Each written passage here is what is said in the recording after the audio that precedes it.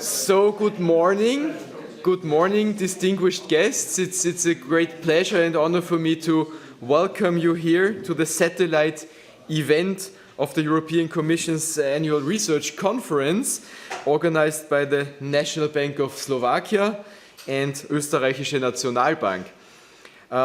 My name is Haber. I'm the Vice Governor of the Austrian Central Bank, and as a local host, it's my privilege and my pleasure to say hello to you first, and then my colleague, of course, will, as a partner in organizing this event, will also address some issues which will be interesting. I would be tempted to talk a lot on the topics that you will be discussing today, but I will try to refrain from being too intrusive into the discussion. Just let me give a few thoughts on the topics and the importance of the topics you will be discussing today.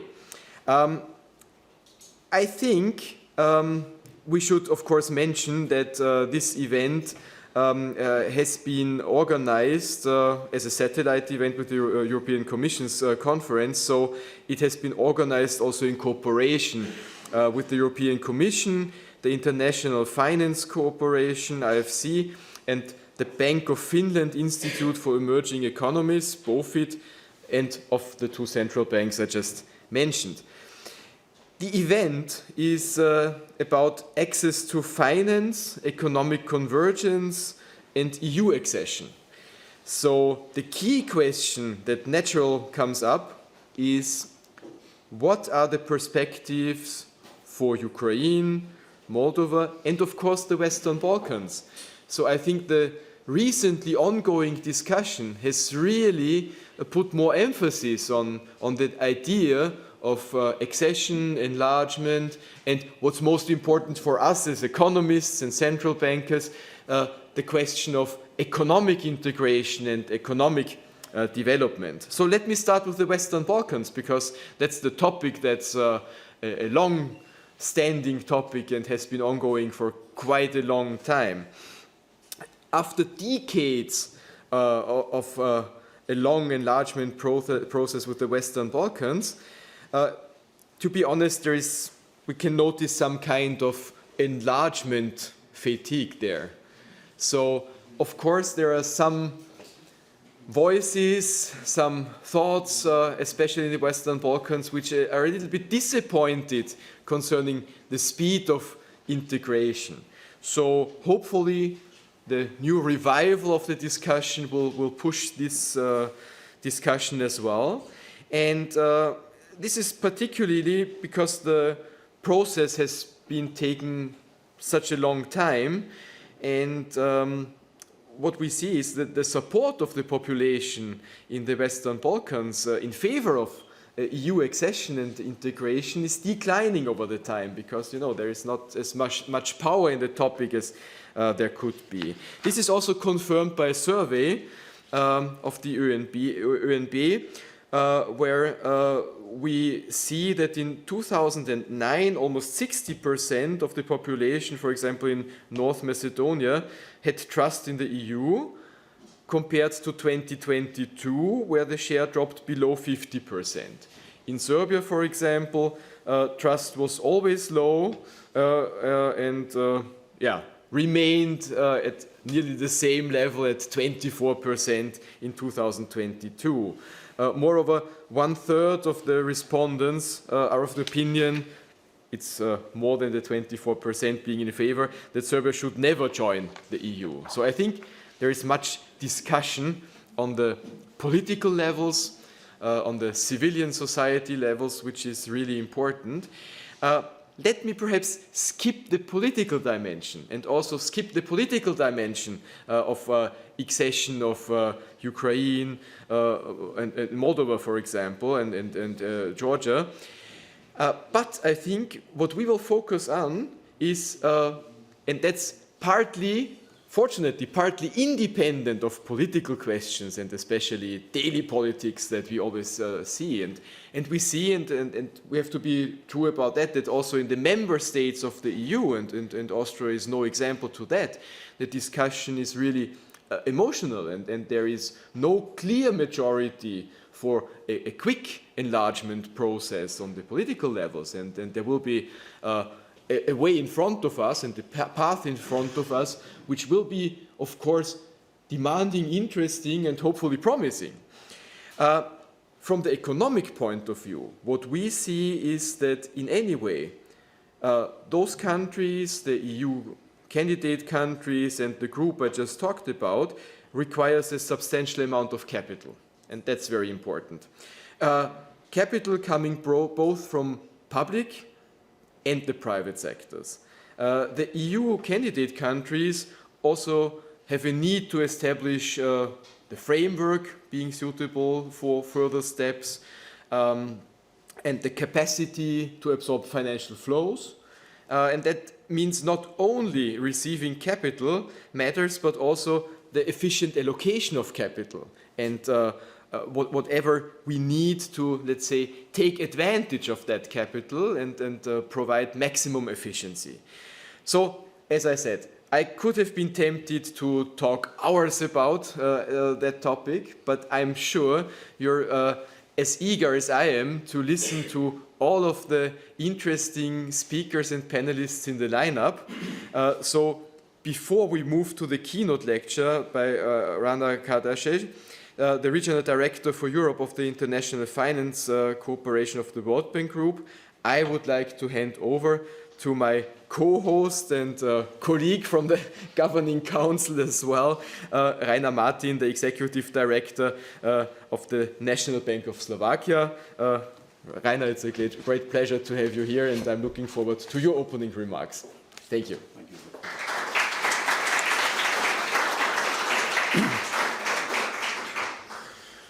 All right, ladies and gentlemen, a very good morning also from my side, and many thanks for the opening remarks by Gottfried. So also, it's let me say, it's a very great pleasure to be here today and to organize this event. And we organize it with a couple of institutions, but I would like to thank two institutions or people in particular. The first one is the Austrian National Bank and Julia Wörth, who together with Eva did really most of the heavy lifting, I think, also because we are here, so you did a lot of the work. So thank you very much for that. And Istvan Şeke from the European Commission, who in a way triggered this, right? I mean, it was your idea to set this up, and I think it was a great idea. I'm very happy that we managed to put this on the ground. Well, the event today covers actually not just one, but two very important and very difficult questions, I would say. The first one is the use of public funding, and it's something that I have also been involved in for a while on the analytical side. And the second one is, of course, EU accession.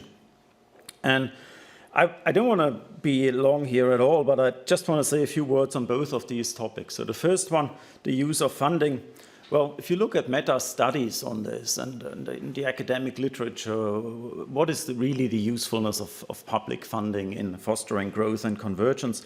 The typical answer is it depends, right? And Gottfried was already alluding to some of these things on what it depends. It depends mostly on the framework conditions in the countries. It depends also on the plan, how the money is being used.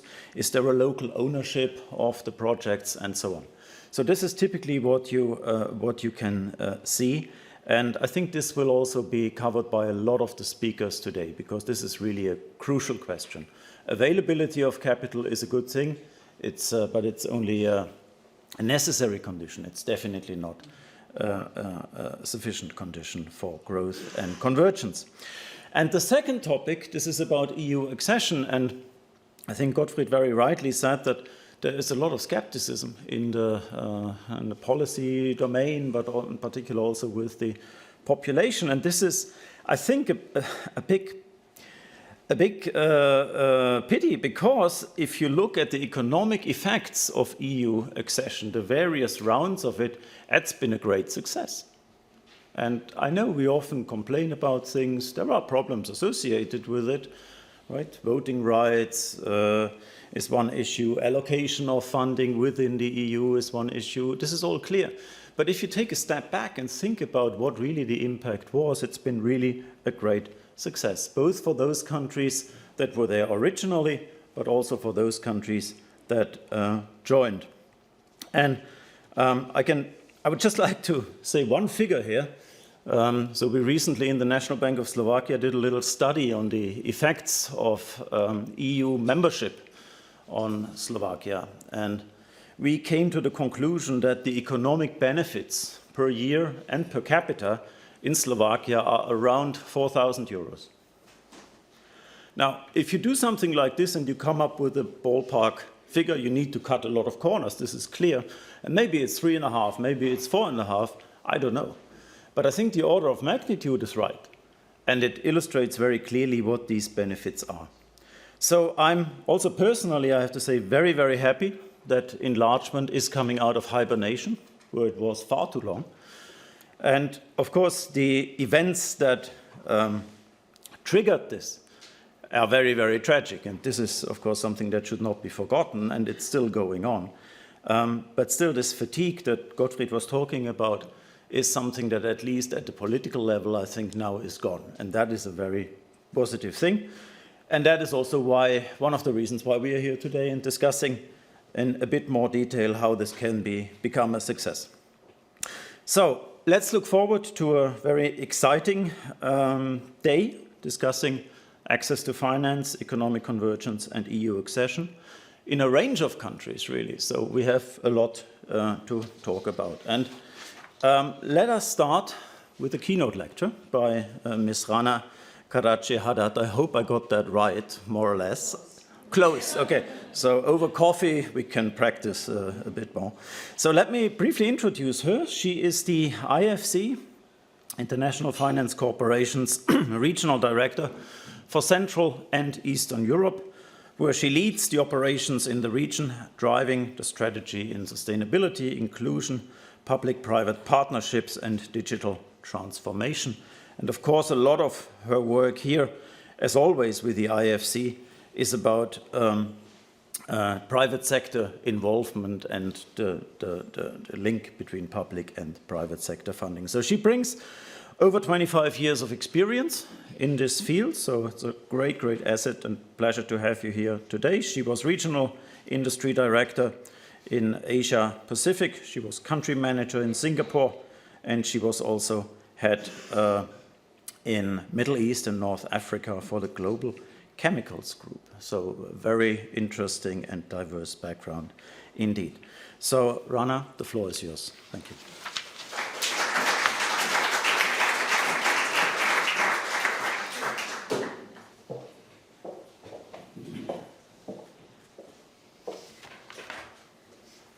Good morning, everybody. It's really a pleasure to be here. So I'll give you the proper pronunciation of my very complicated last name. Rana Karadsheh. I think you got it towards the end. So it's really, as Rainer mentioned, I'm IFC's Regional Director for Europe, based here in Vienna, and it's really a great pleasure to be here today.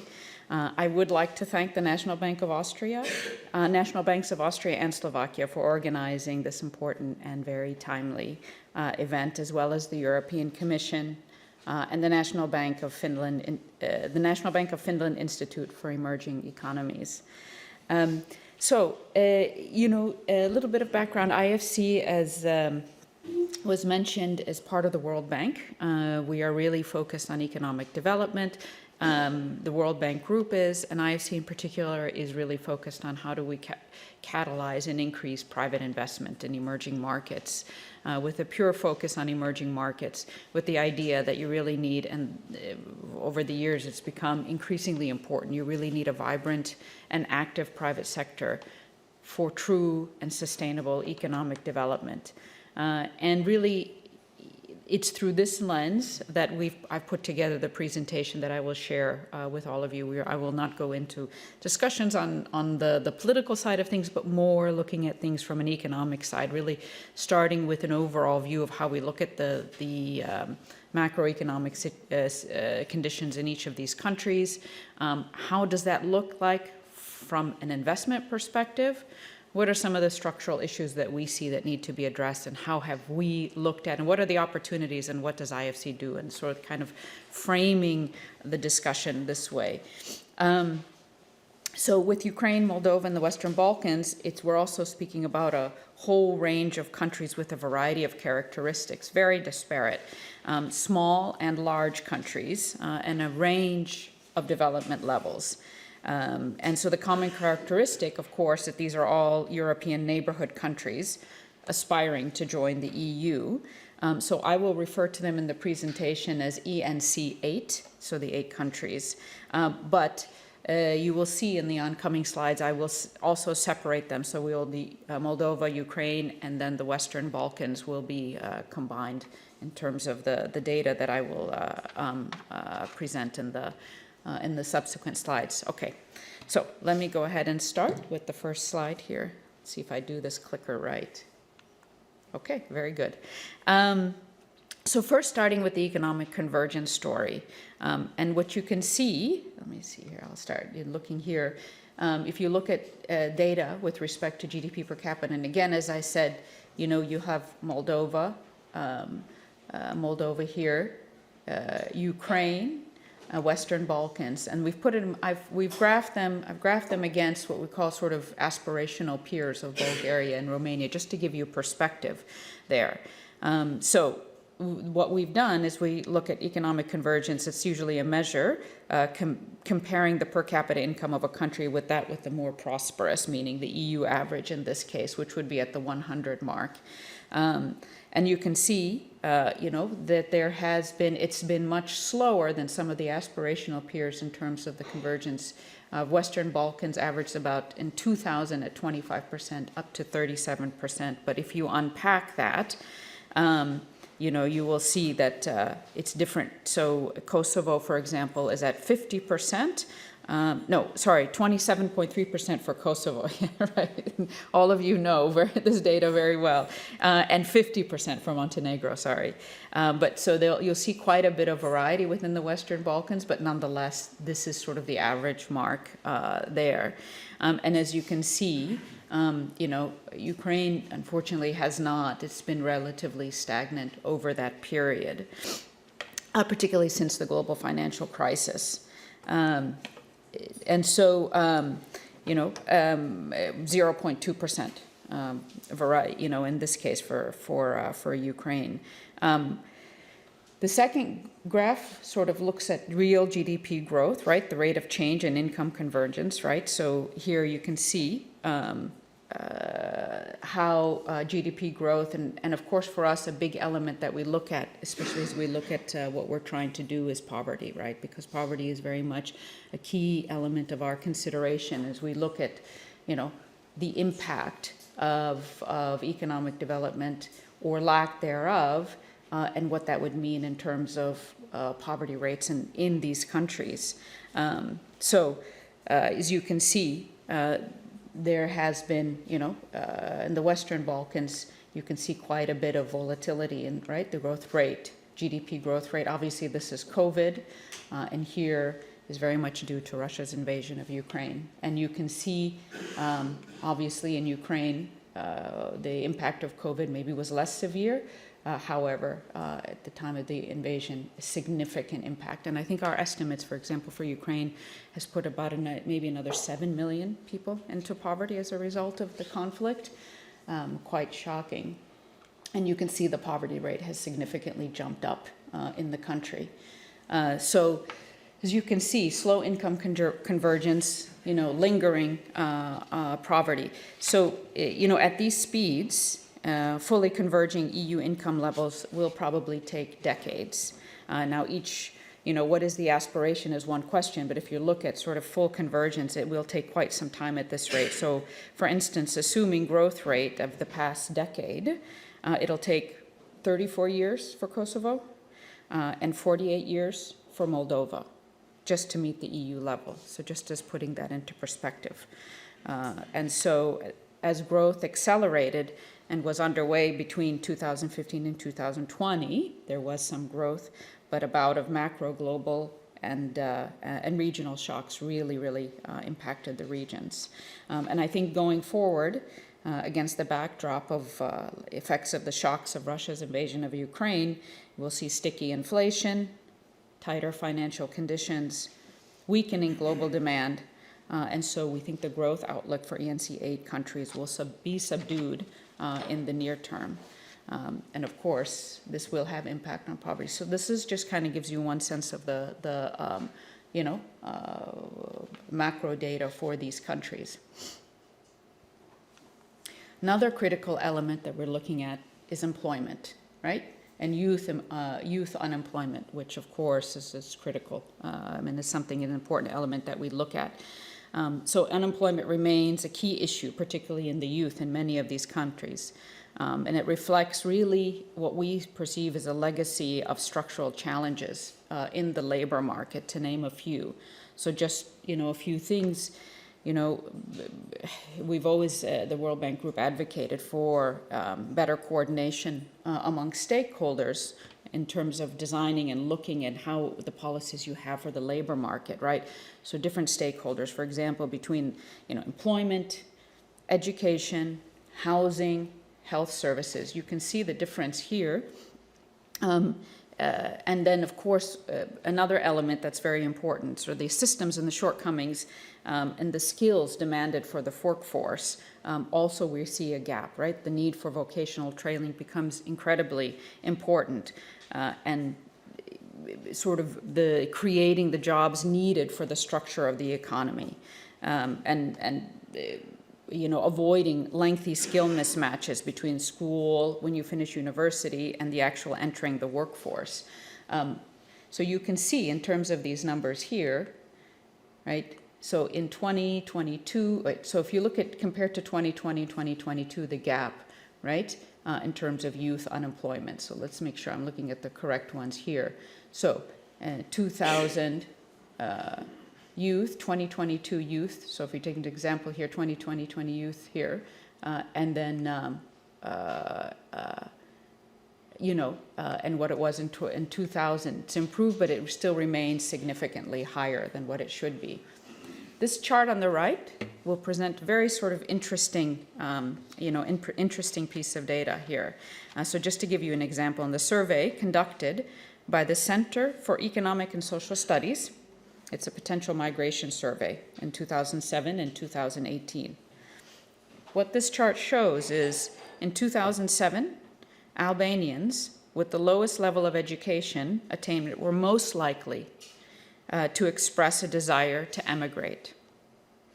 Fast forward to 2018, that desire to emigrate was most common amongst those with secondary, vocational, tertiary university education. I think that's quite stark, and I think it's quite notable. I think this goes back in terms of the structure of the education system, right? So making sure that the whole ecosystem works together to help educate the youth, and in doing so with the right type of training and the right type of skill development that's needed for the economy and for the workplace, right? You often hear these stories, right? These people who've studied law, or people who've studied medicine, or people who've studied accounting, that end up taking a low-level job like driving a taxi or something, and it's really something about this skill mismatching for the economy, something that the World Bank and IFC really focuses on, and I think this chart on the right really tells a very, very interesting and important story. So first couple of slides really looked at sort of macro pictures, education outcomes, and unemployment as a result of, impacted by education outcomes. The next slides, what I'm going to do, what I will then turn to is how is this fed into how we look at things, because IFC obviously is an investor in the private sector, right? So what have we seen that now have impacted how private capital either comes in or goes out of many of these countries? So as you can see, the ENC 8, they were not adequately prepared for the recent shocks, right? Soaring inflation, which has triggered rate hikes. You could see that the inflation skyrocketed, particularly in Ukraine and Moldova. I mean, if you see the numbers there, It's quite significant, 35%, Moldova, close to 30% for Ukraine, still significant in the Western Balkans. And this is primarily attributed to soaring global energy and food prices. And of course, who is going to be hit the most? It's going to be the poor and the most vulnerable. So you can, within the Balkans, just a couple of data points, right? In Montenegro and North Macedonia, experienced food inflation rates as high as 30% in the first half of 2022. And as I said, this has a severe impact on the poor and vulnerable segments of the population, leading to a substantial erosion in their disposable income, given that significant portion of the poor, of their income is spent on things like food and energy. And then, of course, the graph on the right, something that we've all seen as well, particularly those who are in the investing field, is policy rates. So rightfully so, policymakers had responded by raising interest rates. In line with tighter monetary conditions, inflation across the region has started to ease, but is expected to remain elevated for some time now. So, although most of the banks have paused rate hikes and some have even started cutting rates, higher than expected inflation will remain, rates will remain elevated in the near term. And as I think, if I heard correctly, many of you are economists here, so I don't think I'm telling you anything new, but I think what is important is that this does have, and we all know will have, an impact on how capital flows in out, the level of financial intermediation, the ability, the provision of debt for businesses to grow. So, but you can see here, significant changes. It's quite abrupt and quite stark in terms of the impact. Here.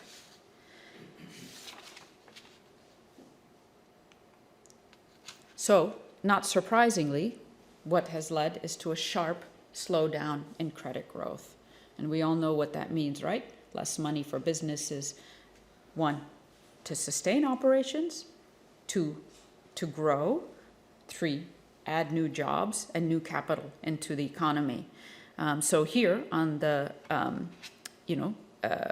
you can see that the steep rise in interest rates led to a sharp decline in credit growth. It's quite significant here, and this is something that IFC has seen definitely in the region. We've seen this globally, but I would say, for myself, I had been in Asia for 10 years and now just a little over a year here in Europe, and I can see the definite significant difference of what we're seeing in terms of the impact that this is having in our markets in Europe versus in other regions of the world. Africa, of course, is also significantly impacted, but I think the variability and the change and the outlook in Europe is quite, is quite muted. So in some cases, you can see here it has slipped into even negative territory in real terms, dropping by an already significantly low base. So this comes on top of already low credit penetration in ENC 8 countries. So credit to the private sector is at around the sort of Eastern Europe average in most countries, and in Ukraine it's actually one of the lowest in the region. It's about half of the EU average. And so this is a legacy structural problem that was aggravated in the post-2008 global financial crisis period. The other thing is, in most of these, and this is something that IFC and the bank is very much trying to work on, the financial sector in most of these, the ENC 8 countries, is dominated by banks. So you have fewer other options for capital intermediation. And the share of foreign-owned banks in the system is actually quite high. So on top of that, we're seeing a period of what we are seeing is what we call deleveraging, is driven by foreign parent banks to meet regulatory requirements at the parent bank level. So you can see that that's quite exacerbated. So if you look at this slide here, right, the EU average here in terms of domestic credit to the financial sector as a percentage of GDP, if you exclude the high-income countries in the region that I cover, it's significantly lower. And then you can see here, Ukraine is at the lowest level in terms of financial intermediation, but, still, between the EU average and Georgia, which is probably the next, has the best financial mediation, it's still a significant drop. And so this, has implications in terms of investing, in terms of capital for economic development, ultimately leading hopefully to more EU convergence. And these are some of the things that we're looking at and trying to address. You also see prolonged period of NPL. There's been a prolonged period of NPL reduction process accompanied by high risk aversion.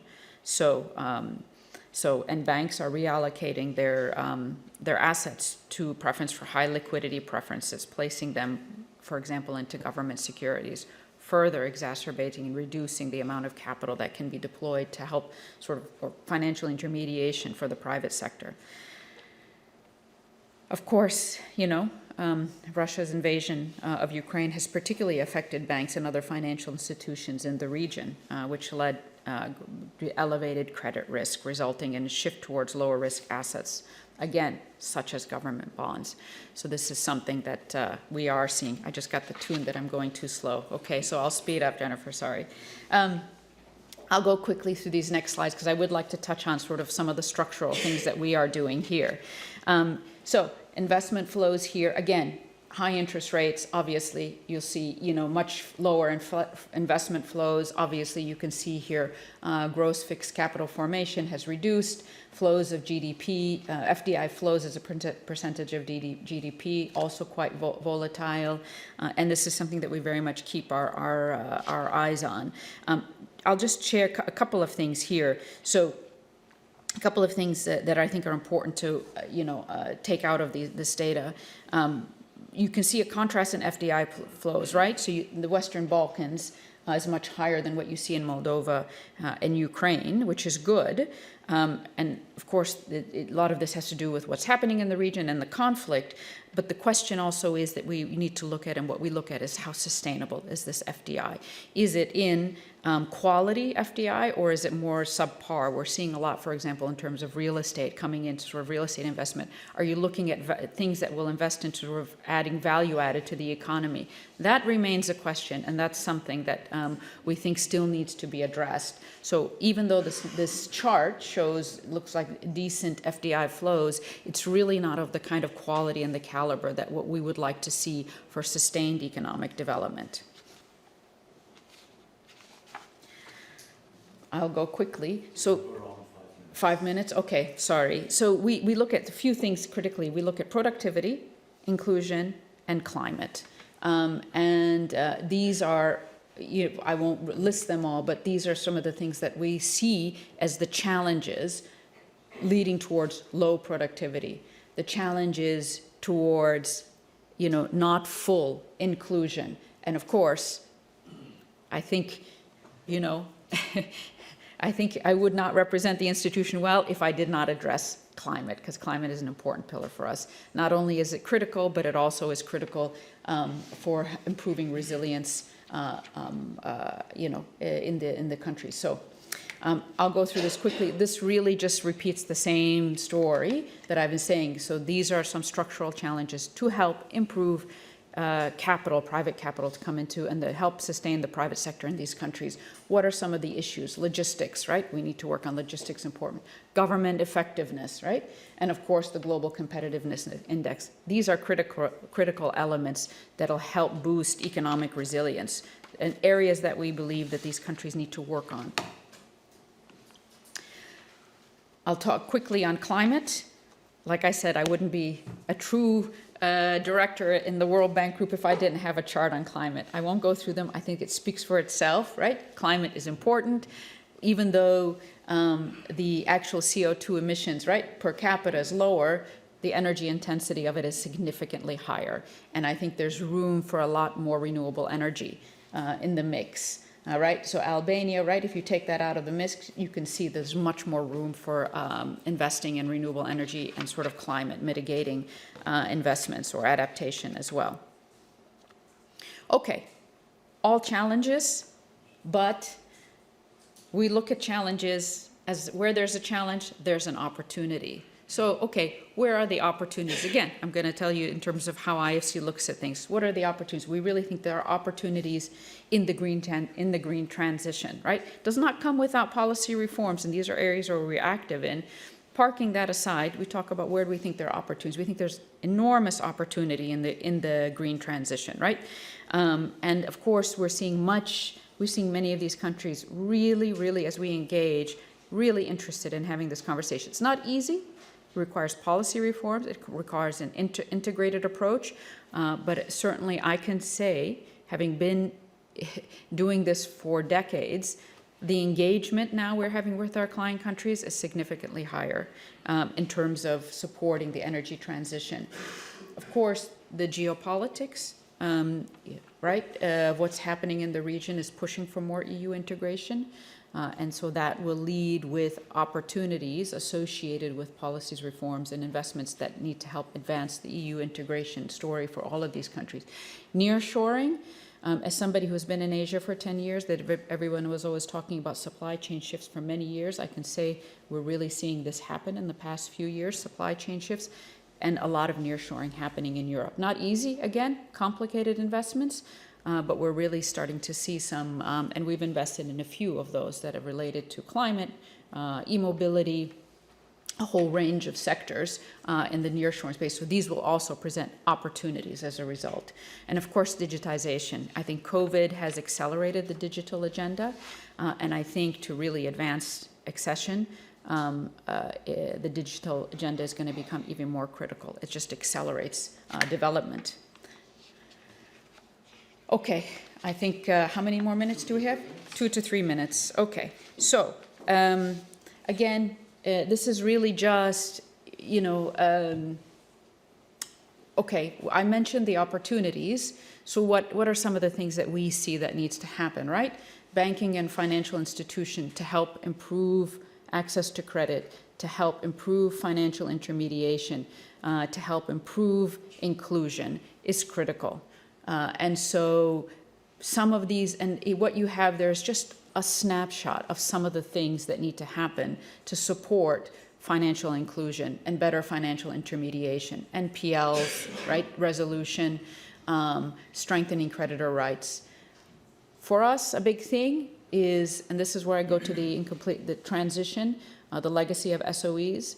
From where we sit, this is something that is very, very important to address. Again, not easy.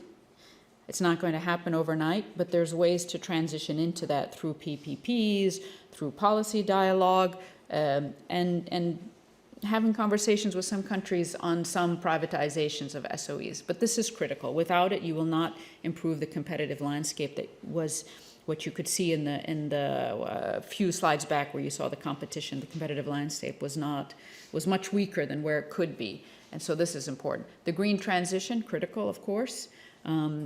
This is something that we think is, especially with CBAM and of course, all of the climate impact events that we are seeing and the vulnerability that many of these countries have. And of course, legislation, aligning it with EU, trade policy harmonization, logistics network. So these are some of the things that we think need to be addressed. Much longer list, but we're just highlighting a few things of how do we capture the opportunities that we've identified. And then this just gives you a snapshot of what IFC has done, right? So how we've come in a sort of counter-cyclical way. You can see during COVID and then Russia's invasion of Ukraine, how much significantly we've jumped into the market. And we would like to bring other financial partners alongside with us. This is our investments in climate. Last year, 70% of what we did was related to climate. Very much aligned with the priorities. And I think this is the last slide. And then I will say just a few concluding remarks. Again, going back to the lens of productivity, inclusion, and climate change, these just highlight some of the areas where we are active. And I think, looking at some of these, hopefully we will help these countries with, integration, convergence, and overall economic development, particularly addressing some of the constraints that I had highlighted in the initial slide. So I think on just a concluding note, I think it's evident that the region is facing many development challenges and it's impacted by several exogenous shocks. Reforms are needed to consolidate the recovery towards sustainable growth, while negotiations with the EU hold potential to bolster prospects in the ENC8 countries. And so research shows that human capital and firm productivity emerge as the two common avenues for boosting growth and productivity, and hence convergence. Is something that is very important. And I think finally the green transition and the need for sustainable economic model are also seen as opportunities for the ENC8 countries. So at the World Bank Group, I have to say that we firmly believe that climate change presents an enormous challenge, but also opportunities for development that countries and societies need to grasp. We believe that climate and development have to be tackled in an integrated way. So, our reforms aiming at increasing market competition, attracting higher quality investments, and addressing barriers that limit labor force participation, especially among women, also hold the potential to boost economic growth. So IFC is well positioned to assist these countries in advancing on reforms and mobilizing private capital for development, working with development partners across the globe, including here in Australia. So I know I went over, and I tried, you could see I was trying to cut through many of the things I was doing, but hopefully this was very insightful and useful in terms of data and information, and thank you again for having me.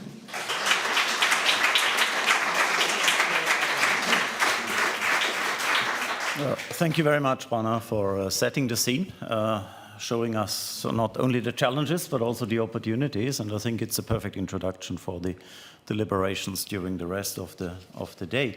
So we're a bit over time, but we also started late, so I think it's not your fault, to be honest. You can maybe sit here for a moment. I think we should take at least 2 or 3 questions if there are any. So please, if you have any questions, raise your hand. There is a microphone will be given to you. Hello, Central Bank of Kosovo, Zona. I would just like to know whether you accounted for migration dynamics. Am I here? Is it okay? So when we talk about absorption capacity in Western Balkans, we have seen this new Western Balkan regulation that has been renewed, extended indefinitely, and we believe that will affect the dynamics not only in labor market, but also potential growth. Have you accounted for that? Accounted for that in which part of the assessment? Meaning where we think the opportunities would be? Yeah, the absorption capacity for you as an investor in Western Balkans, as a impediment, structural impediment. Yeah. I would suggest maybe we collect 2 or 3, okay. And then there's one question here, the second row. Milena Mihajlović, European Policy Center, Belgrade. My question is related to the corruption risks in the Western Balkans. As we can see, most of the countries are relatively stagnating in the fight against corruption, as well as in other fundamental reform areas. And obviously, with greater investments come greater risks of corruption. What is IFC and what is the World Bank maybe more widely doing to tackle these corruption risks, and what will be the conditionalities involved? Now we see that European Commission with the new growth and growth facility for the Western Balkans is implementing, let's say, a new generation of ex-ante conditionalities. So how is that addressed in your activities? Thank you. And the last question, Istvan. It's pretty much building on this and perhaps a little bit broadening it. So you are talking about, for example, PPP for providing public services. Wonderful. The question is the system ready for providing the safe environment in terms of institutional quality? And if not, where this experiment might lead to? Yeah. Okay. Okay, that's probably questions for about 1 hour, but if you could reply in 2 to 3 minutes, that would be perfect. Yeah, these are all excellent questions, and hopefully I'll be able to address them to the satisfaction of of those who've asked. So in terms of absorption capacity and ability, particularly in the Western Balkans, which are all relatively small economies, maybe with the exception of Serbia, to be able to absorb sort of foreign investment. So, you know, the short answer is yes, we do take that into consideration. I mean, we're really down, when we come in, when IFC Invest, we're really at the micro level. So we look at every single investment, and every investment we make or we consider takes into consideration a full commercial analysis of the ability of one, the company, the sponsor, the economy, the marketplace, ability to be able to, you know, your question, absorb, for us to be able to sustain, right? The capital investment to sustain the debt. So we don't, and I think you have to keep, last year IFC committed 43 billion globally, close to 4 billion in Europe. And the thing that I have to reiterate to a number of counterparts when we have discussions about how IFC invests, we don't invest without the intention of earning a return on our capital. Because the fundamental belief is if something is not commercially sustainable, it's not economically sustainable. So that is very much part and parcel of every investment consideration that we have. So to answer your question, yes, we do look at that. Holistically in the country, this is something that the World Bank definitely looks at when they do their loans, whether direct sector loans or policy loans, is what is that absorptive capacity in the country, and there's a lot of capacity building that goes alongside it. So these are very much consideration that happens. We go straight to the private sector. We do see, it is true, we do see that there could be more, right? So the diversity and the depth of the private sector is not as strong as we think the potential could be. And that's what I was talking about in in some of the slides in terms of the structural areas that need to be addressed to help improve, this ability to absorb sort of private capital investments in the country. But, look, I've been doing this for now over 25 years globally. I've seen this model work. So with the right policies, the right reforms, you can have the right outcomes. If not, it'll be imperfect at best. Corruption risk. So yes, so look, we're an economic development agency, so we really focus on economic development. We're not involved in political discussions at all, and that's not our area to get involved. Having said that, we look very closely at the counterpart that we work with, absolutely. And so we do the KYC, or what we call IDD checks, we take those very, very seriously. And so you can see the counterparties that we work with, we put them through. It's not, you've heard in the market, it's not easy to work with IFC. It's not easy to work with IFC because that's part of some of the detailed reviews that we do. Do we get it correct 100% of the time? No, but I think our track record is pretty good. And the World Bank, this is where the policy loans come into place in terms of they look for institutional reform, they do capacity building. So it's very much, part and parcel of a consideration of how we intervene within countries. I know many people say we would like you to come in and all of a sudden everything's fixed within the next year or day. It doesn't, I wish that would be the outcome. But like I said, we work globally, not just in Europe, with Sub-Saharan Africa, Latin America, Middle East, Asia, and all of these regions have elements of, non-competitive behavior, let's put it this way. So it's something that we very much take and look at very seriously through different tools that we have. Then the third question on PPPs. I think the system is ready because there's ways of, again, these are things that we've been doing globally and we've seen prove work. But, you approach it differently depending on the state of where countries are. So that's why I think in this region, full-scale privatization probably is a bit ambitious. Ideally, that would be great to do, but we realize, for whatever reasons, legacy, there's still a strong belief that the SOEs, really should have a strong role, which is fine and very fair to take that view. But and in some sectors and some subsectors, it makes sense. So what we advocate is a transitional approach, and that's where the PPPs come in. And they can come in from light touch to heavy touch. And that's where we have a special unit that does this globally, where we provide advice to governments or SOEs in terms of an understanding, one, how do you optimize? But two, when we consider optimizing, we think of what's going to be the sort of political landscape and how do we optimize? Well, we think maybe economically, you know, you have a fuller scale privatization. It could be structurally ready and system-wise ready, but we realize the acceptance will not be there, and that can result in reversal of decisions. So we'll try to do it in a way that we think best optimizes how they do. So I really think, and I've gone to many of these governments and had conversations with them about how they can do that. You know, there is a hesitancy, which is understandable, but I think, again, I do think that there is readiness, different scales, different levels in each country, but I think, for example, in energy, for example, renewable energy, absolutely. That one does not need to be. That's been proven that private sector can come in. So there just needs to be certain regulatory reforms, market reforms, and I think you can get very good competitive private sector intervention in renewable energy. Okay, thank you very much again, Rana, for your insights and for the audience for the questions. Normally, I would say let's continue the discussion over coffee. The problem is the coffee break will be a bit shorter because we're running late. So 5 minutes for coffee, please, and then let's reconvene here at 5 minutes past 11. Thank you very much.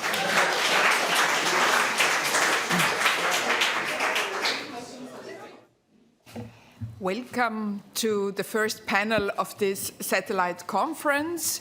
You just have heard a wonderful keynote lecture, and probably you want to know more now about convergence and EU accession, and possibly from the perspective of the countries who are really in the focus now. You also ask yourself, how much is really needed? What are the financing needs? And you want to know, where will the money come from? As for myself, I'm a central banker only since 2 years. Before, I've worked in commercial banking as a country risk manager, and I've been very close to the EU accession of Bulgaria, Romania, and Croatia. And if I may say so, I can give testimony about the transformative power which EU accession has. For instance, breaking up oligarchic structures is a wonderful process. So I'm really, I'm personally not affected by enlargement fatigue, which was mentioned by the Vice Governor. I rather think that we have lost 10 years because on the side of the EU, we were complacent. We thought, they need us, we don't need them. Now with the new geopolitical environment, it has been very clear that we need EU enlargement for economic but also geopolitical reasons. So I think it's a very good view into the future that we have 9 candidate countries. What is the difference to the 8 of Rana's slides? We still, no, Georgia was in her slides, I saw it, but we still officially have Turkey, of course, running as a candidate country. And out of those 9 countries, representatives of 3 countries are sitting with me on the podium. So we will get inside views from these countries, the current views held in the region, and what they think and what they do in the countries. And of course, we never take the persons for the countries, but we have local views. That's what I want to say is of course decisive on the future of the EU and whether accession will work. The proposal to put more candidate countries after so little has happened in the Western Balkans for the last years, to put another 3 countries on the list is really bold. And we must get our act together.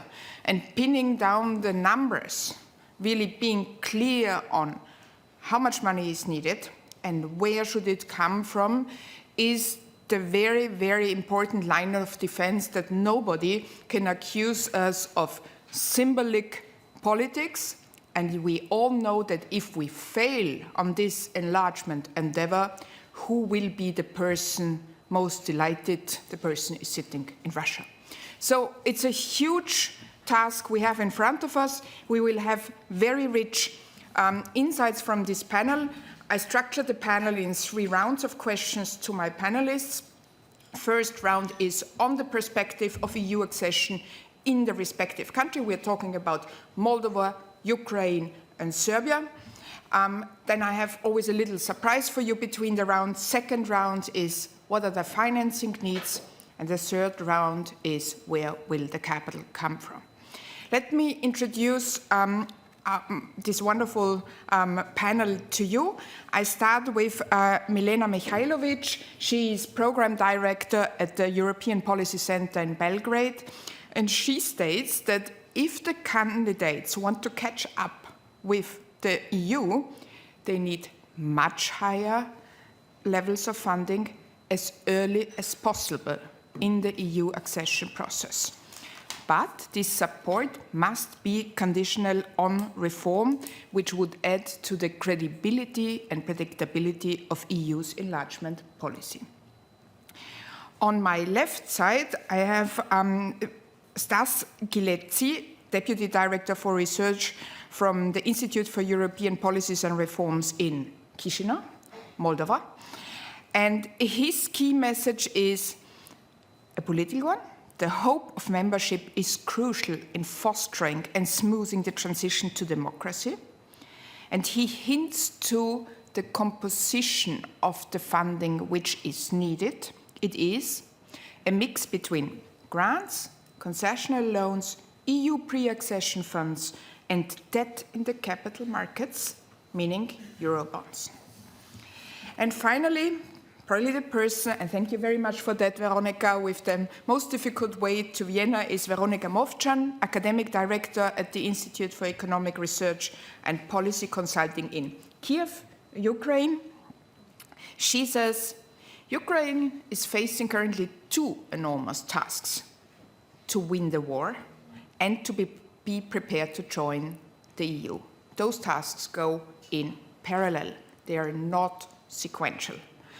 And she also says, uncertainty about funding in the short term undermines longer-term projects. So we have many dimensions, many facets already in the key messages from our speakers. And I'll start with the first round, and I would like to start with Milena and ask her, and then I'll pass on the same question to the others. What is the perspective of joining the EU in Serbia? What is the motivation for seeking membership? Thank you very much, Birgit, and thanks to the organizers for inviting me and hosting us here. If that's okay, I would also make some references to the wider Western Balkan region, since most of my work actually focuses on the whole Western Balkan region, of course, Serbia being the country that I know best, but still, Western Balkans, as we can see also on the graphs from the keynote speech, we are often presented as a group, and we often in the EU enlargement policy also do feel as a group, regardless of the fact that countries are different, and many of us have diverging economic and accession-related challenges. The fact is that now, as Birgit has said, the EU has finally woken up from its long nap when it comes to enlargement policy, but only to find the candidate countries in the Western Balkans still sleeping, quite strongly asleep. And we see that the European Commission, as well as EU member states, are in, I would even say, desperate search for a good story, for a positive story in the Western Balkans. So the perspective of the different countries, I think, is on the one hand similar, but also has specific divergences related to the fact that countries face different kinds of challenges in their accession processes. Some are external and some are internal. External challenges are often related to unresolved interstate bilateral issues, statehood-related issues. We know that Kosovo and Serbia are still in a very difficult process of normalization of the relations, and after each breakthrough or positive achievement, we very quickly see regression into old rhetoric, and this is what I think is mainly negatively affecting the perspective for Kosovo and Serbia, with the the added problem of the backsliding in the area of democracy and rule of law, specifically in Serbia. The Commission has been rather unwilling to recognize backsliding in this area in any of the countries, but we in the civil society who work in these areas, we see those signs of backsliding very seriously, and this is why also I asked the question related to corruption when it comes to the new funding offers which are coming, because I think that this is one of the challenges that needs really to be in the focus of all interventions and all support. There are other countries in the region which have rather internal difficulties, for example Montenegro, which we all hope will be the first success story in the region after dismantling the 30-year-long regime of one party, DPS, has managed to create a new democratic government now, but still with some difficulties inside of that coalition with a minority government. So these political aspects are really weighing on the region very heavily and are affecting the dynamics of the reform. What the region really needs at this point is very strong and enthusiastic work on pursuing the fundamental reforms, but also sectoral alignment with the EU acquis. The new growth plan that the Commission has outlined, has proposed, has a very strong pillar related to pre-accession access to the EU's internal market, but the fact is that every single step in that kind of access or integration into the EU single market has to be preceded by compliance with the internal market regulations, standards, etc. So the ball is, I would say, now really in the region's court, but what is really needed is a strong focus on these internal and also external political challenges, which have to kind of go hand in hand with the economic development and investments which we are mainly discussing here today. Thank you, Milena. A very political approach. Thank you for that. Veronika, do you want to follow? Yeah, it was a pleasure. Thank you. It's my pleasure to be here and to discuss these very important topics. And the question of motivation is probably one of the easiest and one of the most difficult at the same time. I have a triangle of 3 words that I would use to describe Ukrainian motivation: value, security, prosperity. And depending on the time and on the person whom you ask, will probably get these in different sequence. Because why value? Because for Ukraine, the democracy, freedom, human rights, dignity, all of that are really hugely important. We demonstrated that for a long time. We are not absolutely perfect in the rule of law, which is part of all of that, but still, I'm sure that values, Ukrainian values, Ukraine shares European values, and it's extremely important to a huge number of people in the society, majority of society. Now security with the war, that's obvious, and prosperity because EU demonstrated to the whole world that the system EU developed is something that gives prosperity to all, or at least aspires to give prosperity to all citizens, and that makes EU extremely attractive. But also, what other choice do we have? Frankly, because we don't want to be Russia, that's for sure, that we demonstrated very strongly, and to stay alone, to stay ununited. Without the war, it would be an option. If we would be sure that there is a peace and we can debate developments, then it would be possible. If I would be asked, would you want to enter the EU but with their full-scale war, or you will stay 30 more years asking for deeper integration but without war? Yeah, we will find a way to integrate without war.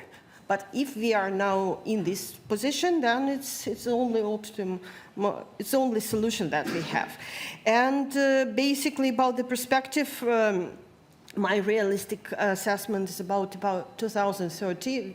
We all are very grateful, Ukraine is very grateful for the European Commission recommendation to open talks. It was in the enlargement package on the 8th of November. We are looking forward for the December and 14th decision, but basically then we will be in this cycle for some time, because it will be always consensus, which is an uphill battle currently, unfortunately, in some cases, and Ukraine has to continuously deliver despite it war. We will talk about that, I think, more. Definitely. Yeah, no, so the consensus question is a difficult one, yeah, because the road will be long to accession. There will be many veto possibilities for many countries. Stas, what are the perspectives of EU membership in your country? So thank you very much. I'm also honored to be here as well. So as recently as 2013, the accession of Moldova and Ukraine was not even seriously considered. Moldova was always too poor, and Ukraine was too large for the EU, and too poor as well. But the war in Ukraine has changed the dynamic and actually generating a new dynamic.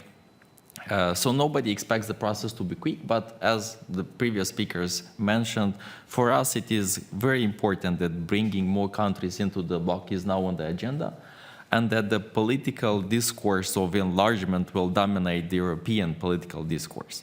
In terms of motivation for Moldova seeking to join the EU, I will mention 3 dimensions. So I will mention the social one, the economic one, and the change in approach of EU enlargement.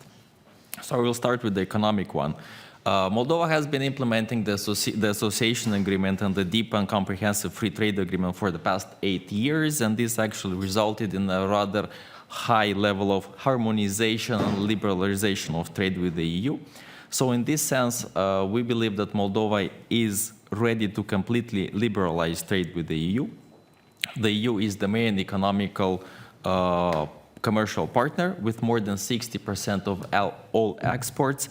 And also the EU represents over 80% of all the stock of the foreign direct investment that is happening in Moldova.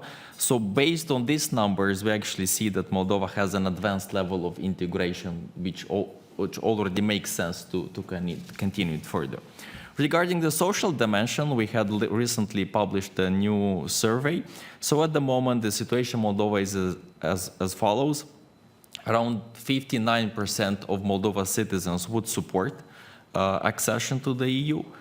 In the event of a referendum, around 55% would vote for EU accession, and around 30% would vote against. Also, on a social level, 1/3 of Moldovan population have Romanian citizenship, so they pretty much are already EU citizens. So in this sense, when we talk from a societal level point of view, I think Moldova is already ready to be part of the EU family. And also, according to this survey, 51% of Moldovans actually believe that the EU integration will happen in the next 10 years. So pretty much the 2030 goal is ambitious, but for us is that 2030 we should be ready to join, even if it might take 2 or 3 years more. But the consensus is that we do believe that in 10 years it is possible. And the third dimension, I think, the change in approach for EU enlargement. So what we are seeing is that Brussels does not only promise a large carrot at the end of receiving EU membership, but in the meantime we are seeing that there are immediate returns for implementing reforms. So these intermediary steps actually do generate that necessary support that is happening in Moldova. So we started with the association agreement and visa liberalization, then access to increased EU funding that is happening in Moldova. Now we are hoping to receive the roaming charges declining from January 1st. So these intermediary returns that the Brussels and the EU is actually offering Moldova is helping to support, and it's not that we need to wait 10 years to see the benefits. So it's like in Ukraine, the citizens do realize that there is no any other option to faster improve the standard of living in Moldova than actually continue the path on integrating further with the EU. Thank you, Stas, because the two new candidate country representatives were so courageous to mention dates, yeah, and 2030 is something, of course, which I've heard several times, maybe 10 years. Would you also want to give us a date when you think that Serbia could enter? Well, I think that giving a date is extremely important as a Sorry, I think that giving a date, not as a date for the accession, but as a target for working on both sides. So I think that at this point it would be important for the EU to support this 2030 target date, rather in the sense that the EU shows a strong political signal that it is preparing and that it will be prepared. I think that playing with dates in terms of promises and guessing is quite dangerous, because it creates false expectations, and it could also create a kind of passive approach in our governments, because they might see this as a promise date and then feel less of the pressure and responsibility for the actual reforms. Regardless of the fact that we now have certain EU member states that are using the EU accession process as, let's say, to unilaterally or bilaterally condition certain candidates on issues that are not necessarily related to accession and enlargement. So we've had this with Greece, then with Bulgaria, now again with Albania, with Greece towards Albania. But I think that those external factors will be resolved in due time. The most important thing would be for the candidates to really start creating their own national programs for the adoption of the acquis, governmental programs which are going to really show the schedule and the timelines of the reforms in a realistic manner in consultation with the Commission. And then, then even wonders could be possible. I mean, Slovakia only started its accession process in '98 after getting rid of the Mečiar government, and it managed to catch up with the other Central and Eastern European countries. So when there is reform enthusiasm, a lot of things can happen in a very short period of time. Unfortunately, what I try to say is that we don't see that kind of enthusiasm and that kind of motivation in the Western Balkan governments, and this is what needs to be changed.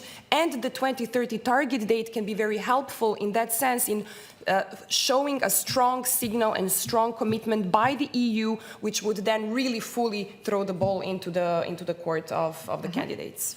I think that's a very interesting recommendation from a more experienced candidate country, that it's not all about the date, yeah, but about how to get there. I mean, you were also pointing out. Yeah? And now, as we are the panel talking about money, I would like to show one graph to set the stage and to really make you aware from where the countries we're talking about are starting. And this is the convergence gap. And I was already mentioning Bulgaria, Romania, and Croatia were the last countries who entered the European Union. And here you can see the level of GDP per capita in purchasing power parity in relation to the old member states of the EU when they entered. Bulgaria and Romania were, as you can see, a little bit less or more than 40% when they entered in 2007. Croatia was at more than 50% when it entered the EU in 2013. But now you can see that Serbia is above 40%, but Moldova and Ukraine is somewhere between 20 and 30% of GDP per capita in the old member states. So not only is Ukraine a large country, the challenge is big, because the catch-up process has to start from a lower point. And this is now my bell for the second round. And I would like to start this time with Stas and ask him the question, what are current estimates of financing needs for economic convergence in your country? Which sectors and economic activities need investment? Thank you. It is such an easy question, but at the same time, you have 2 minutes. No. Such a difficult answer. So, of course, it is at this stage it is rather difficult to estimate the all financing needs for economic convergence of Moldova in on its way of as it seeks EU membership, and even. We tried to look at the other countries like Romania, Bulgaria, and Croatia, and it also even ex post was also rather difficult to estimate. But what we did in Chisinau is actually we tried to take this GDP convergence gap and actually tried to estimate what does it mean, also looking at Romania and Bulgaria. So consider having set the target of 2030 ready, so not join the EU, but for us it is important to be ready in 2030. So this convergence gap means that by 2030, in order to reach the level that Romania and Bulgaria had when they joined, we would need to add around $7 billion of GDP for Moldova. So in terms of economic growth, this means that we need to grow our economy by around 6.5% on an annual basis until 2030. At this level, what we are actually seeing, if comparing to what we are registering at the moment, over the past 10 years, our rate is half what we need. So if we continue at the rate that we have at the moment, we will definitely not be ready by 2030. So we will need to double our growth.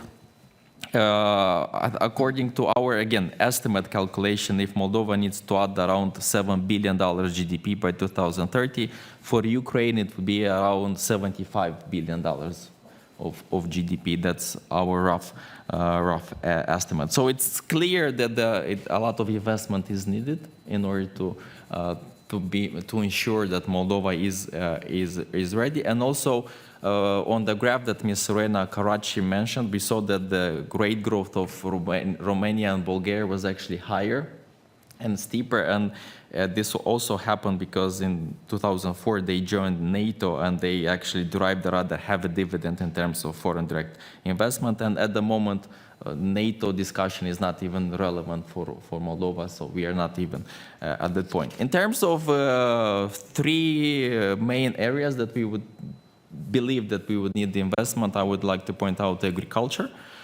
So at the moment, agricultural sector represents around 11% of GDP.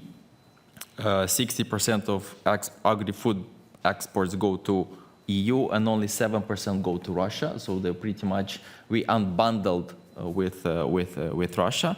But we registered only back in 2021, Moldova registered the same level of agriculture production as it was in 1991. So just for you just to understand the slow growth of development of agriculture sector. So at the moment, Moldova economy relies heavily on a low productivity agricultural sector. So half of the output is produced by small farmers, which own less than 10 hectares of land. So again, this needs to change if you want actually to compete with the EU agribusiness. The second area would be infrastructure and transportation, as it was mentioned by Ms. Reina as well. So in this area, we estimate the need so we have around 6,000 kilometers of national local roads that we estimate that need modernization, rehabilitation. So at this level, the government estimates around 7 billion euros, which is needed in order to bring the infrastructure to EU standards. Yesterday, the Ministry of Infrastructure also said that our main airport needs around 300 million of infrastructure, which is the only airport in the country. And also, this $7 billion does not include other ambitious projects that we want to have to increase connectivity with Romania or develop our southern port. And the third area which needs investment would be the energy sector. Again, because of the war in Ukraine, because of Russia, we actually managed to diversify for the first time our electricity and gas supplies. So it was for the first time what we did in 2022, but we still are dependent 100% from electricity which is produced in Transnistria with Russian gas. And Transnistria itself, again, it's another difficult area for us when we talk about EU integration. But only in terms of green energy and the wind energy. So the estimate of the government is around $1.5 billion, which is needed in order to increase renewable energy, the renewable share to 40% of the total energy mix by 2030. So this would be some of the rough estimates that we see. But again, the crucial area is that we definitely need to double the growth that we are registering at the moment in order to reach and actually how, because Ms. Reina said that we at current levels we need 48 years to reach EU standards, but again, we would definitely need to increase our economic development in order to make sure that by 2030 we are at least ready to have the similar levels with what we saw in Romania and Bulgaria when they joined. And allow me to throw in here again a little bit something from the EU perspective. I mean, talking about the country which needed 30 years to regain the level it had in 91 means also that we, of course, have to rethink at the European level our funding for agriculture sector rules, yeah? Because we also must think in a sustainable financing way. Yeah? Yes, definitely. Yeah.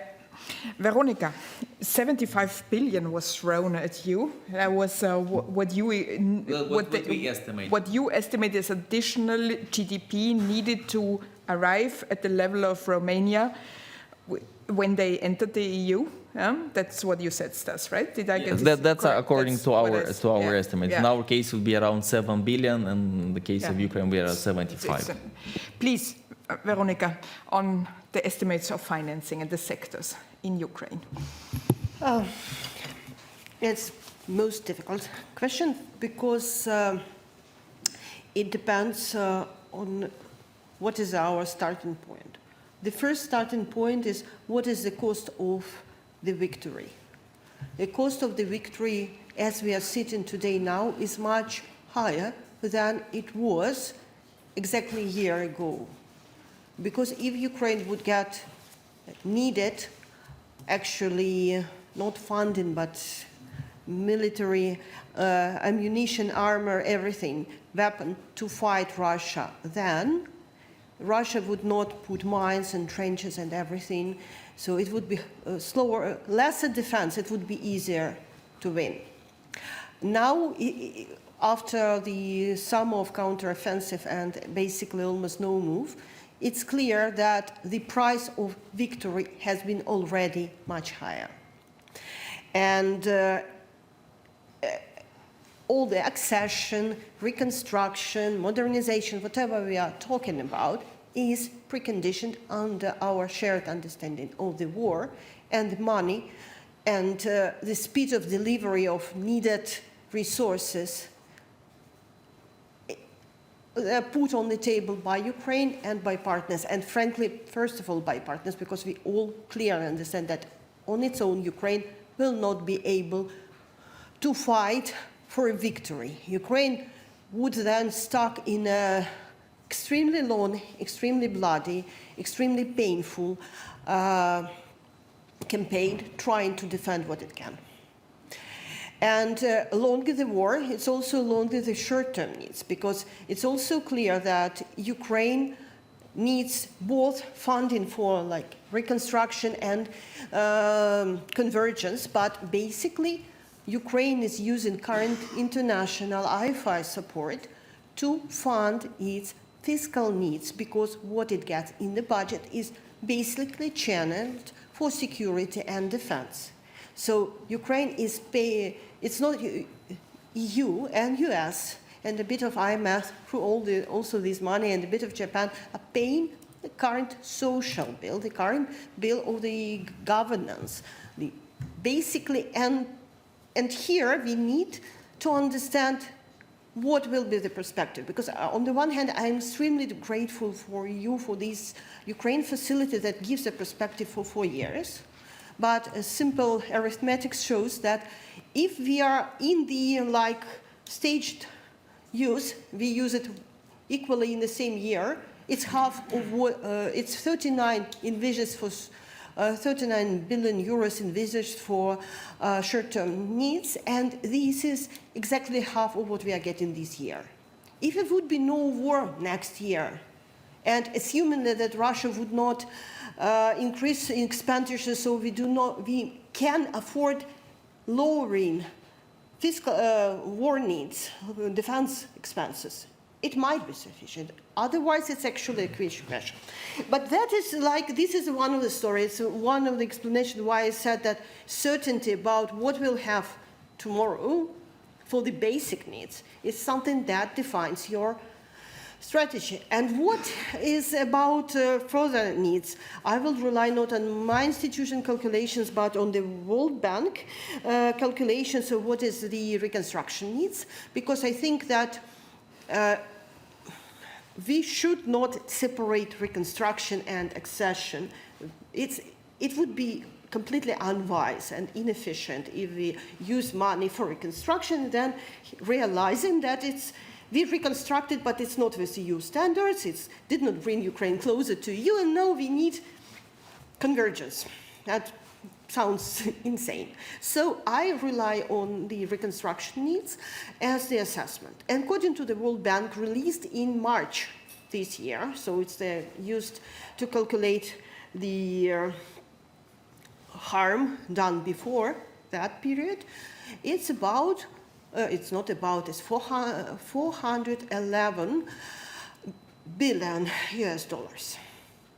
That's just to compare the scale of needs. And for example, for transportation, they calculated at least $36 billion. The source is World Bank. World Bank. Yeah, that's that World Reconstruction Needs report. And they will soon issue this next one, and I'm sure that it will be even higher. So the amount is absolutely enormous. I'm not sure that it's a positive news. It's a statistical comment. You showed GDP in PPP terms per capita. The question is, what does it mean per capita in Ukraine now? How many people do we really have now in Ukraine? So we know that last year Ukraine's GDP was about 160 billion US dollars. And then, yeah, we should convert it in PPP, but also we have to understand, shall we divide it by 40? Probably not. Or 38 is IMF's put, but it's absolutely optimistic.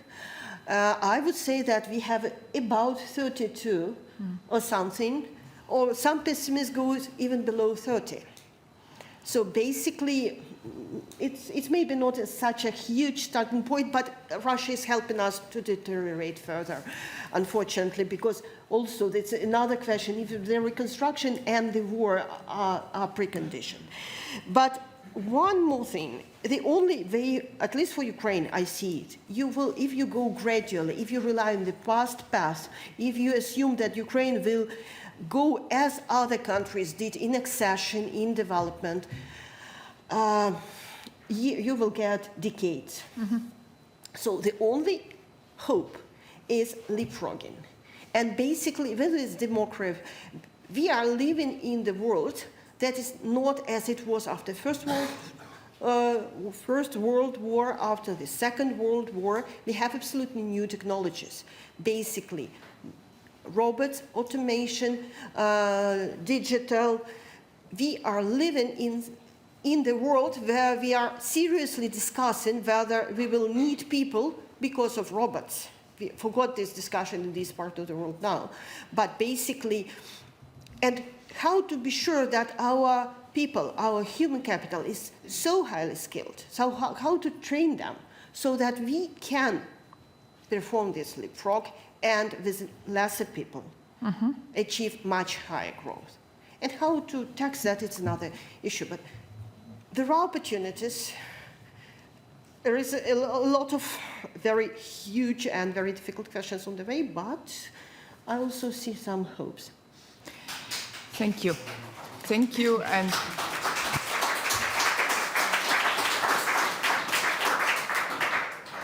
for fine-tuning this already difficult question to an even more difficult context. Thank you. Milena, you wanted to give us a little bit of insight because, I mean, you have the older candidate status in Serbia and you want to tell us a little bit about the experience of the absorption of IPA, so pre-accession tool. Yes, and not only absorption, but the way that it has been used by the European Commission. And I think that these are some important recommendations to keep in mind also for the next multi-annual financial framework. On the question of the current financing needs, I just wanted to say a couple of things before I proceed with this other point. Serbia, of course, like any country that is still underdeveloped and that is pursuing this higher economic growth in order to catch up with the EU average, has a lot of competing needs. But what is lacking, I think, and what I don't know what is the situation right now in Ukraine and Moldova, and maybe my colleagues can share that, the problem is that we don't have a development model for the country. Serbia adopted its current constitution in 2006, which obliged the government and the parliament to develop a national development plan. And we are now in 2023, end of 2023, we still don't have that document. So there isn't a clear development model and there isn't a clear prioritization of the developmental needs. So it is very difficult to speak about which sectors need investment because basically, well, all sectors need investment. But how are we going to prioritize that if we have no idea where we seek to be in 10 years' time or even in 20 years' time, because most of the Western European countries have these long-term developmental goals. So I would definitely say that, yes, infrastructure is important, especially environmental and energy infrastructure. Energy efficiency is horrendous everywhere in the country. Our education system is completely underfunded, and how are we going to finance our future if there is so little investment in the education system, and if teachers are poorly paid, if the school infrastructure is poor, etc., etc. So for me, as a non-economist on the panel, it is difficult to speak about numbers, but what is very obvious from the policy perspective is that we really are in a huge need of having a much clearer developmental perspective and vision for the country in order to know where we want to be in 10 or 20 years' time. But what I wanted to also mention and use this part of the panel is to address the issue of how the EU has supported development in the Western Balkan region over the past period, and some of our work related to the so-called staged accession model, which we developed together with our colleagues from CEPS in Brussels, has precisely taken a look at how the EU and how the Commission has been using its funding instrument, its pre-accession funding instrument in the past, and what went wrong since basically early 2000s, the start of the pre-accession process up to today. And what we have found is actually that the instrument for pre-accession assistance has diverted from an instrument that supports cohesion and that supports convergence and that is tailored after the European structural investment funds, which it used to be actually, two multi-annual financial frameworks ago. We started from a model that was tailored after the structural funds, but over time the Commission has actually departed from that model and it has turned towards a more general international development models, even in the sense of the way that it manages the pre-accession assistance. It has turned away from cooperating with the director, so DG NEAR especially, DG NEAR, which is of course in charge of of our region. It has turned away from cooperation with DG Regio, DG Employment, which are the DGs that support the implementation of structural funds for the member states, and it has actually turned towards DG DevCo, the Development Cooperation DG, which works on international development for the entire world, actually everywhere where the EU provides development assistance. And what we have seen is actually that also the procedures, the modalities, even the structure of the support has diverted from this idea of ensuring convergence and ensuring cohesion. So our recommendations, and we have a very detailed paper on this, so I would invite you to visit our website. We have a dedicated page for this staged accession initiative, and you can find that paper, which I authored there to see the details. But what we have encouraged the Commission, and I have to say that we're very happy to see that the Commission has actually taken on board part of our recommendations, to focus the pre-accession assistance in the coming years with all the increases which we have also advocated for, that the financial support has to increase gradually towards our accession in order to make sure that we don't have this huge wall to climb at the moment of accession, when the funds in the previous enlargement rounds used to increase 7 to 10-fold almost overnight, leaving countries with very insufficient and poor absorption capacities, administrative capacities, to cover such a huge leap in terms of the needs for absorption administrative capacities. So we have advocated for these more gradual incremental increases, and we see this now with this proposal for the growth facility that hopefully will be accepted by the member states, because it relies on a unanimous agreement as part of the review of the multi-annual financial framework. But what we see is that the EU is moving in this, by the end of this MFF, they're moving towards a system or a model that is tailored after the recovery and resilience facility for the member states. That is in one part the good news, but IPA, the Instrument for Pre-Accession Assistance, is still very far away from the structural funds. Now, we don't know what the structural funds will be in the next MFF, but what will be extremely important is that the Commission makes sure that after the current multi-annual financial framework, so for the next one, that the Instrument for Pre-Accession Assistance, whatever it will be called at that time, is tailored after the structural funds, so as to start preparing the countries for the absorption of much bigger funds, which will be instrumental to our further economic convergence after accession. Okay, there is a very clear perspective. You have to train to use money. Yeah? Okay. I'll go with two more graphs, and then I have a super short last round, and I really would like you to, if you look at the various mix of fundings, to give me a priority, yeah, and it must be different for a country at war, yeah, where you will, on which funds you will rely then from somebody who has been in the accession business for longer, like Serbia. Can we have two more graphs? Exactly coming back to what Milena said on IPA. So this is the Instrument for Pre-Accession Assistance. We have heard from her it's peanuts. I'm putting your statement bluntly in comparison to what is waiting for countries after accession, where you have structural funds which really have to be absorbed. But you also can see that IPA has been growing. It's always been given out for a 7-year horizon. And it is interesting that now, a few days ago, it was topped by another 6 billion, because obviously, people at the European Commission are doing their calculus that you have to offer more to the Western Balkans, especially if you have new candidate countries. And now, if we put this next graph, please, if you put this in relation to the size of the GDP of the country, you see how different the countries have been, I don't want to say treated, but how different was the allocation of IPA means in comparison to the size of the country. Let's forget Turkey now for the moment, but you can see that also there's a big difference between Bosnia and Kosovo, for instance. And you see that Serbia is at 2.5%.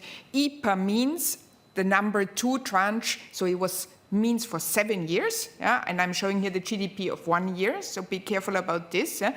But it was 2.5% for Serbia.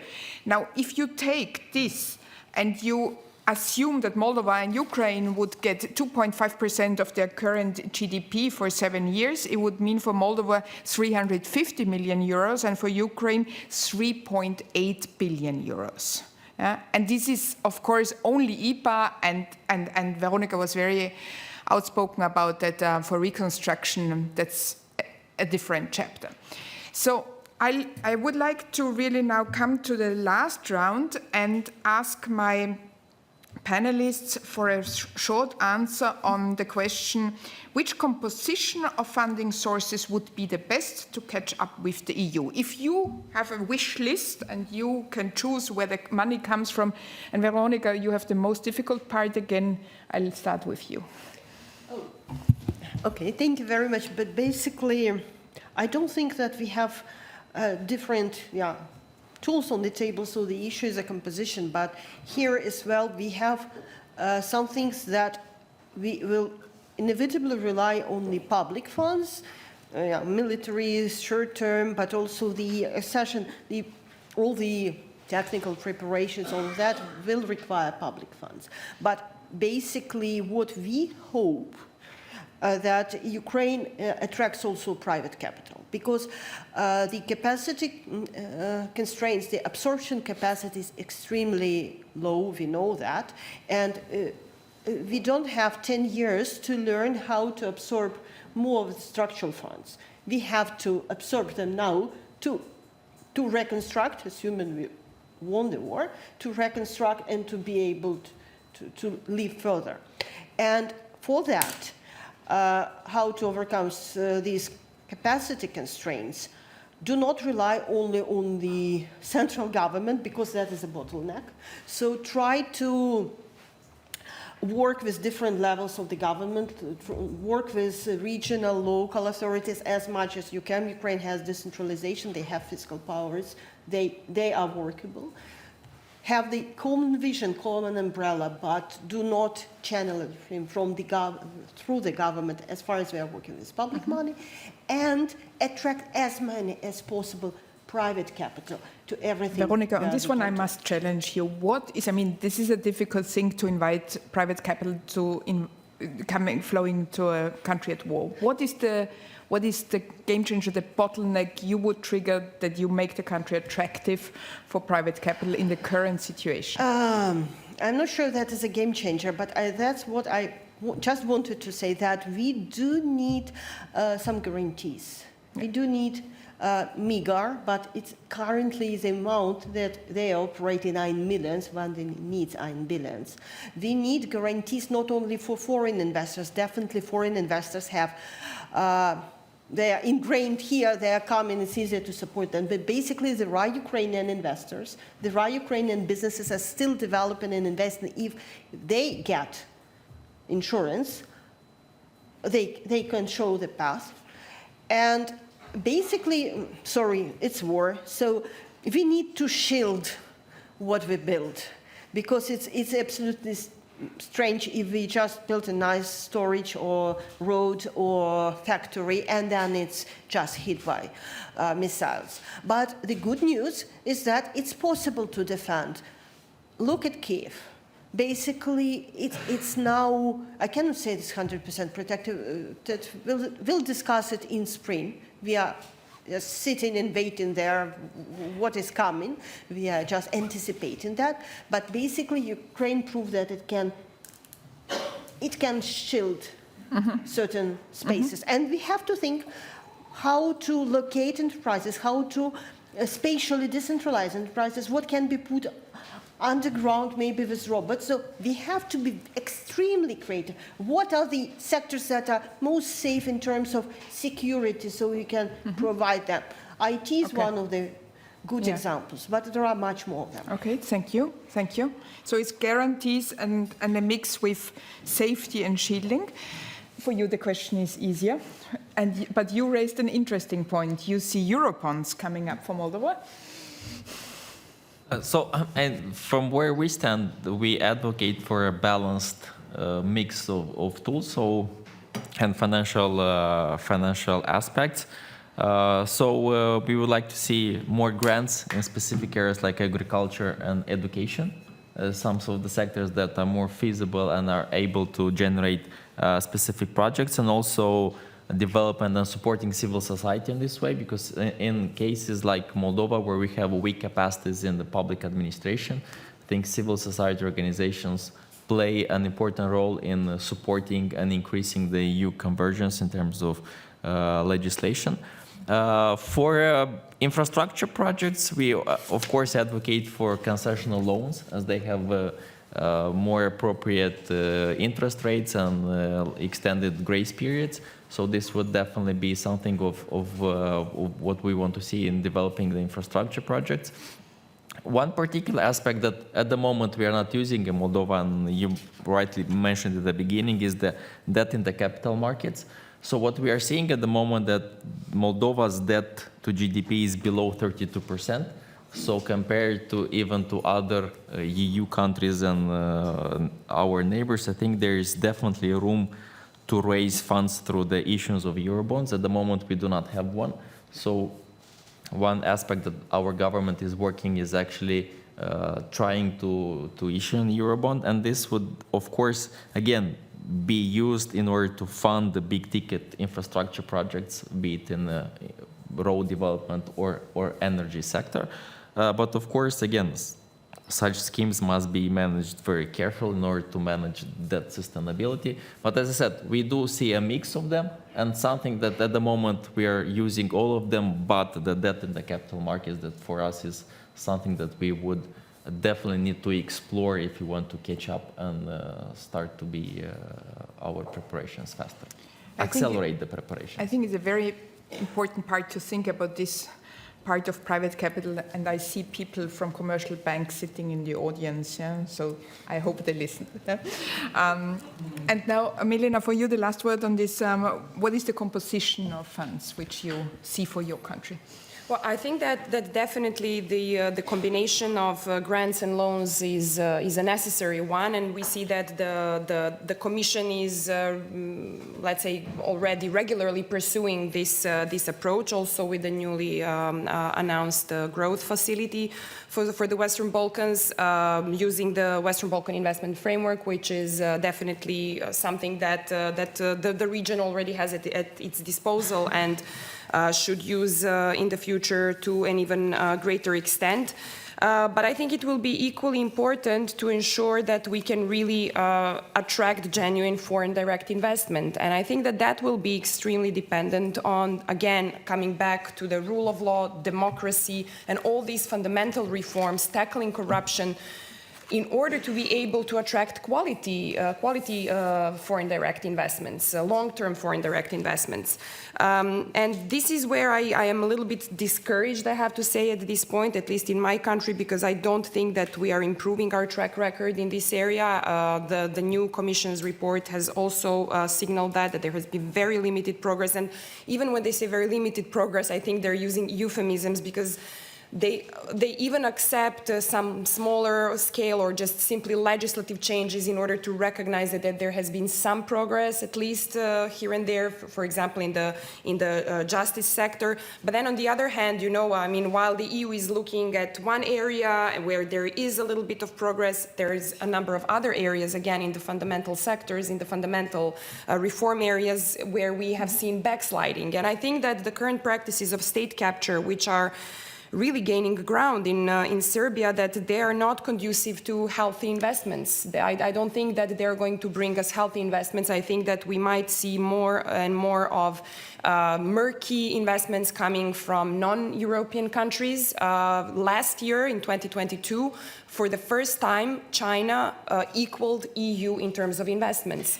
And these are mainly loans, these are not grants, and we are always, as civil society, very vocal about explaining the difference between what the Chinese are doing in our country and what the EU is doing, because the EU is providing us with a huge percentage of loans and then using that to leverage investments.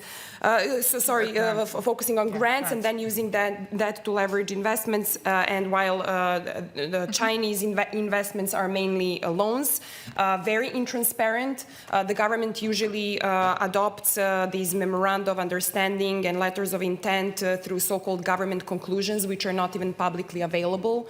So as civil society, as interested citizens, we cannot actually see what our government is planning to do. We can only find out from the presidents or the ministers' press conferences.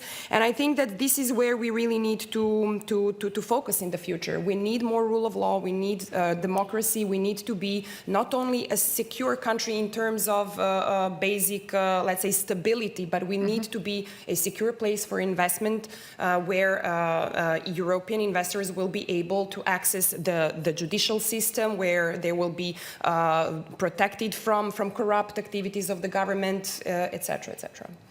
Thank you. I was not sure whether I wanted to have such a critical tone at the end of the panel, but it was perfect in warning us against this. If we lose out on EU accession, we lose countries like Serbia to other players. I would like to put it like this. I close with 3 remarks which come back to what people said and hand over to a fascinating study being presented here. Let me take one sentence from Milena. The ball is in the region's court. Yeah, so they have to get their act together, especially on the political reform agenda. Veronica was warning us that reconstruction and accession is the same in her country. You cannot distinguish. And Stas was really interesting in telling us that Moldova has to double growth only to achieve the Romanian level of entry in 2030. The challenge is there, the task is huge, but I think that if we have people like this and we do our reforms also in the European structures, we will be successful. That was panel number 1. I hand over directly, and thank you to my panelists.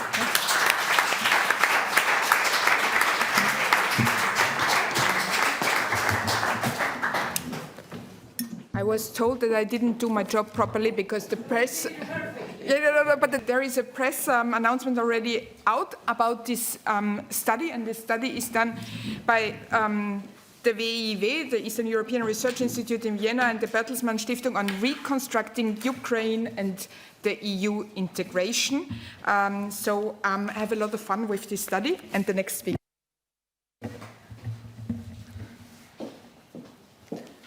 Thank you very much for inviting for inviting us and for giving us this opportunity to actually present our study today, which is online only today. So we were not able to bring you printed copies yet, but you'll find it on our respective websites. It is my honor and pleasure to start this session purely on Ukraine on behalf of WIIW and Bertelsmann Stiftung, together with Richard Greaves, the Institute's Deputy Director. My name is Miriam Kosmel. I'm here for Bertelsmann Stiftung's Europe's Future program, based in Berlin and Gütersloh and Brussels. My interest in Ukraine's future is deeply rooted, if I may say so, partly because I lived and worked in Ukraine for more than 5 years. As of 2012, I led the office of the German Friedrich Naumann Foundation for Freedom, and that was exactly the period that commands the revolution of dignity and finally the conclusion of the association agreement. So a significant period for Ukraine's journey towards EU accession, which is the topic of our new study, where we seek to explore in detail the Ukrainian economy's preparedness for EU accession. So I think we fit in nicely after the convergence panel. I wish to highlight first, though, that we are just 2 here representing a very large team. And while I won't read out all the names, I wish to underline that all contributions are integral to our work.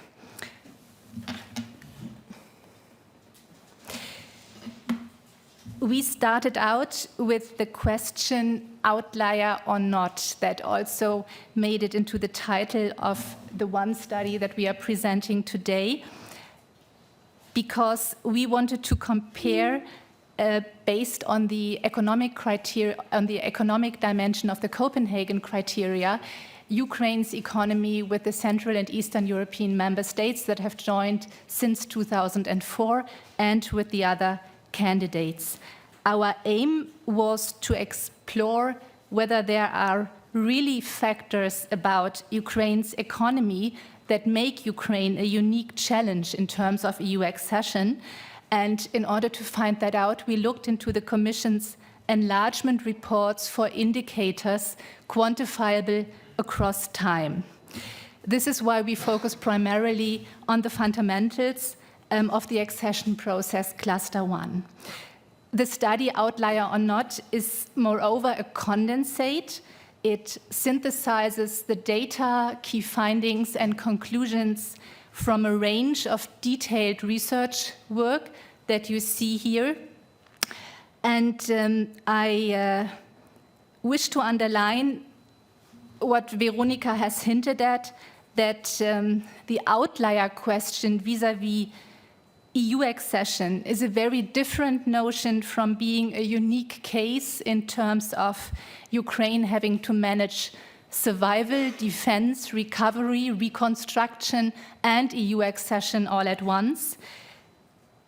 On top coming the considerable financial burden of EU alignment that any country must shoulder.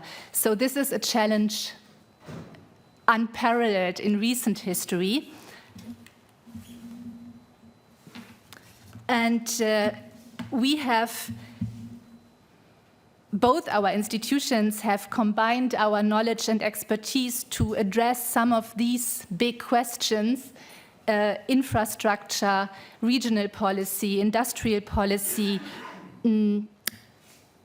We have not so demography, we have not so deeply looked into the rule of law and corruption, except for where rule of law and corruption maps onto the economy.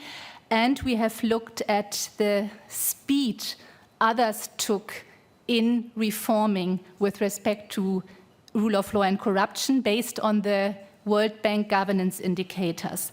I mention this because according to a recent survey, a very recent survey by the Razumkov Center in Kiev, commissioned by the Ukrainian daily Zerkala Nedelyi, 60% of the Ukrainians interviewed believe that EU accession will take less than 10 years.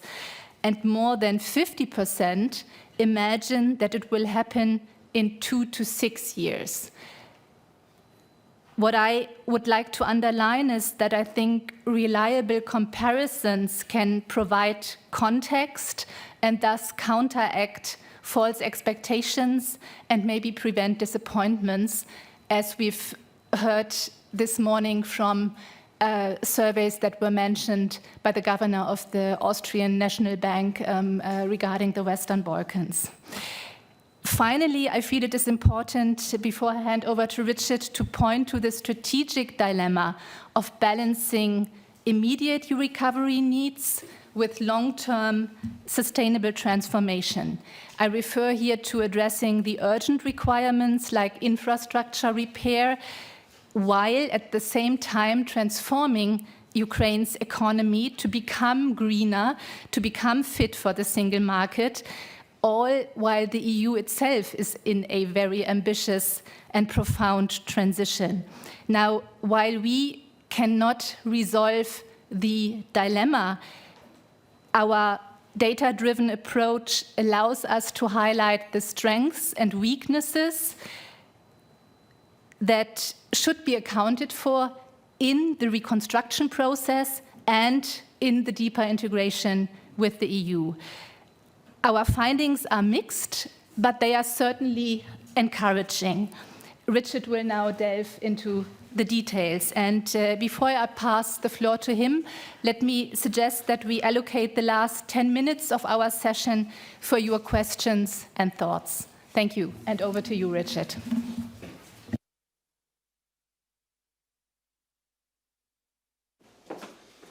Thank you, Miriam. I'll stand to present.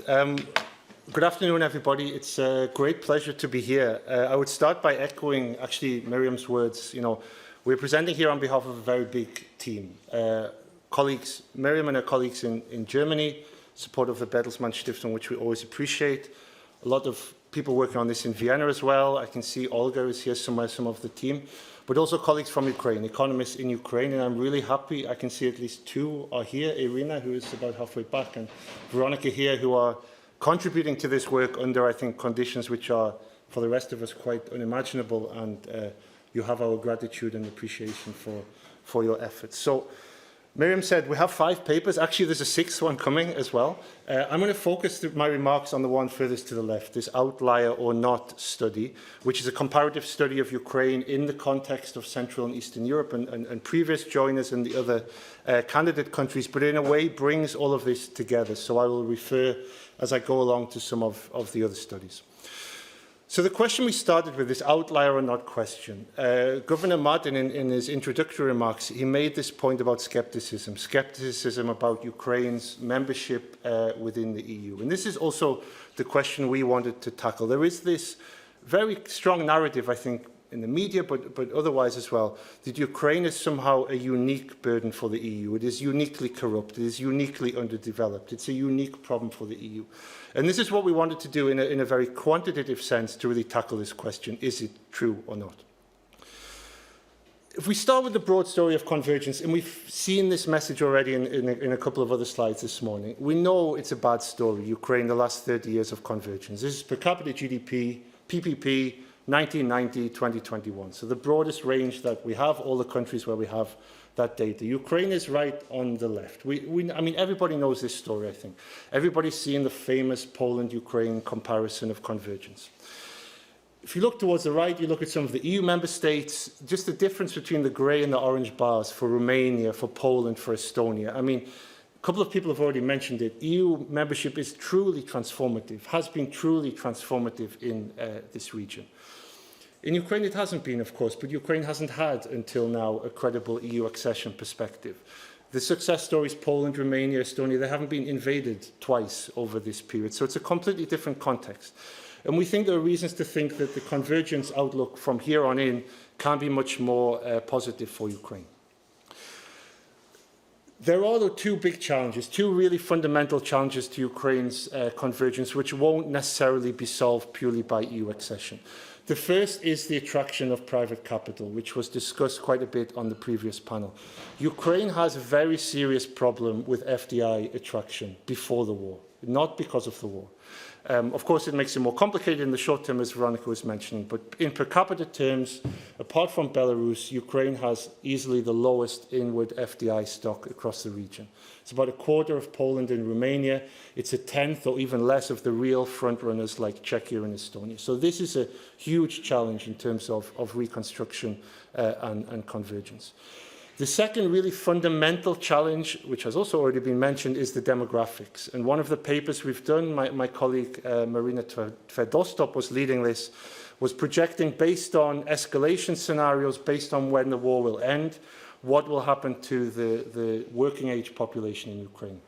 Unfortunately, whatever happens, even if the war ended today, we'd still be looking at a permanent loss in the working age population of about 15%.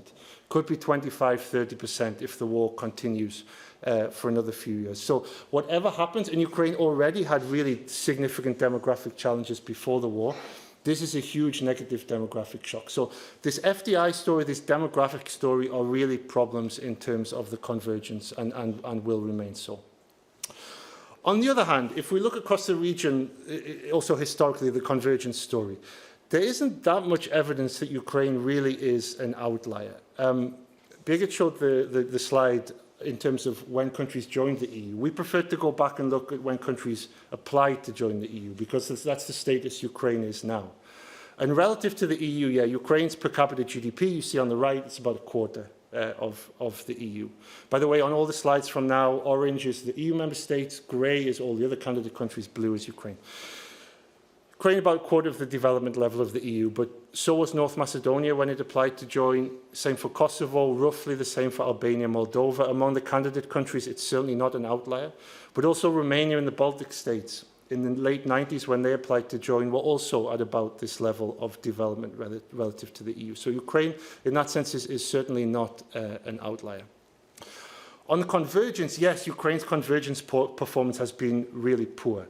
But when it has not been dealing with big external shocks, financial crisis, pandemic, 2 invasions, it does actually converge with the EU. Not as fast as we would like, but the chart shows here the yellow line for Ukraine.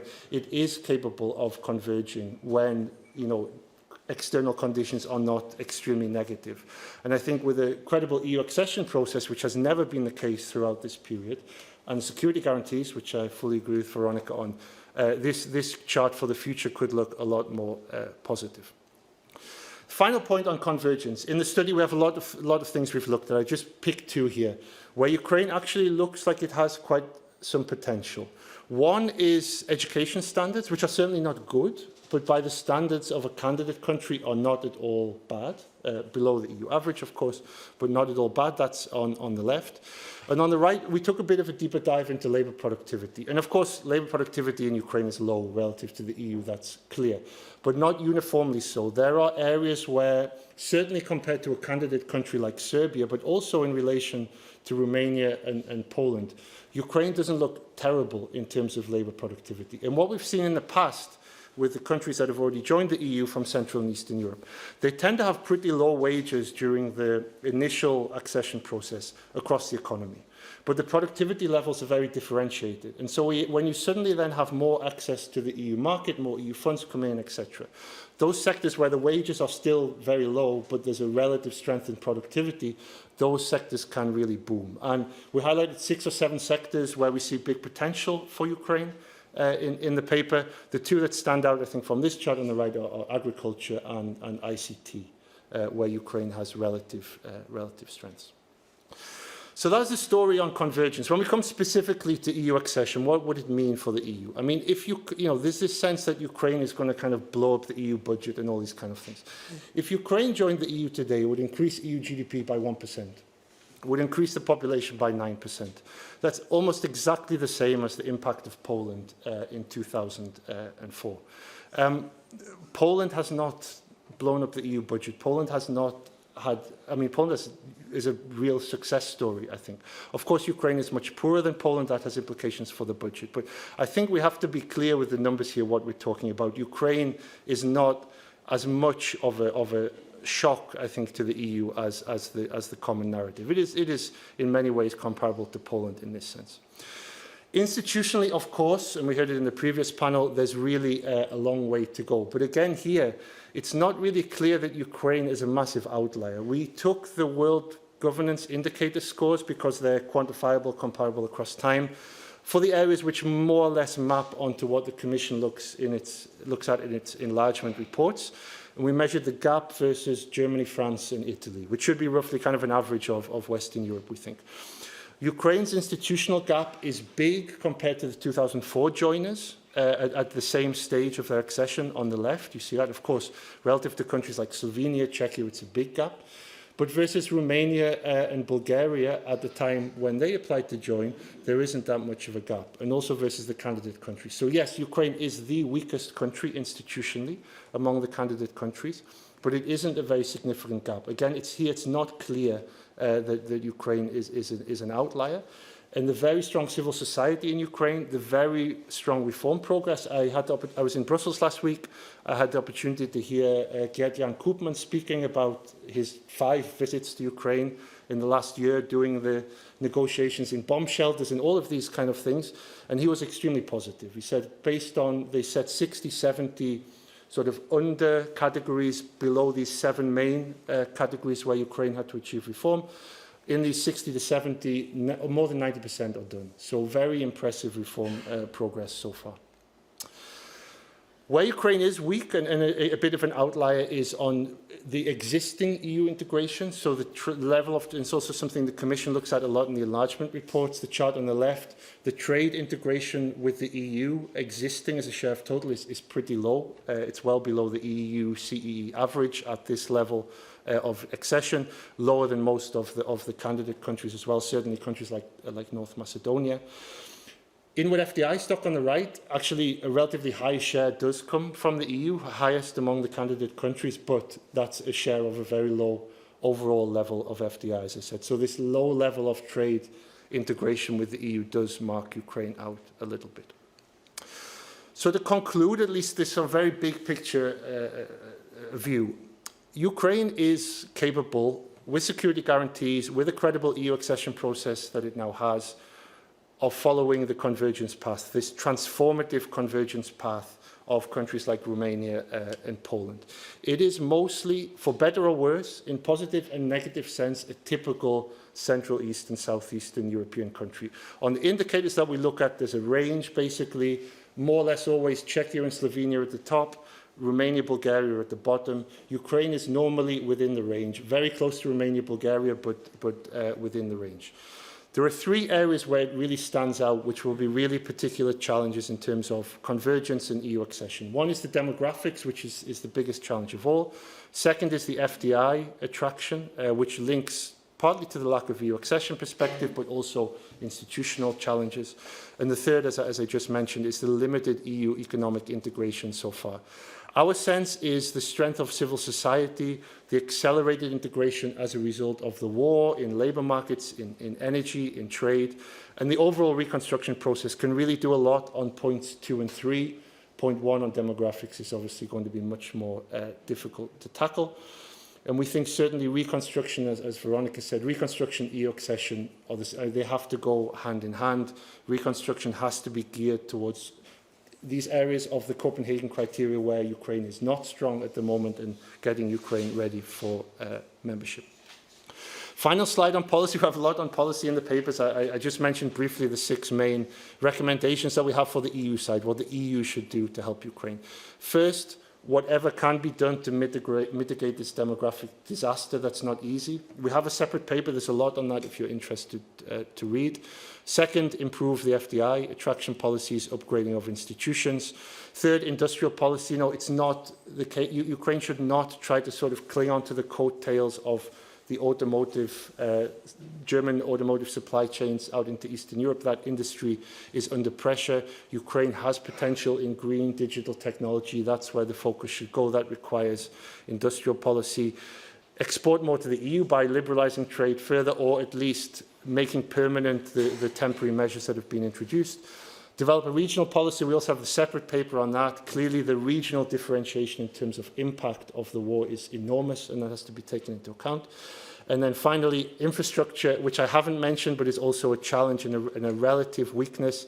Again, thanks to Irina, we have a separate paper also on that, which you can read. The infrastructure question is very important. I stop here. Thank you for your attention. And this is the reading list of the papers so far. So if you're interested, there's a lot more on all of this. So thank you.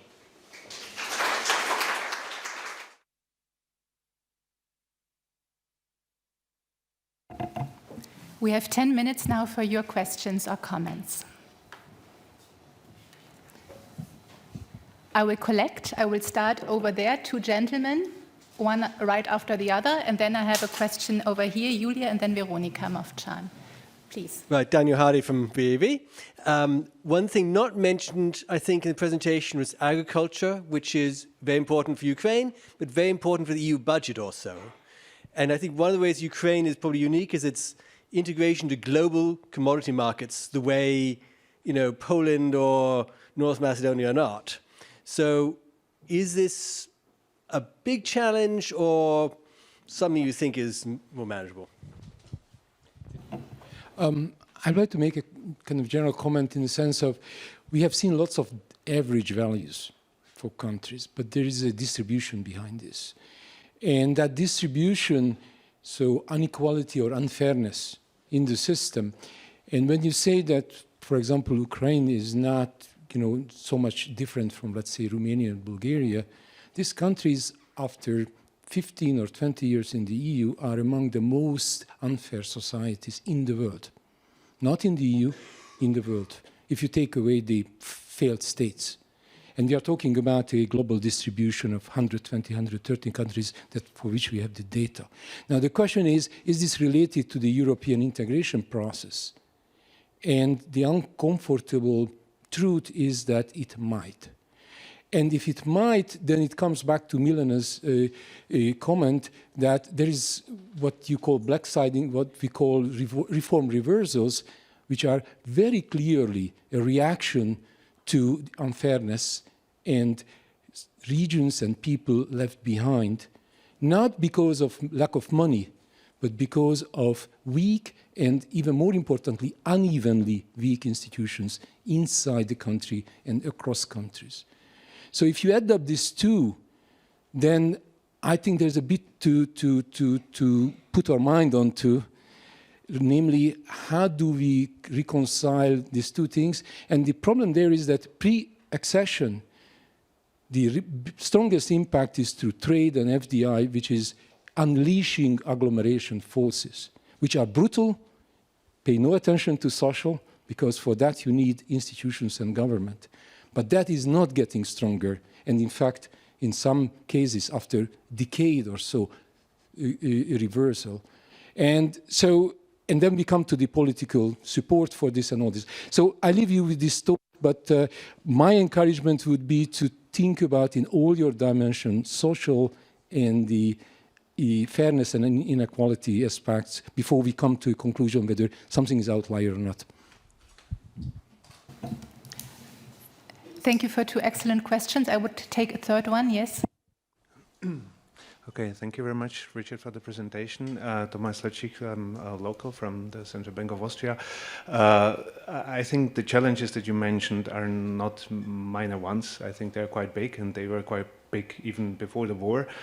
Plus, of course, the war complicates the whole situation. But what you did not mention at all is the governance issue, right? So I think there is also a big governance issue, especially on the EU side. And I think all of us who are here understand that Ukraine cannot join the EU without a treaty change. So I would be interested in your view of this. And do you consider the signal that the Commission has sent to Ukraine as a rather empty political symbol, or a serious attempt to invest political capital into the possibility or a perspective of Ukraine joining the EU? Thank you. Maybe we make a cut here first before we address your questions in a second round. Richard, would you like to start? Yes, these are very, very good questions. I mean, they really deserve very long answers, but I try to say something briefly. So on agriculture, yes, I mean, I mentioned it briefly. There's a lot more in the paper on this. Of course, it's a major sector for Ukraine, but as it was for Romania before it joined as well. I mean, one of the reasons why Ukraine has the limited trade integration with the EU that I mentioned, part of that is this global integration that you mentioned, that Ukraine exports grain and other commodities to such a large extent outside the EU. I think on this question of what the agriculture sector means for the budget, of course, if you do a very simple calculation, you have a big country with a low level of development, a big agriculture sector. It sounds bad for the EU budget. It sounds like a big political problem. I mean, there have been a number of papers on this. I found the Michael Emerson paper very interesting, where he showed that a lot of this will probably not materialize. You know, it's not as big of a burden for the EU budget as we think. And a lot of things will happen in between. You know, Ukraine will not get full access to the EU budget till it joins the EU, at which point it will have a higher development level, at which point there will probably already have been some structural economic change. So I think we should be cautious about this. I'm rather resistant to this narrative that, you know, it's simply going to blow up the EU budget, everyone else will become a net contributor. I don't think that has been proven. The other point on agriculture, of course, I mean, Ukraine has this huge comparative advantage. It's very competitive, basically, in agriculture. It has this black soil, low wages, you know, and in many ways also advanced techniques. And there the issue is not. So we start from this question, this outlier idea in terms of Ukraine as a burden for the EU. In agriculture, it's more of a competitive threat rather than a burden. I mean, it's too strong. We see what's happening in Poland and other places already. So, I mean, this is a political challenge. There's a lot to do here, but that is the short answer on agriculture. I really like the distribution question. I would love to discuss this for an hour or two, because I think this is really an important question. Just a few thoughts. So I sort of presented, it was a short presentation, I didn't have much time for nuances. I presented Romania as a kind of wonderful guiding light for Ukraine. Of course, I'm not trying to say that everything is great in Romania. All my point was with Romania, this is a country that started out at a really low level of development with a big agricultural sector, if we say politely, imperfect institutions, and has achieved massive convergence. I mean, it's the new success story of convergence, I would say. It's taken over from Poland. And that is a positive scenario for Ukraine. One possible, not automatic at all, but one positive scenario. It comes, as you say, with a lot of inequality, and that is a big risk for Ukraine. And in our financing paper, we've spent a bit of time on that. And I think there are different ways to think about that in terms of policy to offset that. One, we've talked a lot about the regional policy. So the regional differentiation is a big part of the inequality.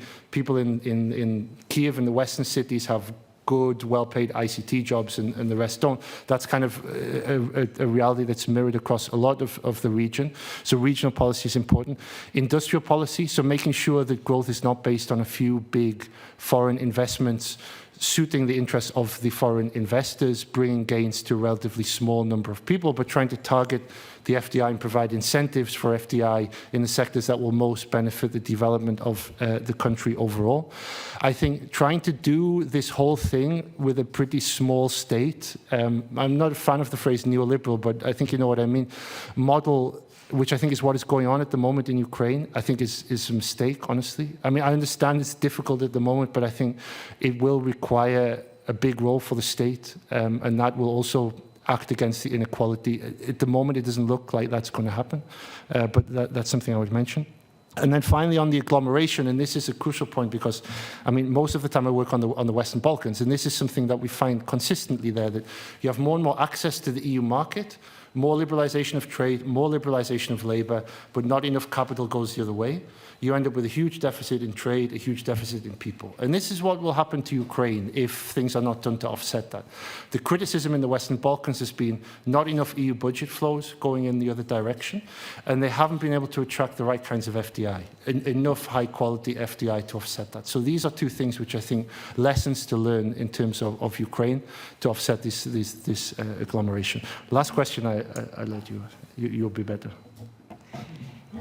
That is an excellent question, I find, about the unfair societies. But I think one realm where Ukraine really stands out is its decentralization reform.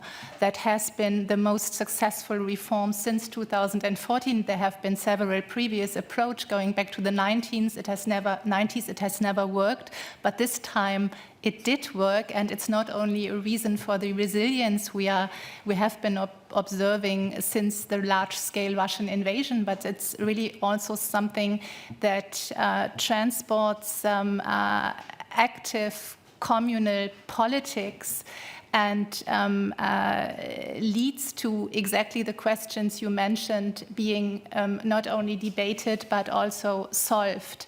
There was a particular attempt regarding a law on construction where competencies were supposed to be given back to Kiev, and in the end it did not happen because of active people on the ground saying that they would like to keep discussions where people are able to actually communicate with the state, with their administrations more closely. So I'm at least positive, but I would also like to hear Veronica's opinion here, because you also mentioned the regional approach, maybe briefly, and you also had a question or a comment, and then we are already out of time. Thank you very much. Basically, I had several comments. One question, Richard already partly answered, but starting from decentralization and regions, yes, decentralization was of very important reforms, and decentralization is something that gives power to local communities to decide and to help with ensuring better equality. Statistics sometimes misleading. If you check Gini index, Ukraine will be the best, frankly. So it's not fully true. We can have a methodological debate why, but also we have to understand that Ukraine is not as it's quite equal still, and Ukraine is relying on SMEs, and actually one of the developments of the wartime is that SMEs are developing much stronger. Actually, large enterprises hit the most. It's very difficult to maintain supply chains, links, everything, relying on one centralized scheme. So decentralization, on the one hand, development of SMEs is something that gives us a hope that we are tackling inequalities. Also with further rule of law issues, because if you are thinking about the privileged people, probably you will think first of judges. Actually, it's also one of the things why reform was, it was a bit of, if the reform would not be done, if the reform of judiciary were done with psychologists and not only economists and lawyers, probably would not make this mistake. Because what was done in 2015-16, judiciary was given independence before it was ensured that it is integral, that the integrity of judges were insured. And after it is independent, now checking integrity of this self-capsulated system appeared to be even more uphill battle than I would say that is the voting in the Council of the European Union for all next steps of Ukrainian progress.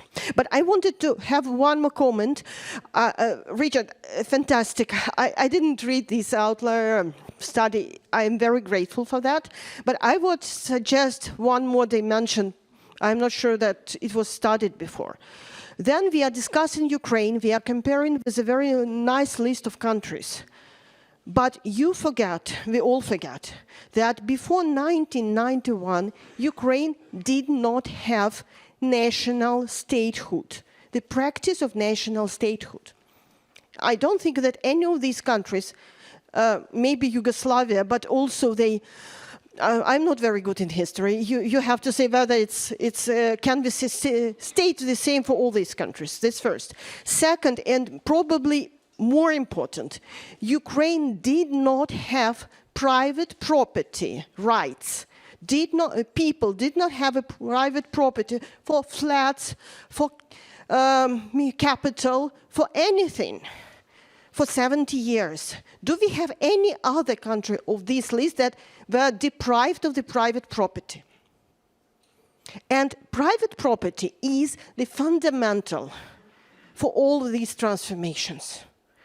We can say that, okay, other Soviet Union countries had the same problem. It was not only unique for Ukraine, although it's also some nuances. But, for example, Russia has been relying in its growth on resources, not on creativity and entrepreneurship rights. Moldova is much smaller, it's much more linked with Romania. And so we have to think, given that Ukraine has only 30 years of modern statehood building, and it had to learn how to become, how to observe the private property institution. Is it really lagging very much behind, or actually catching up with a lot of fundamental things that are absolutely natural for the normal Europe world? That was my comment. And on the question, I'm not sure that anybody can answer it, but maybe some ideas. I would love to see more integration in the EU and more trade liberalization. But we already have Ukrainian neighbors that reintroduced individual bans as soon as the European Commission said the issue is resolved. And I do not see any progress here. And now Ukrainian borders, road crossing by cargo are blocked by Polish carriers. Basically, two major issues of liberalization that was added on the table after the war, because association agreement gave a lot of liberalization. We had some issues where state, TRQs and road permits were two burning things, and both of them are now heavily challenged. Do we have any reasonable solution in the short term? Which brings us to EU reform, which was one of the questions you asked. We did not address, but it wasn't the topic of our studies. Of course, if you ask, I do think, and it has been mentioned before this morning, that EU governance reform until 2030 is highly recommendable and the baseline for a lot of things. There is a Franco-German report on that issue, but it's really beyond the scope of what we did. Thank you so much for your attention and for your interest. Make sure to check our websites for the complete study, and then we'd be happy to continue the debate with you in more detail.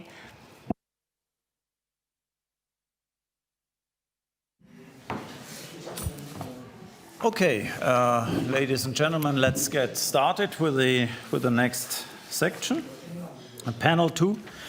So in the previous panel, we heard some, I wouldn't say estimates, but at least some ideas about the funding that is needed really to, in the case of Ukraine, reconstruct the country, but then also to finance the accession to to the European Union, which is, of course, the ultimate goal. So in a way, we were talking about the demand side of financing. Now, this panel and the next panel will talk about the supply side. And when we designed the conference, we thought we split this into two parts. So first, the public financing part, and then secondly, the private financing part, which is the next panel. And in a way, what we want to achieve here, or what I think we all need to achieve in order to make this work, is that public and finance, public and private, so 1 and 1 doesn't get 2, but get a hell of a lot more than 2.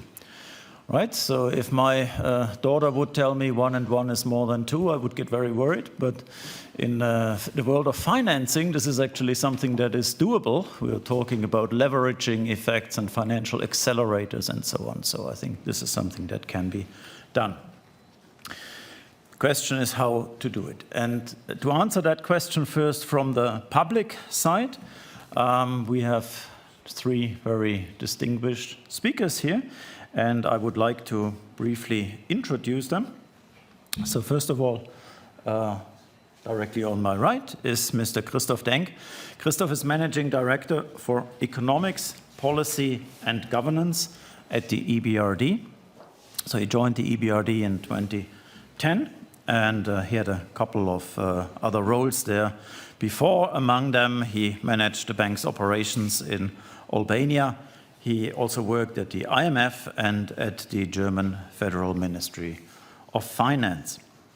And then the second speaker is Pierre-Arnaud Proulx on the far right here.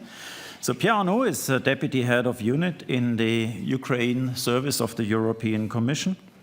So he's been a member of the cabinet of Executive Vice President Vestager, responsible for industrial policy at the time. He was also had various functions in the Directorate General for Competition and in the Task Force for Financial Crisis at the European Commission. And before that, he also worked in the private sector at Société Générale. And last, but certainly not least, on my left, Luca Gattini.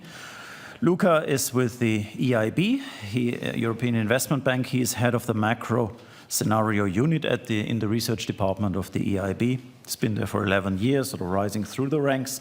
Before that, he was in the predecessor of the European Stability Mechanism and also at the ECB, which is where we first met, right? So, So we have 3 important institutions that are involved in the provision of public financing.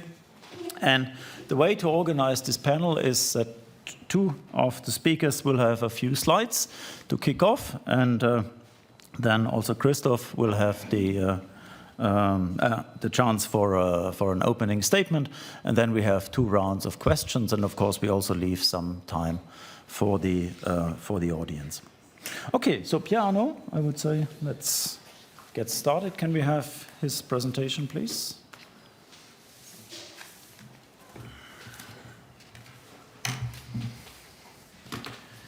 Thank you very much, and good afternoon to everybody. That's really a pleasure for me to be here and to be also in Vienna, even if it's really, really short. So my presentation will really focus on Ukraine, because I work on the Ukraine service, but part of it can also be used or transposed to other accession countries, or even in fact larger, because some of the instruments are also deployed in other geographical areas. So you heard earlier, I understand about the needs, so I will not mention new numbers, new figures. I think you had enough, but the bottom line, I think, from everybody is that the needs are enormous. We need still money for humanitarian aid. We tend to forget about it, but it's still needed. But then you have reconstruction, but more than reconstruction, you need a lot of investment to make sure that Ukraine remains and increases its competitiveness to achieve long-term growth. And that's necessary for its accession to Ukraine before and after, because that's what will make the accession of Ukraine in the EU a success. And for that, you need a lot of public support, that's clear. But as it was already mentioned in introduction, I think that public support alone will not make it, because the needs are too big. So we need to find ways also to attract the private investors in Ukraine. And for that, you need two things, at least two things. You need to create a sound business environment, and you need also to provide some financial instrument to de-risk the investment in Ukraine and make them attractive and profitable. And that's the spirit of the Commission's proposal, which I'm about to present, which is the Ukraine facility. So it's a regulation which has been proposed by the Commission in June. So of course I have to make a big disclaimer, is that it has not been adopted yet by the Council and by the Parliament. So it's only at the moment a Commission's proposal. We hope that trilogue or more formal negotiation process between the three institutions will start soon. But at the moment we cannot prejudge what the outcome will be. So what is the Ukraine facility? It has been thought with three different pillars that, in fact, interact and reinforce each other. So the first one, the big one, is the Ukraine plan, for which we plan to have 39 billion euros of public support, mainly in the form of loans, but also some grants. And this money will be disbursed on the basis of a plan. And the plan should encompass a strategy for the reconstruction and the long-term growth of Ukraine. So the objective that we have is really to make the plan a reference for the future of Ukraine. And of course, the plan is not drafted by us, it is drafted by Ukraine. It's negotiated with the EU institution and then will be approved and endorsed by the Council, but it is a Ukrainian document.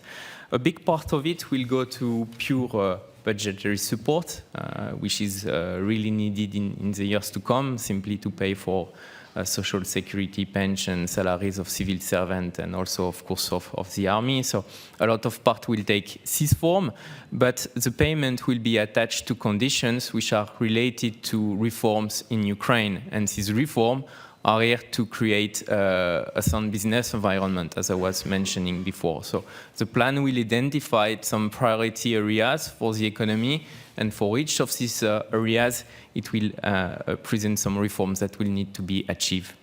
A smaller part will also go directly to public and sovereign investment in Ukraine, and that is something that is discussed at the moment with Ukraine, so they need to come up with their priority. Then the second pillar is the Ukraine investment framework, on which I will zoom in my presentation. So here the objective is really to provide money to trigger investment in Ukraine. Public investment as well, but also some private investment. That's really what we want to achieve. And we will invest in Pillar 2 in the important economic areas that are also identified in the plan. So the plan will come with the reforms that will make Pillar 2 a success and also identify what are the priorities for Ukraine. And Pillar 3 is much lower in terms of amount, so it's 3 billion euros, which will be used also to pay some interest of Pillar 1, because it's loans with no interest to be paid. But we'll also provide technical assistance to Ukraine. And here, in fact, what we do with this instrument is that we replace a bit what we have under our pre-accession instrument financing. So we'll do technical assistance to support the Ukrainian government in its reform. And of course, as you can see, all of that prepares a bit also our accession discussion. So I skipped the slide on the amounts, I already mentioned them. To zoom on the Ukraine investment framework. So here, what is really important to understand, so I mentioned already the objective, public investment also trigger private investment. What is important is we don't start from scratch. It's already an instrument that the EU has and deploys with its partners. So we already have what we call EFSD, European Funds for Sustainable Development, and also our neighborhood investment platform. And through this instrument, we deploy mainly grants that are given to specific projects, but also guarantees that are used to de-risk some project. And all of that is done thanks to our partners. And we have our two main partners at the table today, EIB and EBRD. But we also can work with all the pillar assessed entities. So pillar assessed means that these entities are able to indirectly manage EU funds. And you've got some institutions in virtually all member states at the moment. Out of this amount of 8 billion, in fact, you have we will trigger 1.7 billion of grants and 8.9 billion of guarantees because we have a very high provisioning rate, but still we can leverage a bit. And we want also to use 30% of the amount earmarked for guarantees to go quite quick and to be able to only top up existing operation because, as I say, we don't start from scratch. And maybe to make it a bit more concrete, can mention as a conclusion a few operations that we are already doing in Ukraine. So we have BGK mentioned in the slide. So we work with BGK. We give them grants so that they can provide a guarantee. So it's a totally funded guarantee by the EU. To work with Nationalbank to then provide loans to companies that suffer damages in the areas that have been the most impacted by the war. So here it's something that we introduced last year with BGK and which is already working. But we also work with NEFCO, for example, and here as well we provided them grants so that they can address some urgent housing needs, but we have much larger projects in terms of guarantee with our partners that are here. But maybe just one that is worth mentioning with EIB, we have these two recovery framework programs, which are also urgent responses to the war in Ukraine and that are working at local level. And here it's the same mechanism. The EU provides a guarantee, and then the EIB is in charge of implementing this project. So thanks a lot. I think it's just a snapshot, but then we can have questions. So happy to reply, if any. Okay, thank you very much, Piano. So let's move to Luca from the EIB. If you could have the pointer. Yeah, thank you.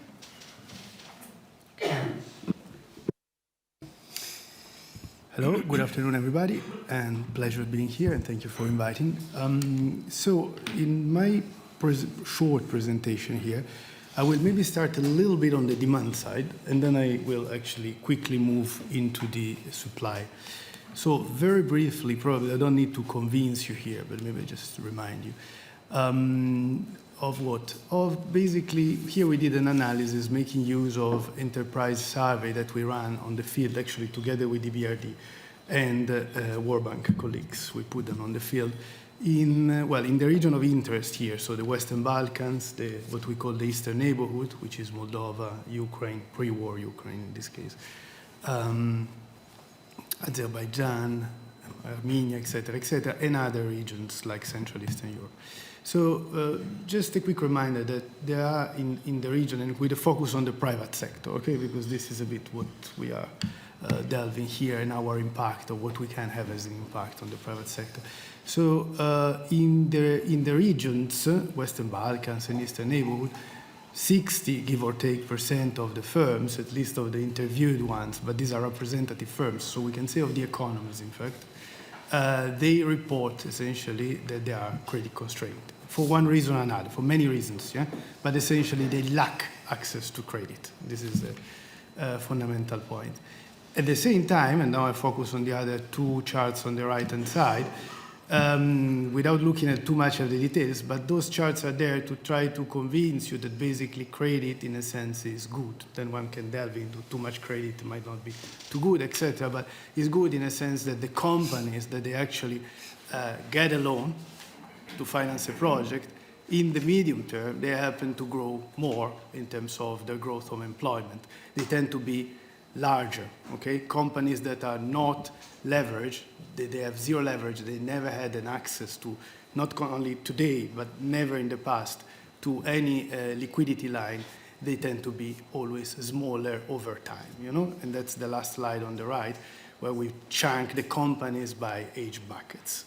And what you can see is that the blue line, which is the leverage firms, so those that they receive the loan, they are always, by any institution, by any bank, even private, they tend to be larger than smaller ones. Now, I'm moving a little bit back and forth, sorry, but then you will see maybe a sort of a fil rouge. On Ukraine specifically, I mean, we heard many things, so I will not spend too much time. Many positive elements, but also a bit of a, let's say, doom and gloom. Let me just point at one positive, very positive fact, which is on the right-hand side, this inward FDIs. So you have been talking in previous panels about FDIs and the importance of attracting FDIs and how FDIs are conducive to growth, etc. Well, in Ukraine, and on a positive note, besides the very impact of the Russian invasion in Ukraine, what we see is that actually FDIs, they are not back at the level today as they were prior to the invasion, but the good news is that they seem to be rather resilient at very limited level, but there is life there. So there are basically private investments coming in. Yeah? And this is, of course, backed by many elements. One is the resilience of the domestic economy, the efforts done by the Minister of Finance to create stability, DMBU, so the National Bank of Ukraine, as well, of course, intervention of the IFIs, the macro financial assistance coming from the IMF and the Commission, etc., etc. But there are positive signals there. Now, bit of a commercial, we were part of that package last year. We are still part of this package this year. We provided last year only 1.7 billion euros. This is not the leverage effect. This is just the money that were provided, so not the additional leverage or investment in outreach. The first 650 plus billion, 668 million, in fact, specifically were provided within weeks from the start of the war. So they were basically almost quasi-budget financing to support the economy, the Ukraine be afloat, essentially. To be mentioned that the majority of all these packages are backed by European Commission guarantees. Now, maybe coming to the here and now and beyond. So you heard that the needs for Ukraine are massive, as we see from the latest, although already outdated if you want, World Bank, UN, etc., rapid needs assessments. There was this ballpark number of 411 billion in reconstruction needs, which is massive. And let's say that private sector and economic growth, of course, needs foundations, which are also and primarily in the public sector in terms of infrastructure, investment, reinvestment, modernization and reconstruction, capacity building, etc. So what we're putting on as a lending packages at this stage is basically a resumption of this year, so in 2023, of 500 million of existing projects that we had prior to the war, which we are basically rechanneling, restructuring, and reviewing, basically for urgent reconstruction needs. It can be schools, it can be kindergartens, it can be hospitals, etc. So this is public sector lending. Then there is another window under the Commission guarantee, which is basically in the EFSD+, and then there will be, a colleague from Commission already mentioned, a window under the Ukraine facility once approved. Now, maybe delving into the products and with a specific look at the and there is another window, actually, which I forgot to mention, which is an in-house or proprietary window, which is EU for Ukraine fund that the EIB put together. And this is basically a fund that has the aim to have up to 1 billion contributions direct from member states, which they would guarantee our activity that then we leverage on, and we can arrive, depending on the type of products, exposure, etc., to a 2 billion, let's say, amount of lending, which will have then a leverage, of course.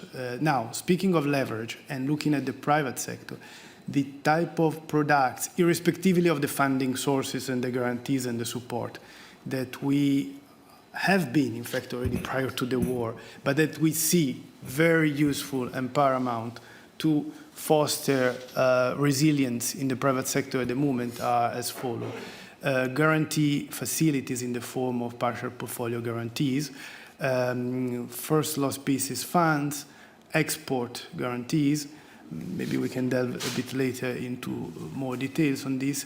Direct operations, of course, with the private sector, SME support via the banking sector, which, of course, this comes at the benefit of outreaching many, many companies at once. At the cost, at this stage, I mean, maybe something that has not been mentioned yet that much, that financial stability has been preserved so far, but thanks also to the fact that there is basically a kind of any regulation or any checks on the asset quality has been removed, you know? So the actual asset quality in Ukraine is not known. So there is an ongoing work, fundamental, done by the Nationalbank in conjunction with IRFIs to try to understand what is the status of the banking sector at the moment. I think EBRD is very much involved. And paramount, fundamental, which we're putting on the table is TA and capacity building, because one thing is putting the money, another thing is actually having authorities, which they were already, let's remember, Ukraine and so like prior it was accession countries in the Western Balkans, they were already used to work with IFIs.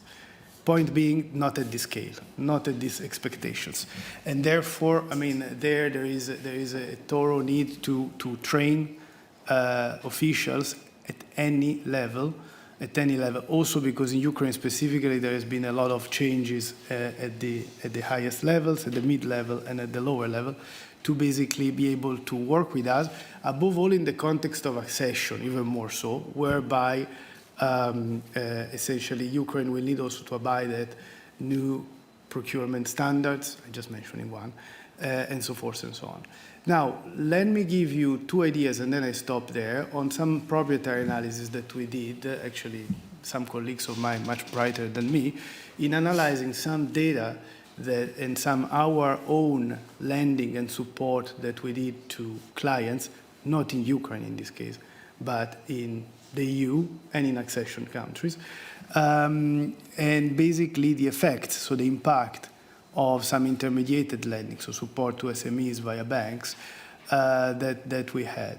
So on the left-hand side, long story short, there are a lot of bars, but basically the analysis that these colleagues of mine did is they took beneficiary companies, so those that they received a loan from, in this case, the IB, and those that they did not receive it, and they looked 3 years after, you know, receiving this loan, how did they perform? And basically they saw that, maybe thanks also to the conditions, etc., that we applied to these loans, but these companies, they had basically higher employment, higher firm growth, higher investment, a bit of a higher leverage as well, much higher productivity, and investments also in intangible. Now, we did an analysis, let's say, between the companies that they received our loans, looking at convergence specifically. So the region, basically, that is the most of interest today here in this forum. And what we saw is that compared to the other companies where we gave the loans, the ones in convergence, they benefited even more so, among maybe not all parameters, but many of the parameters that I mentioned. Notably, for example, they've been investing even more than similar companies that they receive a loan of ours, let's say in Germany or in Italy or in France, for example, or in Spain. So the importance and the impact of IFI's interventions here. Similar story we see when it comes to another type of product, which is venture debt. Venture debt is not venture capital. Venture capital is the capital that you put directly in a company or via a fund. Venture debt is, let's say, more patient type of debt, or even debt that is connected to the performance of specific companies. So if not certain KPIs or certain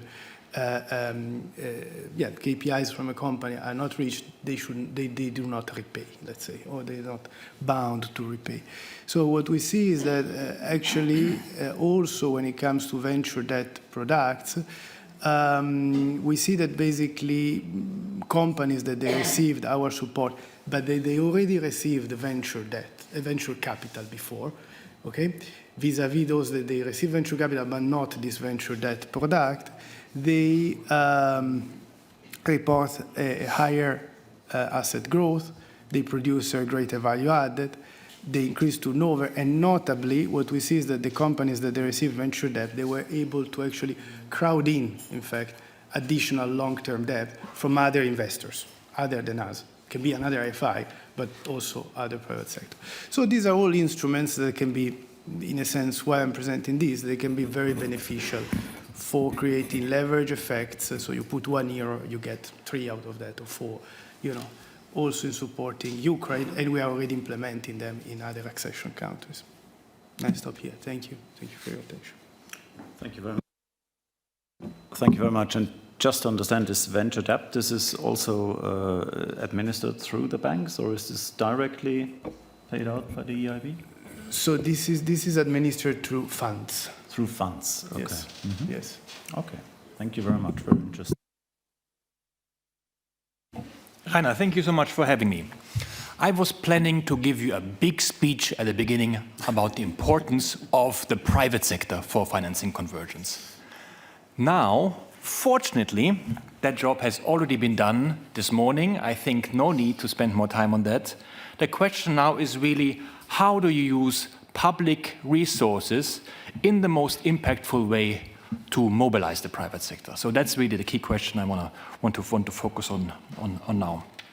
Now, the first point is to listen to where the private sector sees opportunities and where they see obstacle to getting engaged. At EBRD, one thing we do to do that is we have a very strong local presence in the countries. We have here with us, for example, Peter Tabak in the back. He's the regional lead economist based in Belgrade. We also have a lot of local staff. We have 170 Ukrainians at EBRD, for example.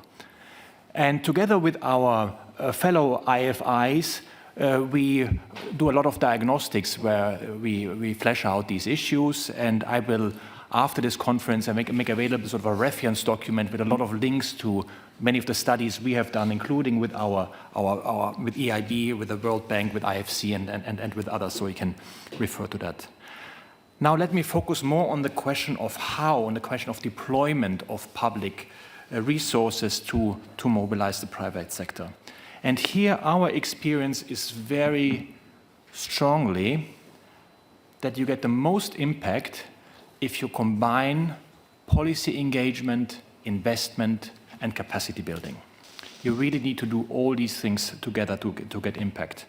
Because if you only provide money, if you only provide funding, in suboptimal structures, you perpetuate these structures.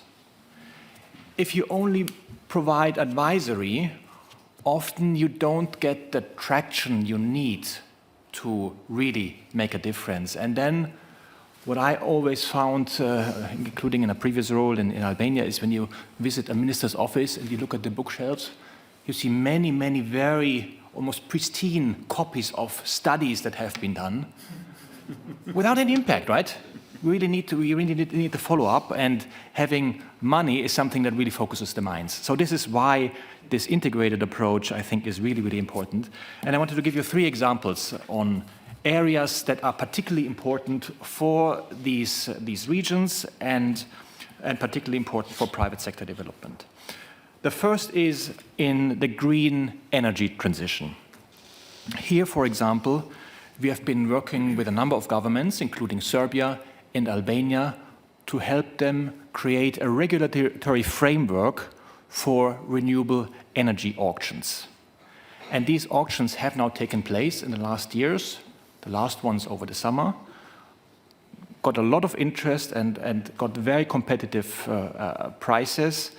And now we are able also to, as a bank, to finance some of these investments in wind power, in solar power, in Serbia, in Albania, in other countries.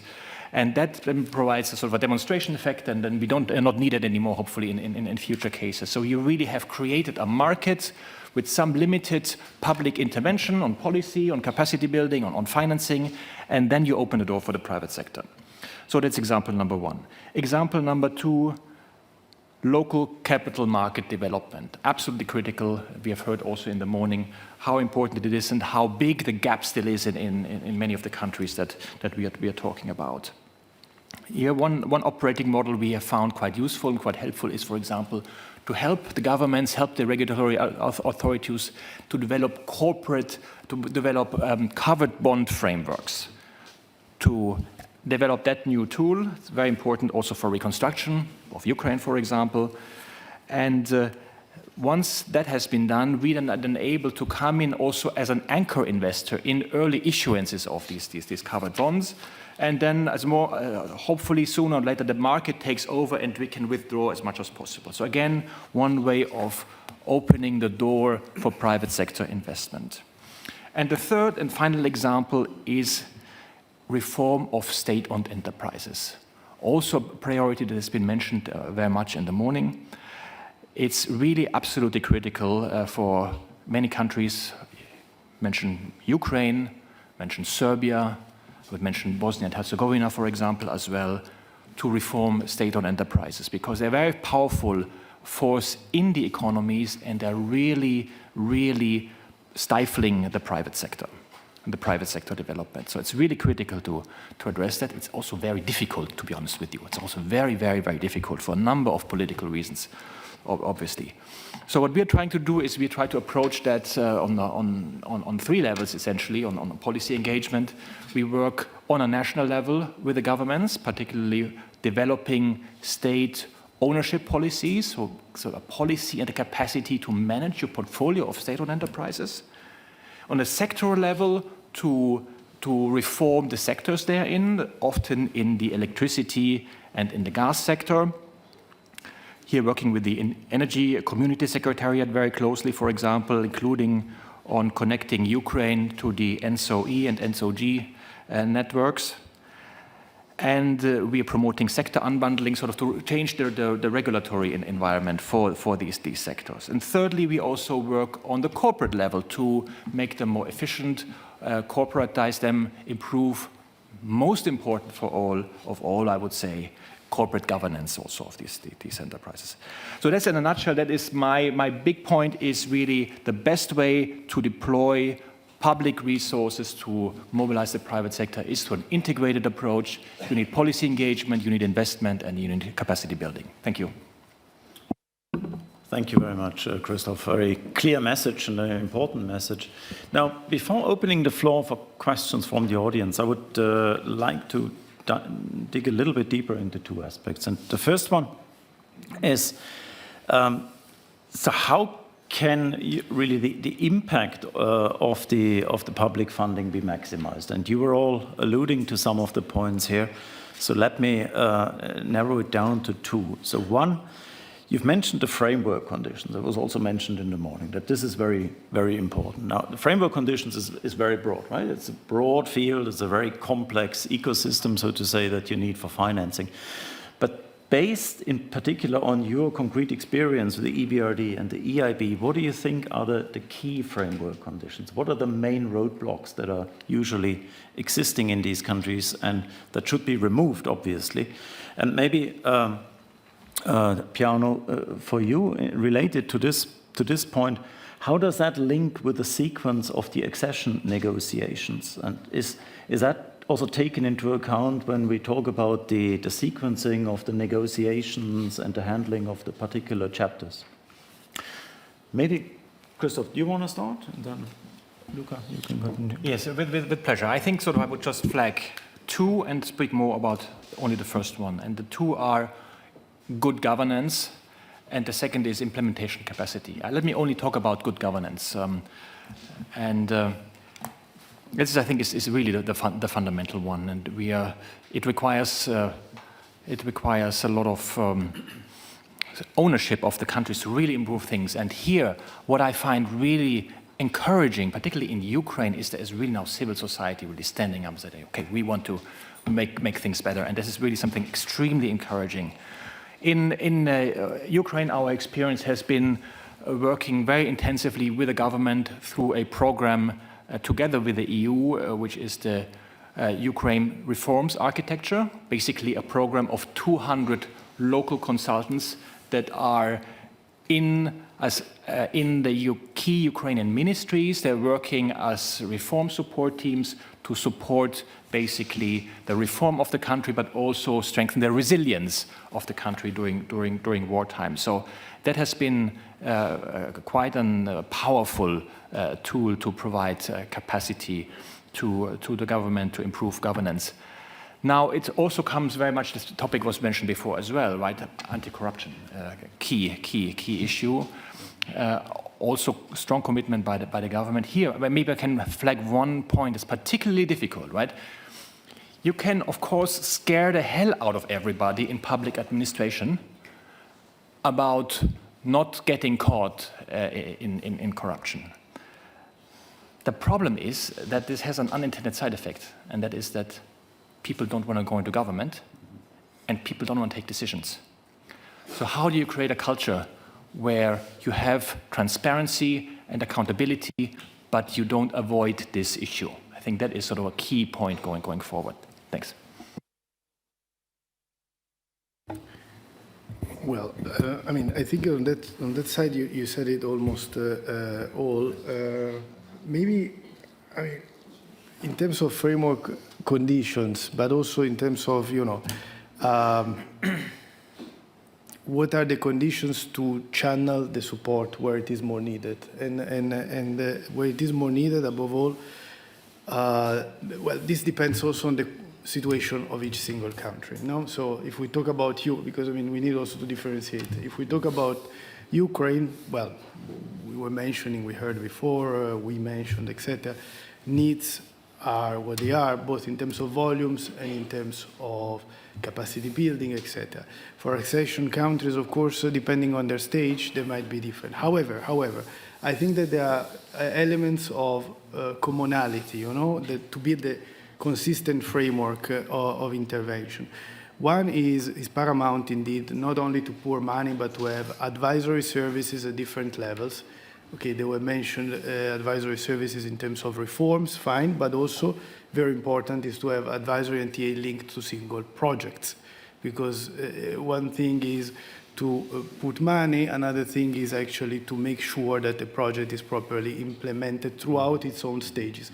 Project is not only the delivery of the money, infrastructure project may take 5 years to manifest itself, and therefore it needs to be monitored, it needs to be followed. Even practically, I mean, there are people on the side of the national, local authorities, regional, municipal, etc., teams, they may change, you know, and therefore you need to follow up strictly on even the single individuals that are in charge of the stages of implementation and their accountability. The other element is scalability. So in a sense that it is, and this maybe it's more relevant for Ukraine specifically given the conditions, it was also in the Western Balkans, when the Western Balkans came out of the war, which is essentially, it is important to make use of the instruments that are there and try to, you know, expand already on existing programs that we have in place, that EBRD can have in place, or other FIs, instead of reinventing something new, if they work. The other element, which we mentioned earlier, is basically crowding in. So it's not only important to deliver on some projects or investments, but it's also to crowd in either other IFIs or domestic capital and international capital.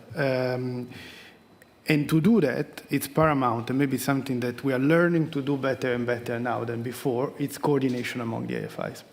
And this is something, in fact, that maybe it existed in the past. There are frameworks like the Western Balkan Investment Framework and so on. But for Ukraine specifically, for example, there is the Vienna Initiative. But there has been an attempt to step it forward and fast, if you want, with a coordination entity among IFIs to basically better coordinate our pipeline and try to do things together. And two last things, and then I stop there. One is procurement. Procurement, it's very important. Procurement is not only the procurement of a project, it's the framework that is in place in a country to run procurement.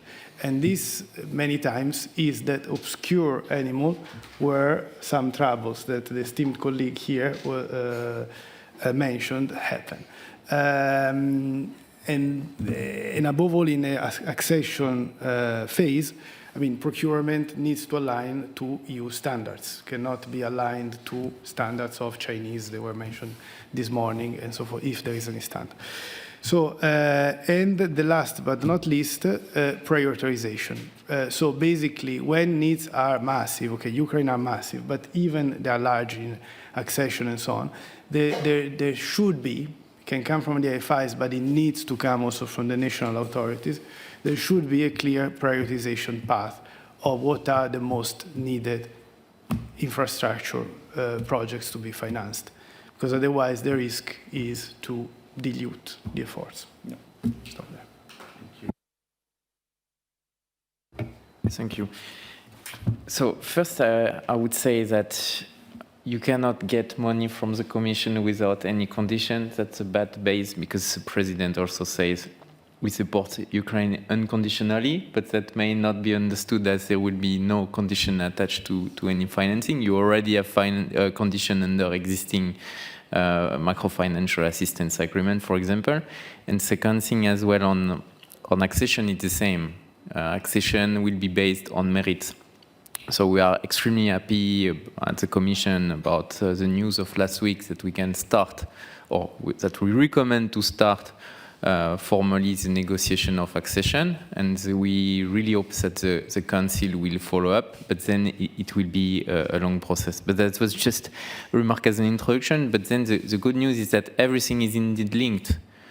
So financing under Pillar 1 of the facility, financing under Pillar 2, so Ukraine investment framework, negotiation of accession to the EU. We see all of that as something holistic, and everything will contribute to each other. So if I take very concrete example, the Commission recommended the opening of accession based on the progress made by Ukraine on what we call the 7 steps, so 7 important sets of reform which Ukraine had to implement. And among them, you had anti-corruption, you had anti-money laundering, you had the oligarchization of the Ukrainian economy. So all of that is ongoing, and that will foster the plan, and that will be the first part of the reforms that we expect. And that will also help the further use of EU resources for the Ukraine investment framework. So you also have, by the way, conditioned by other donors, so it's not that we are the only one, but all of that will feed each other and contribute all together. But in terms of really sequencing, which was the question, here there is much less of a link. We, as a Commission, we hope that we will be able to do everything as soon as possible, but we will depend on the willingness of the Council, and will depend on the progress made by Ukraine. So I said it's based on merits.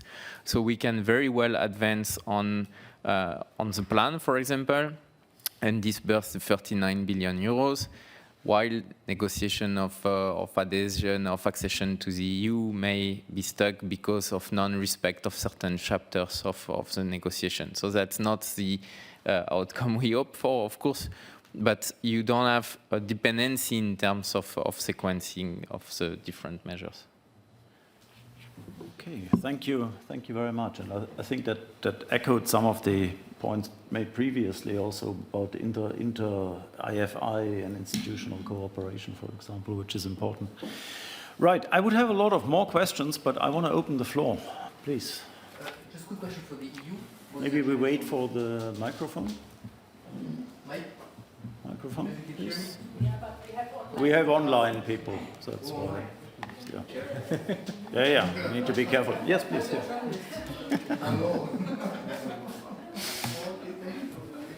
Hello, Bozir Djelic from Lazard. A question about the EU all-important facility. So the great news is it is big, but the question is how much is it debt that will be sovereignly guaranteed by Ukraine, and how much will be grants? Because as we know it, the existing debt is in default, and 50 billion or more is already half of the GDP. So if all of that is debt, and we're going to reach 100% and more of GDP pretty soon, and the prospects of that being reimbursed will be dim. So if I can hear some thinking on this. Maybe let's collect 2 or 3 questions if there are any more. Yes, please. Thanks a lot, Maria Chibanova from Nationalbank of Ukraine. But my question will not be from Nationalbank of Ukraine. I'm just interested in your opinions with regards to, let's say, proportions of centralized and decentralized organization of financing. because we come to this question again and again. For example, even with regards to SOEs, should they be in one holding under the Cabinet of Ministers? Should they be, in different places? But the same question applies, of course, I'm speaking more with regards to Ukraine and the huge financing that it needs, but maybe also with other countries during this accession path. How much should be centralized in one government entity, let's say, and how much should be given to local communities and for their decision how to appropriate those funds? Thanks. Yeah, I think it's a very good question, and there should be some experience also from other countries, of course, that may be useful. Okay, maybe one more. Yes? Then we give the floor. Sebastian Sosa from the IMF. And this is also a question for Pierre. I wonder, it was very useful to see the plan and the 3 pillars of the programs, of the plan to support Ukraine. The question is whether there is a similar plan, to support the Western Balkans and in particular in the context of the new recently announced growth plan. Thank you. Okay, thank you very much. 3 very good questions. So who would like to do the honors first? Maybe, yeah, shall we go in this way? So on the first, on the debt versus grant, I can only tell you about what is also in our proposal. So in our proposal, we have 2/3 of loans and 1/3 of grants. And Pillar 3 would be grants, Pillar 2 would be grants, and Pillar 1 would be a mix of loans and grants, but mainly loans. But that is what is on the table from the Commission, but that's all subject to discussion with the Council and the Parliament. And of course, the Member States, they will look at it also comprehensively together with the review of the multi-annual financial framework of the Commission. So it's not a given that the split remains the same. But let's hope that it will be. But I cannot say more at the moment because, of course, I don't know and nobody knows. On the Western Balkans, yes, there are some work. I think something has been proposed last week by the Commission, which is taking inspiration from what is made in Ukraine. But I'm not in the details of the mechanics, so I will only refer to that. Yeah. Thank you. If I can just add one word on the Western Balkans. Indeed, I think just from our perspective, the growth plan for the Western Balkans is really, really welcome. It's also really a fresh approach. And in 2 ways, I think one is advancing sort of the benefits of the single market in these 7 areas already. That is a powerful force. And the second one is the way of sort of programming the budget support in a way through these milestones, and it's very, very, very promising. There is a question on governance, sort of central level versus the more local level. I mean, of course, I'm a bit shaped by where I'm coming from. I'm from Germany, of course, so we have federal nature is very important, and subsidiarity. But also as EBRD, we like very much to work with local authorities directly and strengthen capacity on that level, on the level of municipalities, on the level of municipal companies, who are extremely important also for providing essential services like water and so on. So the idea is basically to directly work with them, strengthen their capacity, make them better operators, provide better services, but also reduce then the risk to public finances. That's something, for example, the IMF and the finance ministries and the central bank presumably are quite focused on as well. So it serves these multiple purposes. And I really hope for Ukraine as well that all the progress that has been done on decentralization can be safely also brought into the future despite the big shock that the war now provides. Luca, any comments on your side? Yeah, so maybe just one comment on the debt levels. So just maybe to reassure also potential future investors, 50 billion of which just taking the words of the Commission, 2/3 is going to be loans. Just to remind that some of them, they will be used to finance investments. Good part of that will be used for budgetary purposes, but it's not additional debt, the whole of it is going to be used to so from a treasury perspective, treasury management is going to be used also to refinance the debt. So it's not going to be net debt increase, the whole of it. It's not known now because it's a treasury management operation. But there are repayments that need to be refinanced with the incoming payments and disbursements under the program. But this is just to say that it's difficult to say exactly in advance. On the centralization, the decentralization question, now, and echoing our colleague from EBRD, so we have experience actually in Ukraine specifically working already in the reconstruction coming out of the previous war of Russia in Ukraine. And there we have programs that we put in place, allow me to say, in a smaller scale than probably what will be needed, but in a similar shape.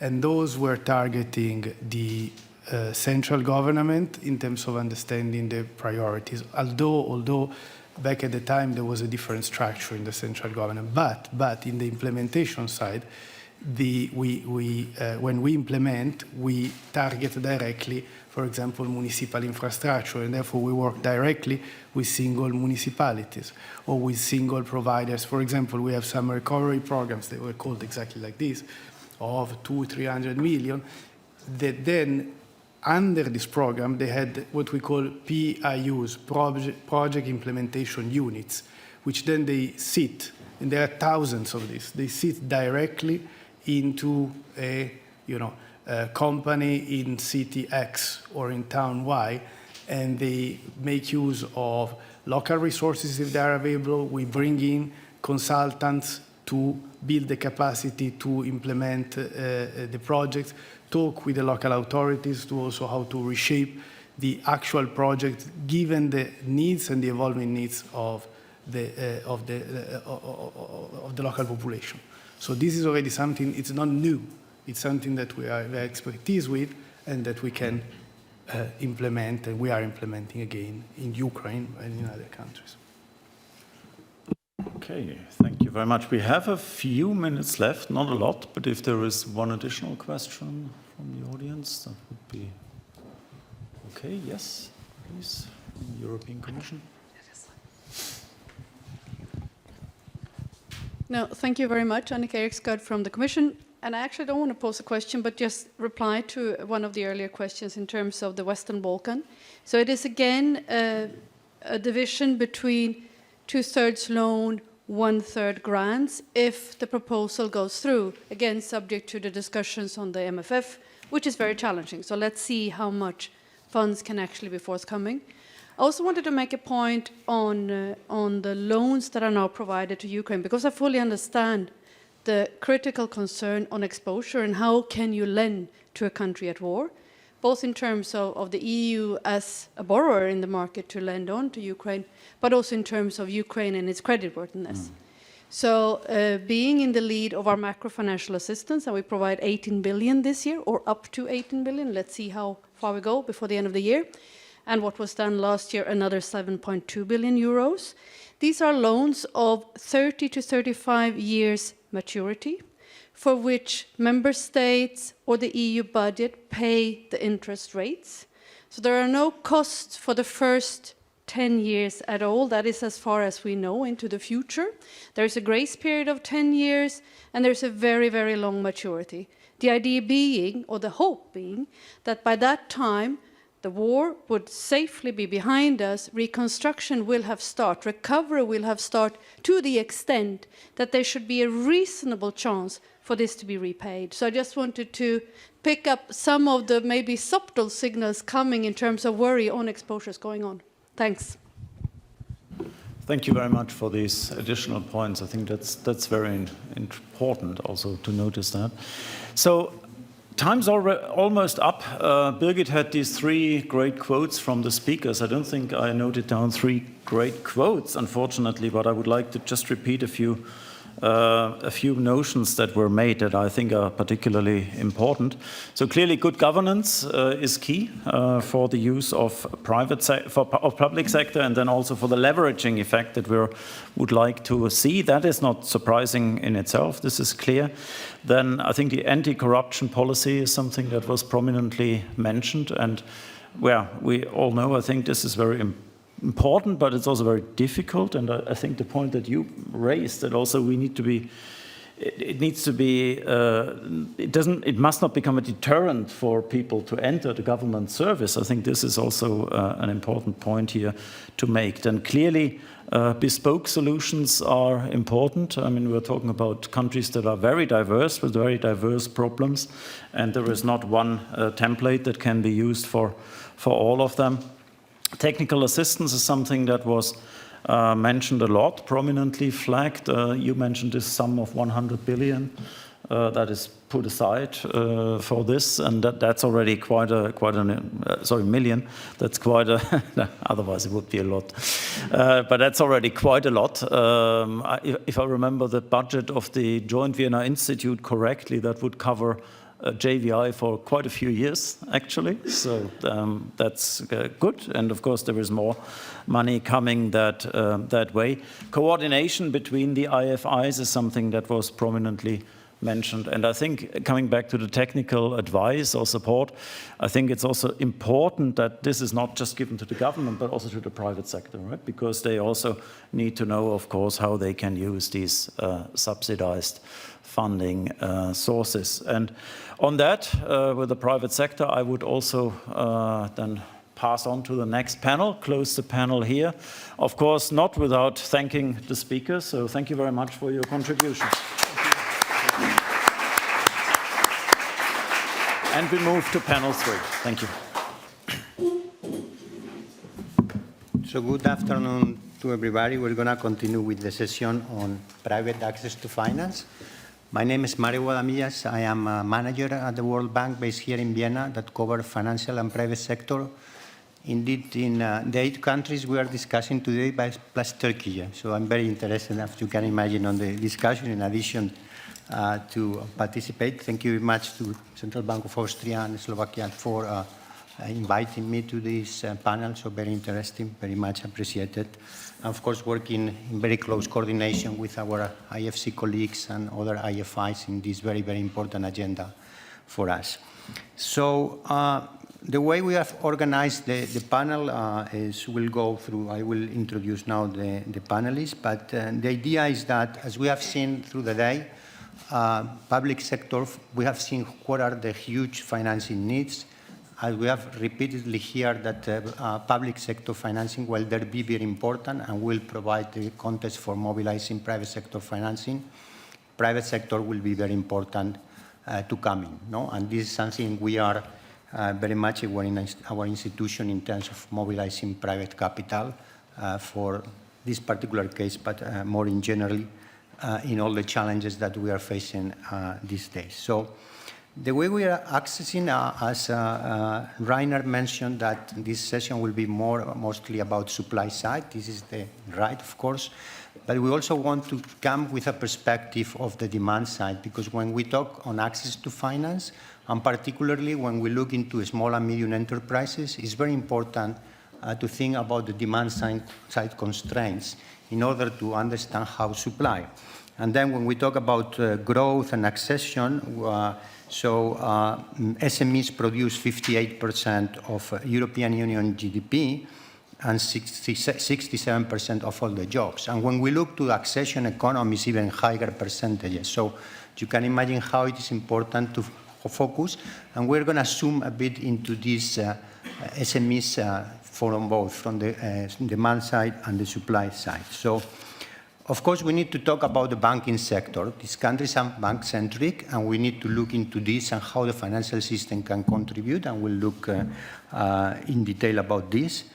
But not only banking sector, as we have been hearing throughout the whole day today, is what are the other sources, no? We are looking into capital markets.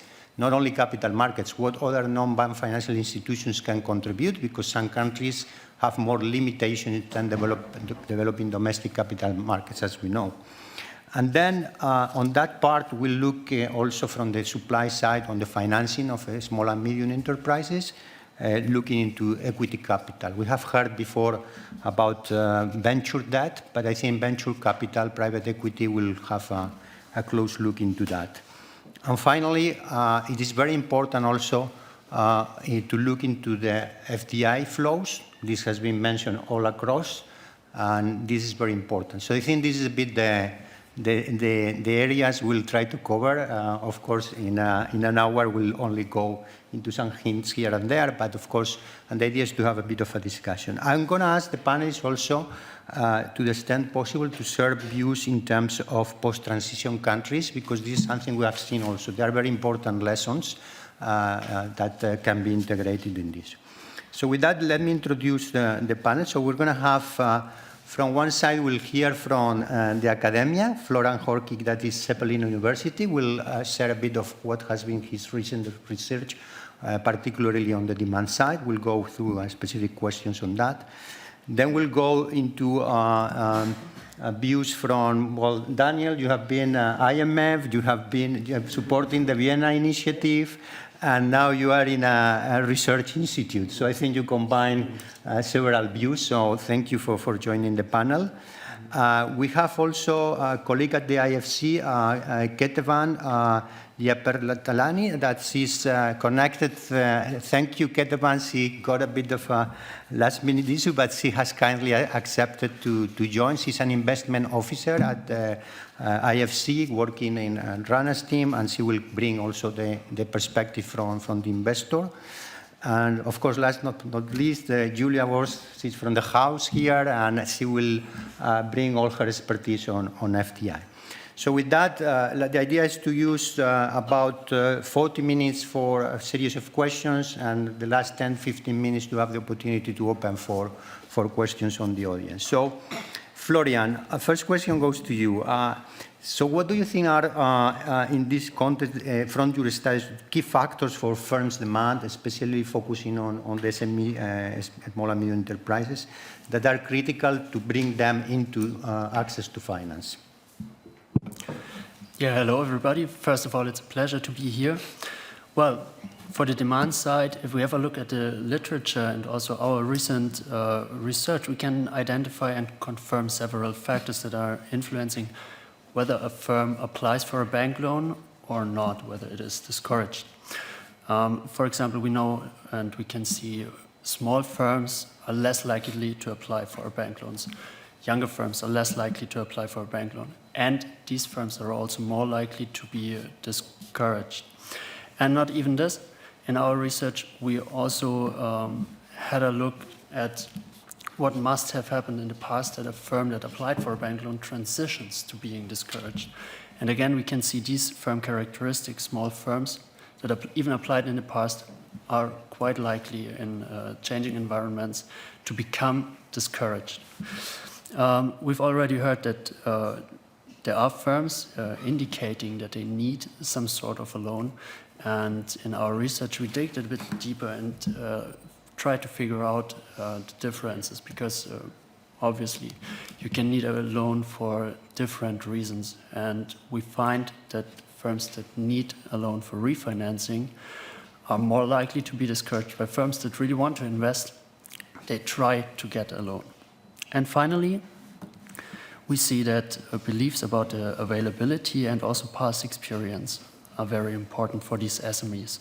So if firms have a negative belief about the availability, they are likely to turn into discouraged firms. And the interesting thing here is that especially firms that do not apply for a loan put a high weight on these past experiences and beliefs they have. So they do not base their discouragement on some real information, but they simply base it on sort of belief they have. And to dig a bit deeper also here in it, we investigated the experiences, and we see asymmetric experience effects.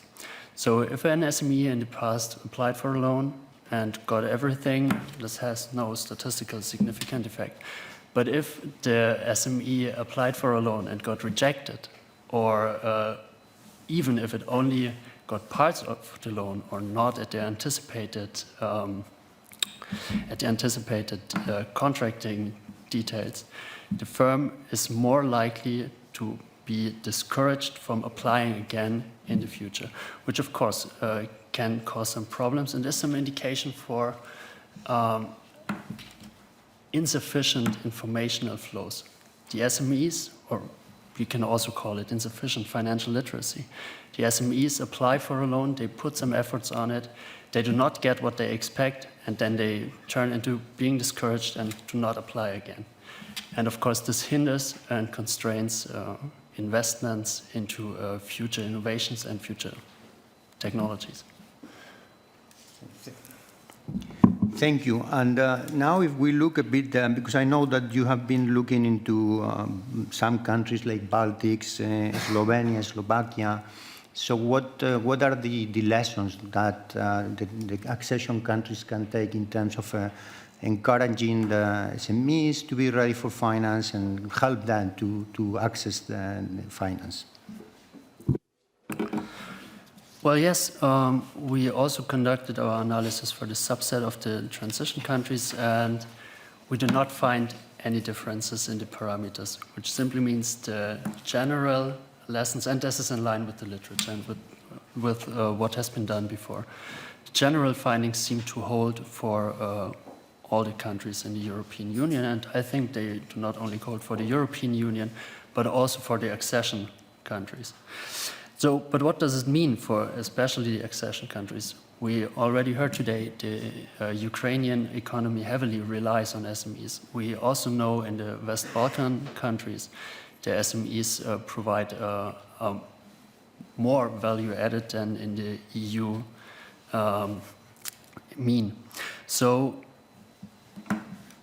if there is a larger share of SMEs, of small firms, and we know these small firms are more likely to be discouraged. These firms rely on their personal beliefs. I think what's most important is to have not more information, but to have easily accessible information for these firms, trustworthy, reliable information for these firms. These firms need to know if they apply for a loan, what will they get, what are the conditions. And, well, all in all, in these accession countries, there is some ground for further uncertainty in these SMEs. We have this war in Ukraine. We have a very fragmented, in parts, very fragmented economic landscape. So I really firmly believe we need some clear information for these SMEs, some stronger financial literacy, so they know what can be expected if they apply for a loan, and then they will apply.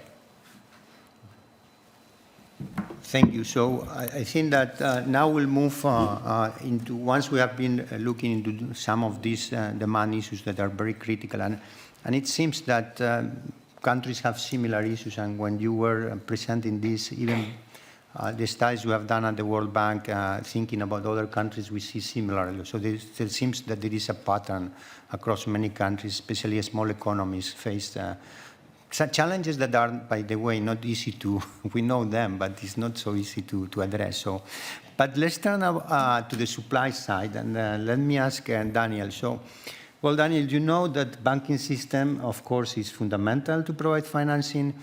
And of course, if the banking system provides a lot of financing, sometimes it's a problem, because then comes with asset quality down the road. And somebody was mentioning today, we don't know sometimes asset quality. But on the other side, if they don't provide financing, it's a problem as well, because they don't help the growth and productivity gains that the economy knows.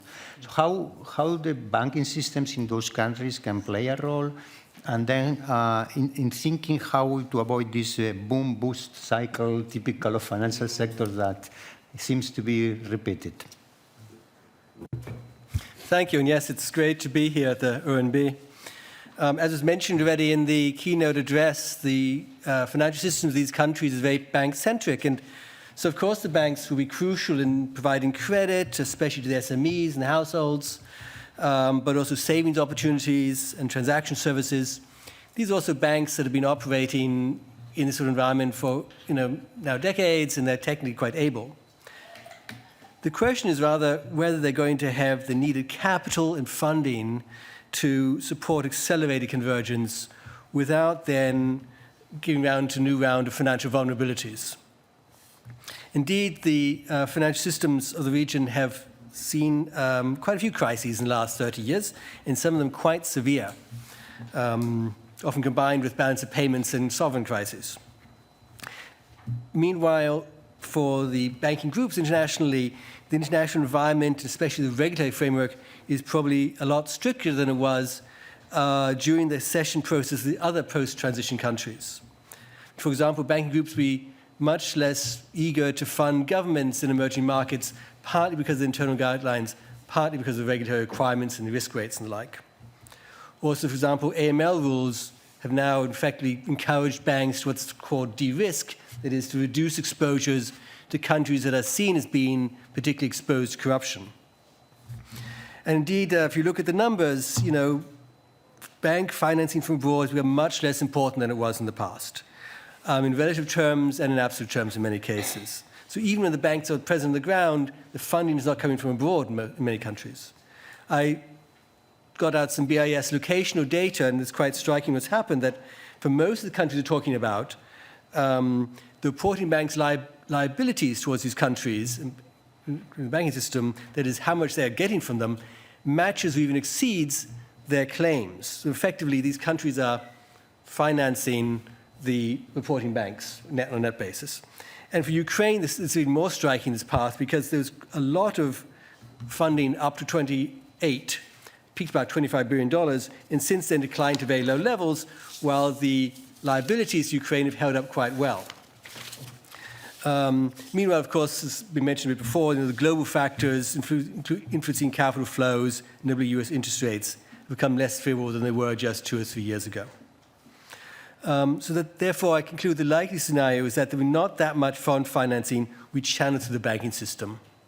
That's the most likely scenario, but not the only scenario. In particular, sort of massive liquidity provision from parent banks will probably not be forthcoming. However, it is possible that there's a credit boom in some of these countries, and especially if things go well. If the war ends, the accession process accelerates, you could see a boom, particularly in things like consumer credit, real estate. Maybe good for welfare of these people, but not necessarily so good for the economy, because these are not going to be earning assets the same way in many cases.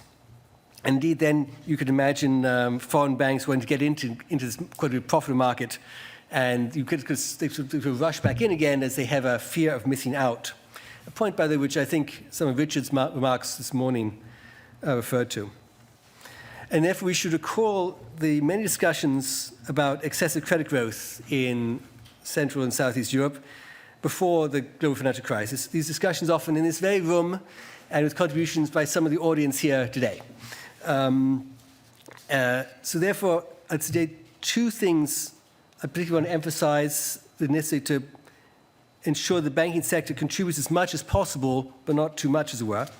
The first is, of course, effective microprudential and macroprudential supervision. The authorities need to be aware of the early signs of things overheating and heading off either balance of payments crisis, therefore, or indeed bank failures, which would reignite concerns about stability. And the other is the important role of banks in mobilizing domestic savings. And you see everywhere that, you're going to need domestic financing to a large extent if the bank's going to play the full role. And that's what's necessary to provide the stability. Even in normal times, domestic financing and making sure that the loans relative to deposits don't get unbalanced. And final point, it was mentioned that, there may be multiple equilibria, and so there could be some role for coordinating mechanisms that the banks and the national authorities realize that others are in the game, they won't be better than neighbour policies, and this sort of informal coordination, for example, through the Vienna Initiative, could have some role. I'm not overplaying this, but I think there could be some contribution there. Thank you, Daniel. No, and then I wanted to link to the previous discussion because I think Luca told us about the high level of NPLs that indeed has been in the Western Balkans economies, also in Ukraine, and how this has limited a lot the potential. And this connects a lot with the Vienna initiative that you mentioned, that the origin was precisely to address the problems after the global financial crisis. And it took almost a decade to see how these numbers. So while I think one important lesson, while the financial banking system help these accession agendas, it's very important to do it in the right way, with the proper regulation. And now we have many more tools after the global financial crisis. But I think this is something I wanted to highlight. But then moving a bit on the non-bank financial institutions, of course, we have said they are bank-centric, but we should also explore what are other opportunities, no? And without going into equity capital, because Ketevan will go into all these details, what do you think these countries should develop in terms of non-bank financial institutions, capital markets? What are the opportunities there? Right, well, indeed, I mean, non-banks are less developed, they're not major players in these markets yet, and this is what one normally sees in the course of financial development. Nevertheless, maybe some which will be especially important for supporting growth and diversification. I'm going to mention just maybe three possibilities or three issues.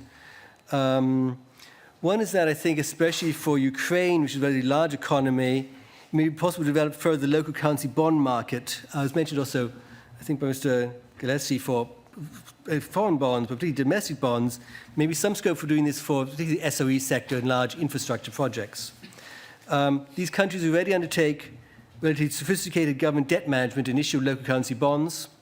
I think there's an area where so the institutional and areas where these countries have actually converged quite well in terms of their capacity to do debt management. But there may be some more scope for doing this for the SOE sector, I think, in these large projects. Probably more difficult for the smaller countries, just because the size of the projects, the size of the markets, not going to work the same way. The second, coming back to my point on savings, I think there's probably some scope for more specialist savings institutions as an alternative to banks, but again, to mobilize local savings. I know it's difficult given the demographics, for example. But there are some experience in other countries, pension funds provide alternative ways of longer-term local financing was needed. You know, to get higher growth, you need to have more investment. You need to have more fixed capital formation. But if that's not largely backed by domestic savings, you have large current account deficits and therefore vulnerabilities. That's just in this region and across the world. And indeed, I looked at some numbers, you know, large current account deficits associated with GDP volatility. And also, so as Julius will discuss, FDI provides a stable funding alternative to a current account, for the current account, but that's not the only thing that's possible. Again, I'm not overemphasizing this because people have good reason why they're not going to be saving that much, either because of the demographics or because they think in the future they're going to be rich, right? People are going to have to be, sort of first, people are going to be in Ukraine and so on, are going to rebuild and enjoy life a bit more, but still it needs to make efforts to support saving institutions. And there are some efforts in this area.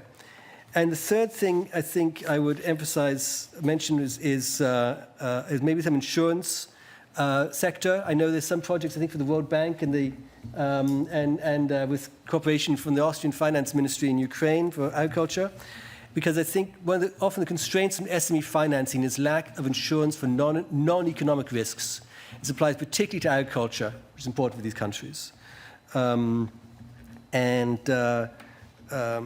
You know, if farmers have access to parametric insurance against weather shocks and so on, you can then get the bank financing of the economic risks. So I think this is something else which experience of other countries may pay off. No, thank you, Daniel. And if I can emphasize, because many times we think about, of course, banking being the main issue and then look to these non-bank financial institutions as complementary. But for example, in Ukraine, what we are seeing now, given the situation of the war, that how important war risk insurance is being in order to mobilize the economy. This is highlighted in the economic plan. We also did a private sector monitoring in terms of looking to different issues, and this came also as one of the big issues now. So sometimes the non-bank financial sector may be also at the core of what could be the solution for the economic activity and the growth and so on.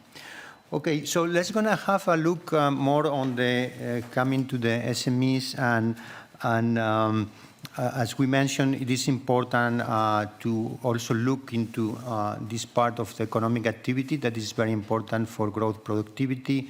And we know that banking sector will not go only in a marginal way to this sector. So we need to look into other alternatives, other instruments, basically focus on equity capital. So I want to ask Keteman, that she knows for her activity, has a lot of expertise in this area.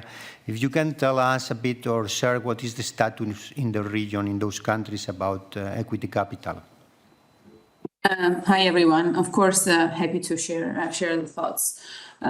So in general, supply of the equity capital in the region has decreased really dramatically over the past few years due to a number of reasons. I think obviously in line with the global public market downturn, the supply of those capital has been impacted. As a result, big asset managers and pension funds were over-allocated to alternative asset classes as public assets had lost their value. And then naturally, they were more limited in terms of what they could invest in private equity as a result of this over-allocation. Then to add to this, obviously, Russia's invasion of Ukraine has further faded investor sentiment for the region. And basically, the supply of risk capital is next to minimal. Now, in terms of the regional kind of characteristics, the region has already a relatively small scale of equity markets compared to broader Central and Eastern European or even pan-European markets. And therefore, it's largely under the radar for large institutional investors who tend to prefer to underwrite larger checks. And besides, the fragmented nature of already small region makes it really unfeasible to focus on solutions which target individual countries one by one, just because there is a limited scalability opportunities there. And also what we hear from our partner fund managers on the ground in the region, the fundraising also has been extremely challenging so far. Now, I think in terms of, obviously, the different markets in those regions differ in terms of where they stand, both on equity market development, but also kind of access to supply of the equity market and ability to absorb it. But I guess what I just mentioned in terms of the scarcity of the supply and still subscale nature of those markets pretty much applies to all of them. So that's the situation. We see some slight signs of rebound, but these are kind of not game changers, at least not in the short term. Now, on the demand side, I think what is making basically supply shortage even more kind of notable is that on the demand side, the companies who have had strong fundamentals still keep growing, and despite the drastic lack of supply, they still need this equity capital to kind of maintain the growth trajectory. So we think that it's really an opportune time to help them to drive economy, and that's also very useful for job creation and for innovation, of course. On the venture capital side, maybe if we can also address this slightly smaller asset class within private equity, we also believe it's really opportune time to invest because as a result of, again, global market downturns, the markets have adjusted. The VC investors have become more prudent in terms of pricing, deflating valuations to a lesser extent, whereas entrepreneurs have become more focused on efficiencies and product improvements. And we also believe that tech sector in particular is really critical for region's advancement. Its integration into pan-European but also global supply chains for innovation and job creation. We also believe for Ukraine in particular, it really plays a critical role in its recovery and resilience. On that front as well, we see that global investor sentiment is cautious. And that's why there is an increased role of IFIs to fill in these gaps in emerging markets, including in this particular region. And IFC has, over the past 2 years, significantly stepped up its activities in venture capital and private equity space in the region. We've done few investments both in private equity but also venture funds. We are really actively monitoring the market, and we are hoping that we will close another several opportunities over the coming months. So we acknowledge this role, increase the role that we have right now in form of counter-cyclical environment, and we'll try to fill in this gap and then encourage the private sector influx in the region down the line as global situation improves. Thank you, Ketevan. And indeed, you mentioned IFIs, EBRD, EIB, World Bank as well, IFC has been looking into these markets, but then we see special challenges with the small economies. And you have mentioned that sometimes you need to go through regional solutions, but these regional solutions come to a challenge as well, no? Because of many issues that you know well. So in thinking about the accession countries' lessons, or what are the key opportunities, you have mentioned already some of the issues, no? While you were saying the situation. What are the key priorities or key issues that you will recommend, for example, to these countries or the authorities to focus on in terms of developing some of these markets or instruments? So as I mentioned, again, we are actively monitoring the market, and some of the issues that we're observing, which kind of can occur as challenges, is the readiness or kind of the structuring and governance matters of the local players. So what we're trying to do is to help them build the capacity so that eventually they become investable or bankable for IFI institutions, because we are looking for specific structures and obviously governance mechanisms in the vehicles where we invest, and we help them institutionalize and structure those vehicles in a proper way. But that's kind of what we expect also locally to be developed a bit more, to facilitate more influx to make it easier basically for global investors to come to the market. Because we believe that the fundamentals are really strong in terms of, now I'm covering specifically tech, so I'll be a bit biased, but in terms of availability of the talent and the quality of the talent and transferability to global markets, which also increases the region's competitiveness. So we think in this particular space, the enabling environment is there. It's just, it needs a bit kind of push to take it to a next level, to make it more formalized, institutional, and up to the best practice standards at par with the global markets, I would say.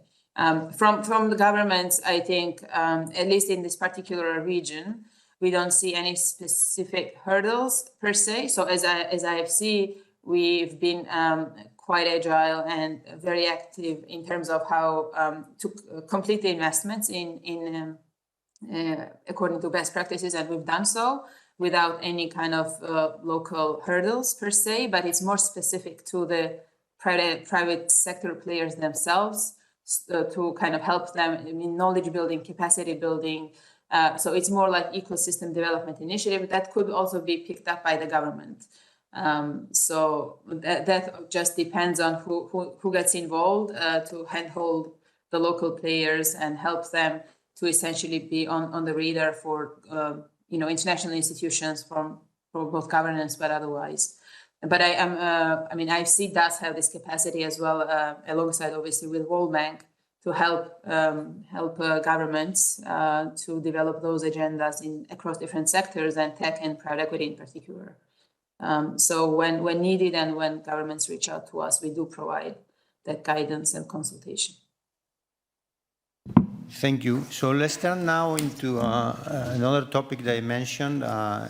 Indeed, the last topic we're going to cover before we open for comments and questions, and this is about FDI flow. So we have seen how important it has been for transition countries. It has been repeatedly said throughout the day, and the importance of it. But the problem is volatility, and especially volatility when there are external shocks, and lately we have a lot of external shocks. No, we started with COVID, and then we had, well, the global financial crisis will go beyond, the pandemic, then the Russian invasion of Ukraine, and so on. So when the countries, the accession countries think about strategies and policies, I think that looking to the data is very important, and I know Julia has been looking very carefully and deeply to the data. So what are the lessons the data tell us in terms of FDI flows? Well, thank you, Mario. As you said, it has been mentioned very often, FDI is important, and you asked also about the lessons to be drawn from previous accessions or previous enlargement rounds, and I think indeed FDI was one of the major factors that really propelled the convergence of the EU member states that acceded in 2004 and 7 and 13. But before turning to more broad policy lessons and in conclusions, let me focus at some data, because this is also what I like to do as an economist. And I think it is important to know, and I hope I don't bore you now with too much data, but there are 3 trends that I observed, and I focus very much on the data that I took from the Vienna Institute FDI database, so many thanks for providing this data in such good quality all the time. So contrary to global trend, and also contrary to the trends in, for instance, some of the Baltic states, FDI in the past year, so 2022, held up very well in the Western Balkans and in Moldova. Rana has shown us the figures before, and it has been mentioned a couple of times that, of course, we see a war-related decline in FDI inflows to Ukraine, but it is really remarkable that net inflows in 2022 were there. So they were positive. We had net inflows of FDI into the Ukraine, given the circumstances. And in contrast to Russia, where we have actually net outflows now, rather strongly so.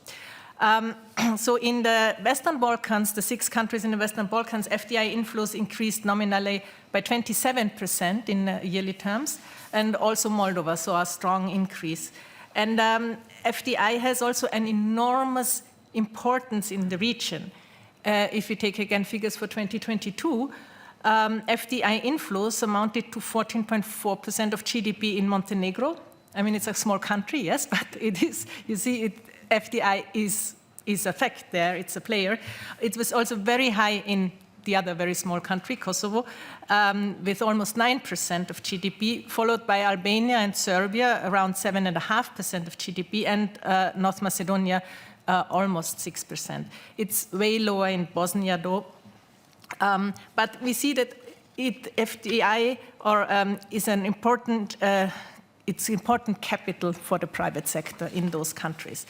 And as I said, there are 3 major trends, very recent trends in this past year. One refers to the type of capital, one refers to the sectoral structure, and the third one refers to the origin of FDI, meaning the source countries.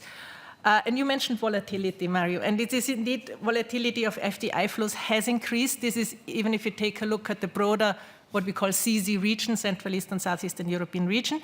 It has increased visibly since 2015 in the whole region, and strongly due to a large number of one-off transactions, very large mergers and acquisitions, and also large share of intra-company loans, meaning debt instruments. And generally, these debt instruments are highly volatile, and also they represent less productive investment. So they are usually not new investments. This is also an issue to keep in mind, and which is crucial. Now, the Vienna Institute has also calculated a so-called underlying FDI trend. I think the concept was developed by UNCTAD, but so you clean FDI from the volatile component. And if we look again now at the broader CZ region, this underlying FDI trend has become notably lower since the global financial crisis.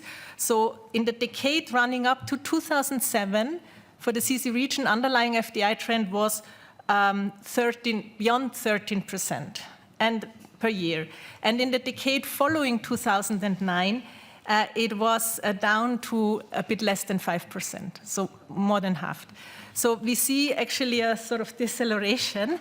And if we then look at these crises that you mentioned, for instance, the impact of the Russian full-scale invasion of Ukraine, it was as detrimental to underlying FDI trend as the global financial crisis was. So in 2022, this trend showed a minus 24% development, meaning a 24% decline. In contrast, and that's worth mentioning, GDP and trade in the region, we know it has not fallen. GDP was positive in 2022. So that really illustrates that political stability, or that FDI is much more susceptible to political stability than other important aggregates. Therefore, and this will also be one of the main lessons, is that political stability is key, and there are some means to support it.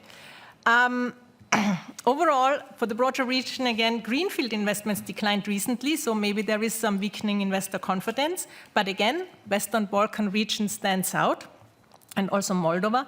Here, the data say that the number of greenfield investments have increased, so maybe this could be related to better growth prospects for the region, because if you look at the recent forecasts, the GDP forecasts for these countries are actually better than for the other Eastern European countries.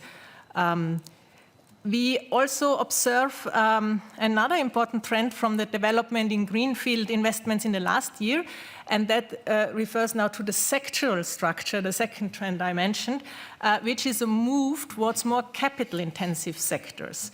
And sectors, for instance, such as renewable energy, electronics, and components are very capital-intensive, and we see that although in the terms of number of projects, these sectors are very small, they show a high growth in the number of projects. If you look at the number of projects, then it's the IT and software sector where you have most of the projects in CZ. But in terms of capital pledged, this electric components and renewable energy sector accounted for the biggest shares in the last 4 quarters for which we have data available, because they are on average 3 times more capital intensive than the average greenfield project. So this is actually an indication of possibly an accelerating digital and green transition in the region. So this would be a good sign. And the Western Balkans had the highest share of the renewable energy sector in total pledged capital of greenfield investment. So maybe we see a specialization in the region. I put a question mark, but this is sort of a sign of hope or positive trend. Now, still staying or zooming in on the Western Balkan region, so we had this outstanding FDI performance, and the question is, what are the underlying reasons? And here, the glass maybe becomes not half full anymore, but probably more like half empty. And I concur very much with, I think Rana has also talked about the sustainability of this sort of boom or positive development very recently. And also the Vienna Initiative in its publication is a bit skeptical. So if you dig deeper into the underlying reasons of this strong performance, then there are some indications that would suggest that this trend may not be sustainable. For instance, in Montenegro, North Macedonia, and Serbia, the type of capital that accounts for the highest share of the increase in FDI flows, so the highest contribution to this increase, is intercompany loans. As I mentioned, the volatile component, the component that does not bring new capital and is not the component that really spurs the productivity or has the best or the largest spillovers on the economy. In contrast, though, in Albania, Bosnia, and Kosovo, it's equity and reinvested earnings that are the most important components. Now, moving from the types of FDI to the sectoral structure, then we have in Albania, Kosovo, and Serbia that this investment very often, and increasingly so in Serbia, goes into the real estate sector. Hence, again, a sector that is not conducive to catching up productivity increase and is not the most productive sector. But remember, there are also indications, if you look at the project data, of this increasing trend towards renewables. So another structural trend, my third trend and the final one, is this change in where the capital comes from, and there we see a rising importance in some countries from China and Russia. For instance, Serbia, we have China and Russia gain shares. China is now the single largest investor in Serbia with a third of the FDI inflows, talking about flows here, followed by the UK. Russia shows an 8-fold increase compared to 2021, but don't forget that this is also due to Russian refugees, especially who fled the country after the conscription. So, and they established new firms in Russia, which then shows up in the statistics. Just to mention, after number 4 investor Germany, there's Austria in Serbia. And then Montenegro, we have Russia as the largest investor traditionally, so 12% of the total FDI inflows, but also now reinforced to also Russian refugees. But here, EU investment increased, so good news here. And also Serbia, an important investor in Montenegro. Another factor that I think is important is intra-regional integration. But please remember, while the FDI inflows increasingly come from China and also Russia, in terms of stocks, the EU remains the most important investor. And here I have also statistics for Moldova, Ukraine, and Serbia, about 70% of FDI stock from the EU. Albania, Bosnia, North Macedonia, around 50%. Montenegro, Kosovo, about 30%. So the EU is the most important FDI source country. This should not be forgotten, even if the media news and sometimes general public perception would suggest otherwise. So these trends are also reflected in FDI from Austria, which is also an important investor there. So again, here in Austrian FDI flows, last year they declined in general, but Western Balkan region stood out, showed a nominal increase. And so we have a stable share of 3% of Austrian FDI outward stock going to these 6 rather small, with the exception of Serbia, countries. Austria is also very special, I would say, in the sectoral structure of its FDI, because it is dominated by the finance sector. That is actually one feature that also supported the transition and the convergence of the previous accession countries. But we also see a big decline here, from 2/3 of stock in finance down to 50%. And the sectors that gained importance are the IT, communications, also energy and renewables, but also real estate, where the share doubled to 3%. So very mixed results. Some trends are very promising. This sectoral shift towards renewables and renewable energies, but others less so. The rising importance of real estate, the higher volatility, and the high share of intercompany loans in some of the countries. And I don't know, I can't stop here, but I have also, of course, some thoughts about policy implications. Yeah, perhaps I want to ask a question to you before I open to the... I come recently from a visit to some of the Western Balkan countries, and indeed in terms of thinking about how to support private sector growth and so on. No? And some of the issues that are coming is nearshoring, supply chains, how to benefit in the added value in the countries, also linked to some of the sectors, energy in the green opportunities, for example, in terms of critical minerals and so on. So we're discussing all these. So I think these are very good potential opportunities, but what can do these countries to benefit and also to attract investors to exploit in a very effective way these opportunities that can also help the accession agenda that we are discussing today? I think you made a very good point here in also how can these countries be attractive.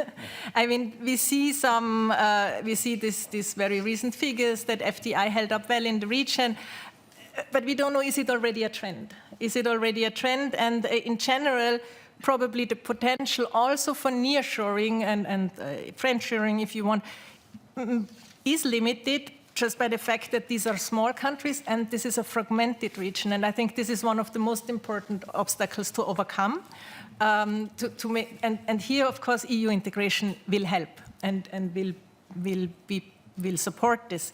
Other factors that could hamper FDI is tight labor markets, lower productivity growth after first low-hanging fruits have been picked, and also some indications related to tight labor markets and wage growth eroding price competitiveness, although it seems that at the moment the Western Balkan countries at least do show a competitive edge here compared to other CZ countries.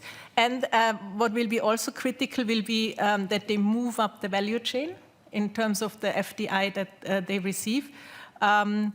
But as always, limitations mean also opportunities, as Rana has reminded us this morning, and these should be exploited. For instance, make use of this green and digital transition, and also use additional pre-accession EU funds. We had an increase in the funds, as Birgit has shown us, was decided recently. So therefore, I think these countries should build on new technologies and their potential for renewables, including solar, including water.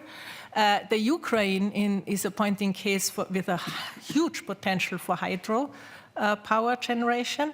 And of course, increase connectivity and infrastructure to make this as a region attractive, because as countries, they will remain too small to be attractive. And I think, and I really liked when Milena said this in a slightly different context, but what they should also do is rein in the increasing importance of FDI in real estate sector, and you can do this by developing a strategy. Countries must develop a strategy to attract specific types of productive and growth-conducive FDI. For instance, target the future-oriented industries, service industries, green industries, digital industries. And there is something where we saw from the Austrian data also that Austria was quick to go into the financial sector at the start of the transition. But since then, nothing has changed. And the financial sector is probably not the most promising sector from 2023 onwards. But we don't see also in Austrian FDI data any move towards these more innovation-driven activities. They receive too little attention, and these could be chemicals, agriculture, electronics, energy.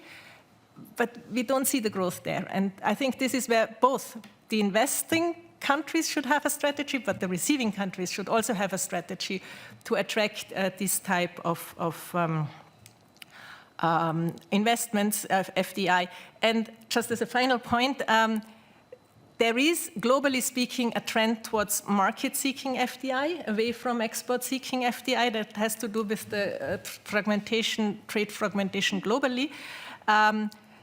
And this, and I repeat myself now, is per se not a good sign for small markets, like in the Western Balkan countries. So this makes actually EU integration all the more important, I would say. Thank you, Julia. Very, very helpful remarks. So we have about 10 minutes for questions or comments. So please go ahead and that's going to take 2 or 3, and then we. Thank you. I have 2 questions, very short. The first one is basically a repetition from my question to Rana. So how do you see the connection and the interplay between corruption and overall the quality of the reforms in the fundamental areas? So including public procurement, which was discussed, including judiciary, etc., rule of law in general. And FDIs in particular. We know in our countries that, the important investors, they don't have problems because they get special treatment. So everything goes through a fast track. But then what about smaller investors? Also, what about domestic investors who should have a level playing field? And the second question is, I would like to hear anybody basically on the panel who might be interested to comment. What is your opinion on subsidies for foreign investors? The Serbian government has been giving large subsidies, mainly focused on the number of opened vacancies, opened working positions. And in several sectors, we have seen that those investors, once the money runs out, they run. So what's your opinion on that, and especially in terms of the sustainability of such policies? Rainer, let's gonna pick up 2 more questions. Okay, thank you very much. So my question will be mostly to Daniel, I think. So we heard now from Florian, but also from Luca before, that there is a group of firms, mostly young firms, smaller firms, often innovative firms, that struggle getting finance from banks, right? And they're unlikely to issue bonds, they're unlikely to go to the stock exchange. And Daniel, you also mentioned this drive towards a balanced loan asset to deposit ratio, which is fine. I think that makes sense from financial stability perspective. But it creates also a bottleneck in a way from the banks. So even if the banks are willing to engage with these firms, they probably do not have the possibility to do so. So the question is, what should we do about this? What is the best way to actually support these companies, these small young firms, and to prevent what Florian mentioned, this discouragement effect, right? Because they ask once, they don't get it, and then they probably give up. But that also means that they give up on their growth plans. Thank you. Thank you, Rainer. Sebastian, you have one as well? Okay. Actually, I had a comment that is related to the previous question, because it's very good to hear that FDI has been resilient and actually going up in the last few years in the Western Balkans in particular. Also, we are seeing that public investment in the region has sort of increased as well. This is good, but it's not enough in order to reach the overall aggregate investment levels that are needed to ensure a faster income convergence, right? Clearly the capital stock is way too low. We need faster aggregate investment, and for this, and this is why I think this comment is related to the previous question, is that what we don't still see is a large increase in domestic private investment, right? And we see this issue across basically most countries in the Western Balkans. And here it's just a question. I don't have a clear answer whether this is because of the supply or demand for fund issues, or for other reasons. For example, lack of incentives to grow, which again could come from different reasons. And then quick question on capital markets. And this is mostly for you, Daniel, is do you see any role for large public enterprises to play a role in the kickstart of capital markets in the region, given the size and of course the need, and the need for again invest in this? I think that it could also have a positive impact in let's say strengthening governance in these institutions as well. Let me stop here. Okay, thank you. So let's go through this round of questions now. I'm going to assign you questions, but all of you in the panel, please come in on the questions you think that you can. Perhaps the first one in terms of investors and how deal with the corruption issues and so on. Julia, do you want to share your views?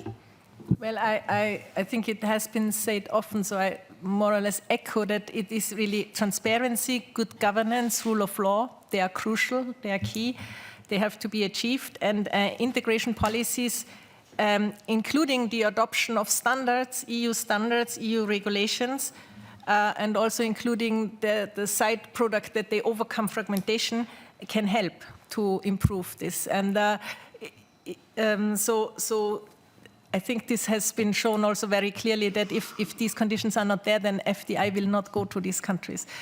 This is really, the price competitiveness is, I would say, like a second thought, but the first thought is really, is my capital safe there? Can I access also the receipts?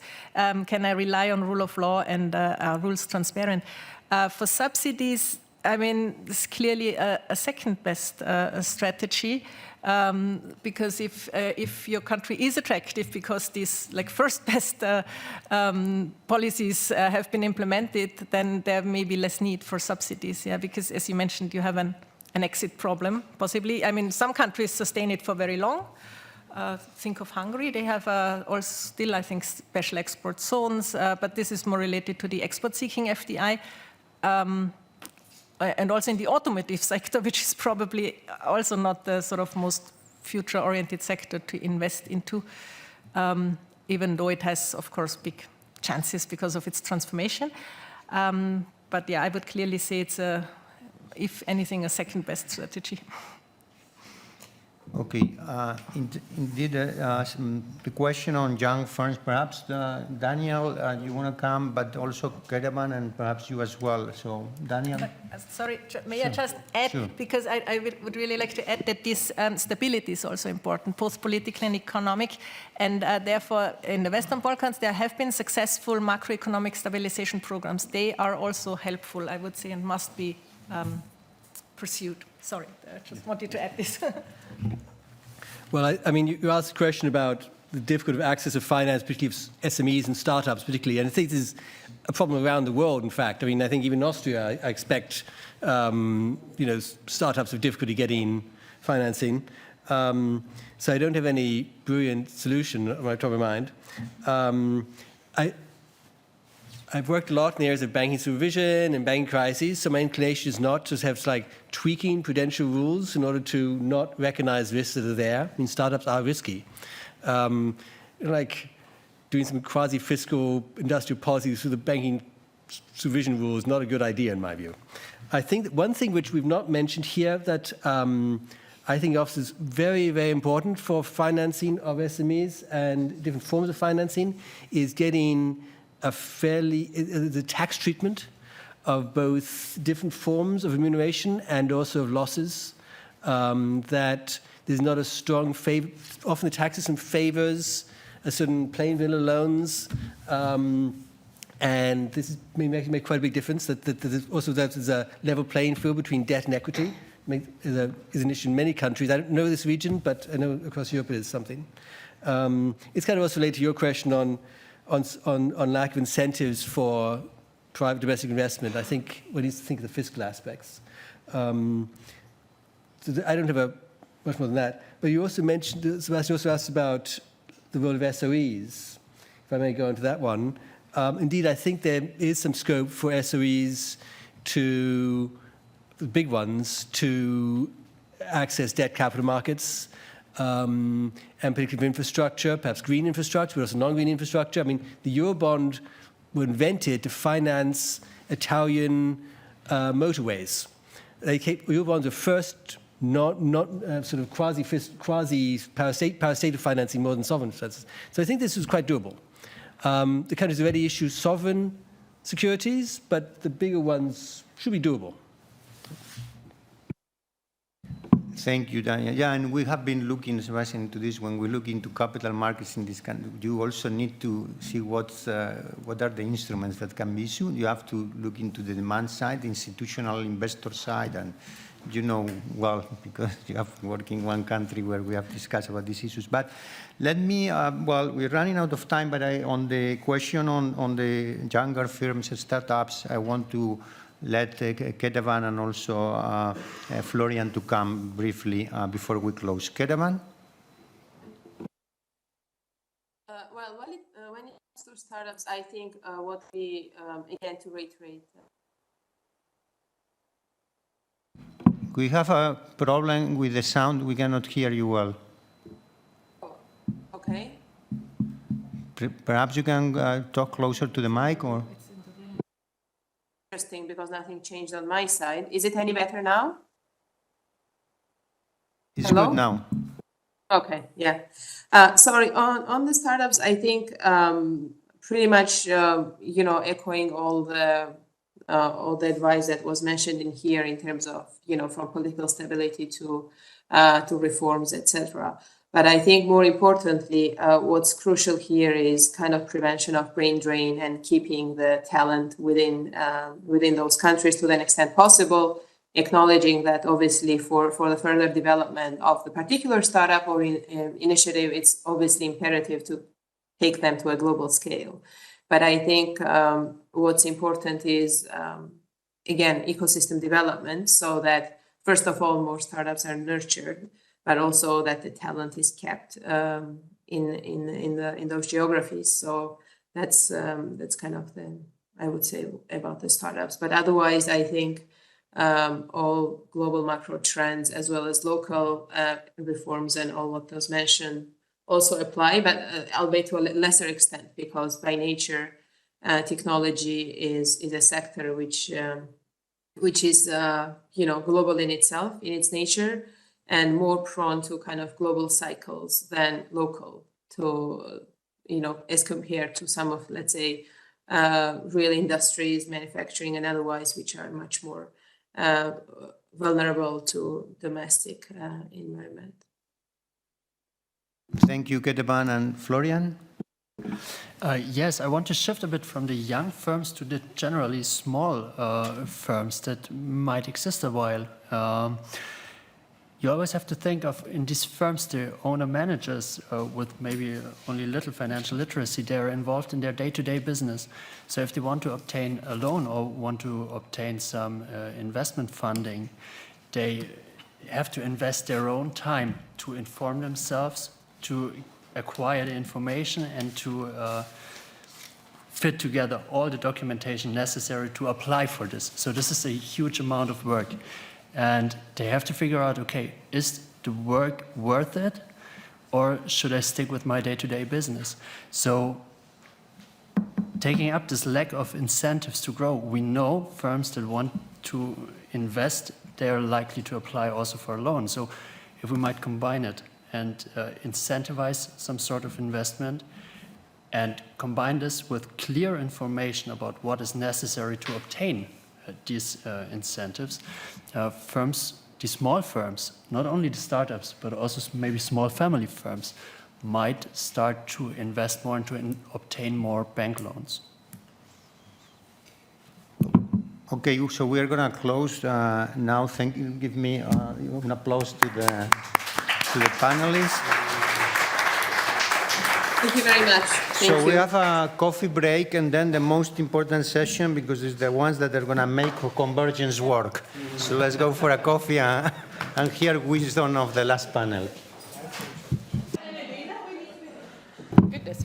So welcome back to everybody. Duly instructed here that we will, Julia, we will behave.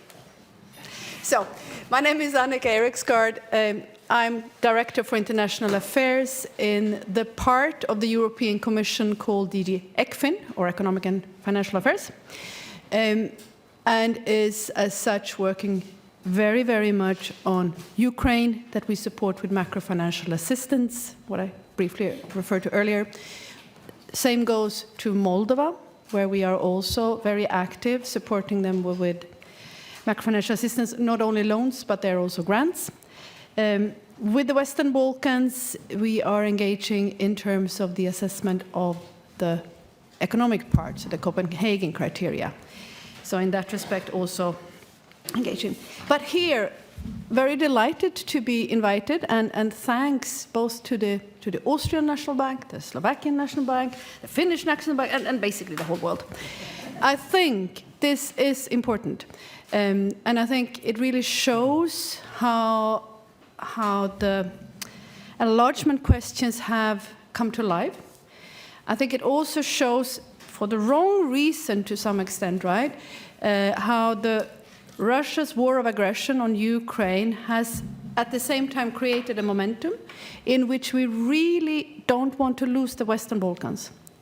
And this is why the enlargement focus is so broad as it is. This is why there was a growth agenda, a reform plan proposed to the Western Balkans only a week ago. This is clear that we don't want to see Ukraine overtaking everybody and coming in not being ready. That is not what is going to happen. So I think there is a lot of information out there. Some of it is a bit selective. Some of it is not always correct. I think there's also a lot of information and expectation management that is needed. So we do want to enlarge for security reasons, for political reasons, for economic reasons, because we believe in shared values when the countries are ready. And we need to do so also very mindful of what they bring to us, how they will enrich the EU. It's not only about when are they ready to join, but it is also to see this in a... Now I think it was you who said that this is not only challenges but also opportunities, but I may be wrong by that. But I think we got very clearly the task of setting out how can we make convergence work? How can we make enlargement work? Not just for the countries, but also for the EU, but in this sort of win-win framework. Now, I was about to say a very seasoned panel with me. Now I realize that maybe that is not polite to say so, but I have extremely skilled colleagues around. And I will introduce you in the way that we sit and how I will see you making your introductory remarks, starting with my dear colleague Ishtvan Sekeli, who has been critical to make this day happen. Clearly not only him, and duly helped by a lot, but in terms of expanding our annual research conference into a bit of a much more broader perspective. I'm really grateful for that. There is also a reason for it, having looked at enlargement at 5 and enlargement at 15 to see what are the lessons we can learn. Can these lessons be transposed onto the new countries? Well, maybe yes and maybe no. And then if so, why not? So looking forward to that. István is also a Hungarian citizen, so comes also with that hat on. And an old IMF colleague, as so many here. So is also Elina Rybakova, another good friend, and former IMF. Former deputy chief economist of the, which is where we met first, from the I need to get it right, IIF is the form. And now very much engaged. I mean, we have talked a lot Russia, but also now increasingly a lot of the situation in Ukraine and how to get reconstruction going. And you are actively supporting and working with the Kiev School of Economics, but also with Bruegel. And I think this is really important. And when it comes to digging into data, I know no one that has such big spreadsheets and can get something meaningful out of it. So this is really when it comes to data-driven policy making and drawing conclusions from what is actually happening. I just say, she is the one. On my other side, now we shift a little bit the focus. On va parler français? No. No, we don't. So, Portugal. Si vous voulez. Oui. Comes then from an existing Western Balkan country, in that respect, with a lot of experience on, and to some extent, maybe a certain degree of frustration. What worked? Frustrated? No, not now. Huh? But in terms of having worked as the Minister of Finance and as the Deputy PM in Serbia, in different. For you, for chief negotiator. And for, yeah, I came to that. I will make it. That's where the frustration came. Exactly. And I think it might be partly on us in terms of the frustration, how much did we advance? But I think it maybe is two to tango also on this one. And we've heard earlier that we in the EU have to some extent been asleep. And I think that is correct. Or I would put it differently, and I would say that we have been going from crisis to crisis, and we have been very much inward looking for quite some time to ensure that we are much more robust and resilient and able to tackle these crises. That has come at a cost, where we have to some extent neglected our neighborhood, and we have now woken up big time. But I also heard at some stage that to some extent also maybe countries in our neighborhood were also looking at different things. So in a way, I really look forward to hear how you have seen what worked and what didn't. You have also a lot of experience from private capital in that respect, and as in now from Lazare. So in that, I will also really want to hear what would it take for making the FOMO, fear of missing out, becoming real. When will private investors start to realize that this is actually really attractive? And what would it take to advance that time point? And then to the far left, or far right from your seat, Slavy from Poland, again, extremely experienced in terms of both as a as from the Ministry of Finance, and especially on banking and banking regulation and supervision, if I understood it correctly, but then also a long-standing experience from Citibank.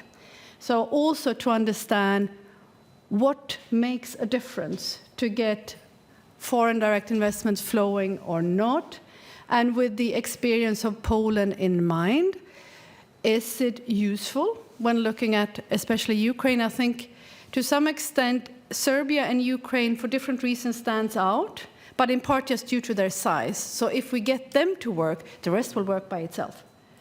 With that, I would like to organize this panel as such that we have a first session of introductory remarks before we open up for some thematic discussions, and with the hope of concluding not exactly how we can make enlargement work, because that I think is beyond our capacity, but we can certainly come to some useful main elements that would be necessary and ideally sufficient conditions, but at least if we get to a few of the necessary ones, that is already a very good start.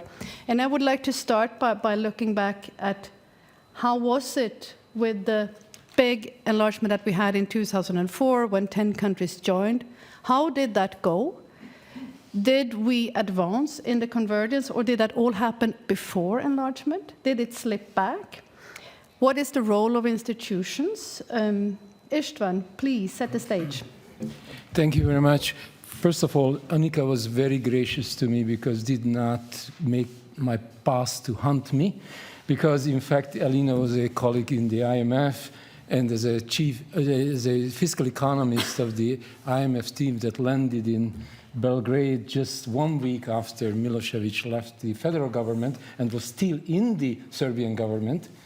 I was the one who gave hard time to Božidar as the newly appointed finance minister. He was so good. He was so good. It was terrible. He was so competent. It was terrible.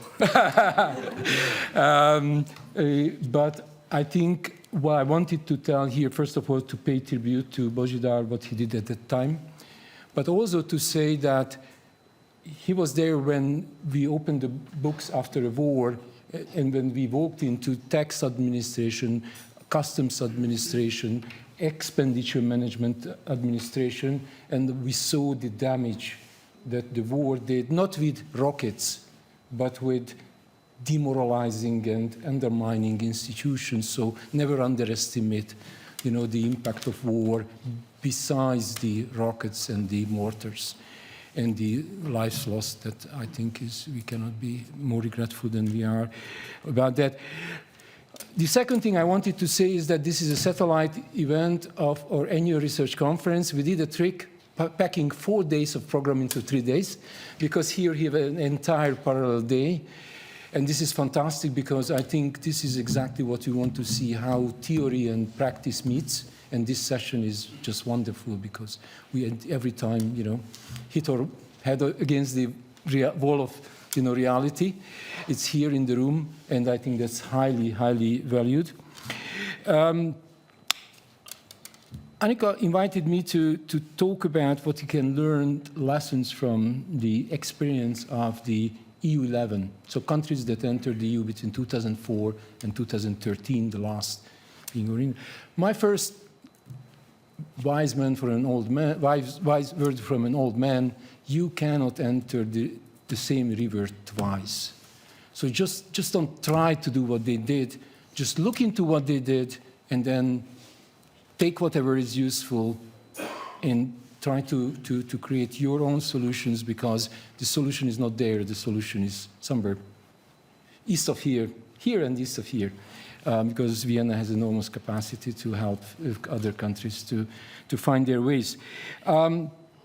Now, the second comment I would like to say is that if there is one lesson from the EU11, so the previous wave of enlargement, to paraphrase Vladimir Ilyich Ulyanov, young people wouldn't know who he is, but others would know that this is Lenin. He said a very famous thing, Uchitsa, Uchitsa, Uchitsa, so this will be institutions, institutions, institutions. Now, what was the original idea of emphasizing institutions? The original idea was that there are certain transaction costs, some related to kind of the enforcement of contracts, and those can be, in the absence of good institutions, can be so high that they seriously limit or at the extreme eliminate certain activities in the economy, activities that can create prosperity for society, economic prosperity. Now, I will talk a little bit about institutions, economic institutions, but then I will make my second punchline that, to quote Amartya Sen, what we should keep our eye on is not the economy, is the life people live. And I will come to this point and I will link it to many of the concrete points made during the discussion, because it has major implications beyond just big words, very concrete. For example, the demographic trends of the region. But let me first move to economic institutions. So I think that this lesson from EU11, that institutions fully applies to this next wave of countries. Even more so than for the EU11, and I will give you at least 3 or 4 arguments why I think more so. First one is that before actual membership is halfway there, meaning access to market, increasing FDI, which we think as a success, right? But think about what a larger integrated economic area does. It basically reallocates or relocates production, because private firms will locate their production in order to maximize their profits. They couldn't care less about social consequences or regional agglomeration or anything else, because they are not designed for that. They are designed to make profit. I'm a little bit, taking to the extreme like textbook, but you will see the argument there. And so if this is true, then an agglomeration is an ugly force when it comes to social, regional inequalities and other things. It can be a wonderful helping force if you know how to deal with it, and can be a very, very nasty thing if you don't know how to adjust to this. Now, first of all, the first thing about this is that the more complex a contract, the more it depends the enforcement cost on good institutions or the quality of institutions. Now, here today we are talking about finance. Financial contracts are typically, by design, very complex. Sometimes they are actually making the whole period much longer. We talk about investment finance. What is the essence there? That we have a long-term contract. First, I give you money, and then at some point, perhaps you repay me, perhaps not, because we have seen the NPL things there. So this is a very complex contract with the incentive structure behind that is extremely complicated.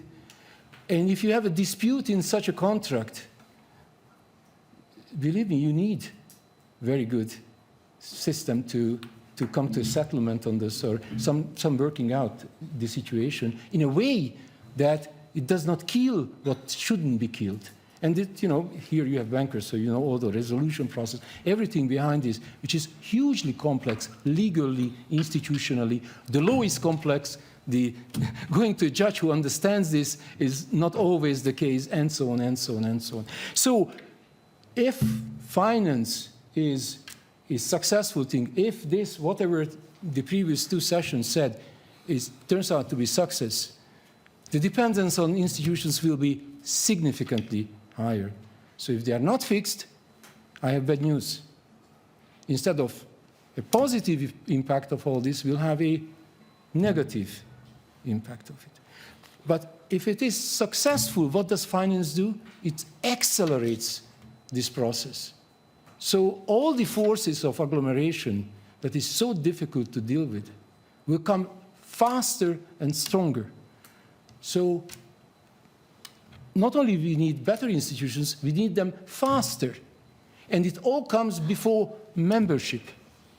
Now, one thing is one of the punchlines of this volume is that where the EU was very good is to help what we call the trade channel and the investment channel to work. So these countries became among the most open economies, trade and FDI sense, in the world, in no time. Outward FDI, no, but inward FDI, big time. So, but where the EU fundamentally failed was to accelerate the institutional channel and the learning channel. So if you look into how much the EU accelerated the improvement of institutions relative to countries that have the best institutions or relative to the countries that they are competing with, it's not comparable to what they achieved on trade, FDI, finance. Finance was a big story because of the crisis, but certain parts, I will come to this point if I have a little time, maybe in this next round. But so here's the thing. If this was a problem for the EU11, this will be a much bigger problem here. That's my anticipation. So the second thing which is very important is, and I made this point more broadly in other parts, one thing is what is the average quality of institution, let's say Serbia versus, I don't know, Malaysia, if we take that as a competitor country, or Vietnam, or the best ones, so Sweden, Denmark, Netherlands, things. But there's enormous unevenness in institutional quality inside the countries. There's a wonderful place in Gothenburg in Sweden where they produce subnational level institutional quality data. And generally the EU is a very colorful map because even within countries you have 5 different groups of institutional quality. Italy is a very colorful country, but Spain is also equally colorful. And we can go on with this. So, and number one enemy is institutional unevenness. It's even worse than somewhat lower average quality. Because that inside the country makes the agglomeration process really an ugly force. And I can give you wonderful, and there was a wonderful panel here. Julia did a wonderful job to talk about FDI. Look into the location of FDI within these countries. And then look into the vote for populist parties. Just compare the two maps. And then that will be a shocking visual impression, and then you can go into econometrics and you will find the correlation because your eye already eyeballed it. So the other important point I want to make, and this came back here, Manka made this point, reversal is much more common than you think, much more common, much more wide, all across the region, all across the areas, and they are most difficult and dangerous in the financial system. Why? Because financial contracts, financial institutions, financial supervisors are heavily protected by law, secrecy, modern institutions, best practice. But here comes the point, and that came out from our conference yesterday, that one thing is the formal institution. You can write a law, you can take the acquis. But institutions, what you see in the reality is an interplay between the formal institutions and the informal institutions. And those informal institutions are very diverse across the region, and the interplay, the outcome, what you will see in real life in that country will be very, very different from what you assume that law means. And someone already mentioned here, captured, I would say partially captured institutions. That's common, widespread. So be prepared for this because it is there. I can give examples, and it will be there. And it is not that you create a good institution today and it's done. No, it's like your garden. If you don't, weed out this every day, 2 weeks later, you don't realize that it's your garden, you think it's the jungle. So be very careful there. And finally, let me just make 2 quick points. The more global an economy, the more complicated or complex the contract, so more you need good institutions. And finally, the real punchline is that institutions are there for people, meaning social, environmental, and other dimensions of development. And if you look into the demographics and particularly outward migration of people, number one reason for most of them is not the money, not the income, but schooling, healthcare, courts, dignity, and we can go on. So, and if you have this the demographics in this region particularly, but all across Eastern Europe, then there's not going to be no one there. So punchline is that if institutions are not there for people, people will not be there. I'll stop here. Thank you. I think that is good because I don't know where we would go from this. But I do think you really point to the importance of not creating paper tigers, but what we do, we need to implement.